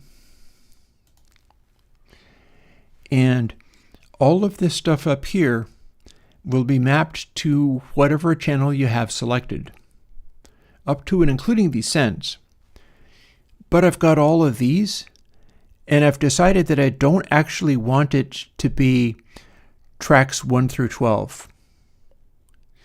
I'm going to put pieces of like electrical tape on it so that it has the same colors that you see in that the color selection for the track colors. So we'll have, you select a track and then you do all of this stuff with it, including the pan, fire, air, stone, which is another gain staging thing. All of that will be going. But all at the same time, you've got this live 12 large fader bank, each of them associated with a color, and like if you have all of your guitars mapped to, say, red, one of these is actually outlined in red, or not outlined in red. I've got some red electrical tape on it, or maybe underneath it, to the sides of the, I have it indicated in some kind of way so that I've got a lovely little spectrum of colors right up to the very end one, which is probably going to be the master fader. That's easy. I can always have the master fader be in the same one. But the rest of them need to be listening for, like all the different tracks are listening for a particular color fader coming in. So if the green fader is mapped to like this guitar and that synthesizer and this reverb return, and I have it at a certain level, and all these are going to more or less just sit at whatever level it is, and I feel like adjusting it, I should be able to push that up a little bit, like, okay, I need more green in this mix. These 5 things are associated with green in this mix. So let's push the fader up, and when you push the fader up, the guitar and the synthesizer and the reverb return, all the things that are associated with green, which is mapped to like this control 6, no matter what's selected and what's not, all those things go up. And I got the idea from watching a Chris Lord-Alge thing where he was working with his SSL console. And he was like, yeah, this is my grouping. And so I've got this and that and the other thing. And here is my grouping for all of my reverb sends, or all of my reverb returns. And he would have it set up and go like, okay, this is all the reverbs. And then he would take one fader like way off somewhere else and just move it a little bit. And all of those faders with the reverb returns would all go up and down together, giving him the ability to manipulate stuff inside the mix in this really granular way. And I thought, let's do that with colors. Let's do that with colors so that as you start getting stuff together, you've got like, okay, here's my rowdy guitars and snare and stuff, and which things are bringing fire into this mix. Let's color code those all red. And then whatever you chose to be red, you've got a single fader in this bank of 12. And you go, okay, this is the red things fader. We do the balancing among the things in the fader by just like the fire and air and stone outputs, which is another way of balancing it. And then all of the channels that have the red color in them, that have been assigned to a track color of red, that one fader just overrides all of their final fader controls in the Console X plugin. So, and you're not doing it with it's a console system, so you have to use the fader built into the system. But in that way, it's updating literally all of the Console X instances associated with that color, that track color, and none of the ones that are not associated with the track color. And then you can just keep adding stuff to that group, or subtracting from that group, or shunting some of the things from the one group over to another group. And all of the detailed stuff up here remains. Just click on that particular track, group things together until they're in stereo, or submix them into whatever way that you want. But you don't have to submix everything, because you can just assign track colors to all the things that you want, and then start balancing it that way, and the whole thing could come together really quickly and easily. And on that exciting note, I think that's as far as I need to go, because our weather is still looking basically okay, but I want to deal with my firewood before I'm in danger of having it get rained on. And I think that is an exciting enough note to end on. And I have been asked to do Wolfbot as this upcoming plugin. So next weekend, you're going to get Wolfbot as a plugin, and it is a double Kalman filter, like no knobs, just put it on and it does a sort of classic DI kind of thing. And that should be cool. It could come in handy. And I'll continue, and I have now got a whole batch of reverbs ready to come out. So we have a lovely backlog of stuff to put out. That's going to make for things, keep showing up to the live streams, because you can continue to ask for whatever pleases you coming out, with the exception of Console X, which I have much work to do still. And this should be pretty exciting. We should get a lot of cool stuff happening. And I can't wait. Should be good. So, yep, or indeed ask in the next live stream. I like rewarding people who show up to the live streams, because I'm going to be doing this anyhow, whether anybody's here or not. But it's more fun when I'm getting that kind of direct feedback. That's always kind of fun. And it's nice to be able, to have people interested enough to show up and then be able to give them something cool that they wanted. In this case, that's going to be Wolfbot, because somebody asked for Wolfbot.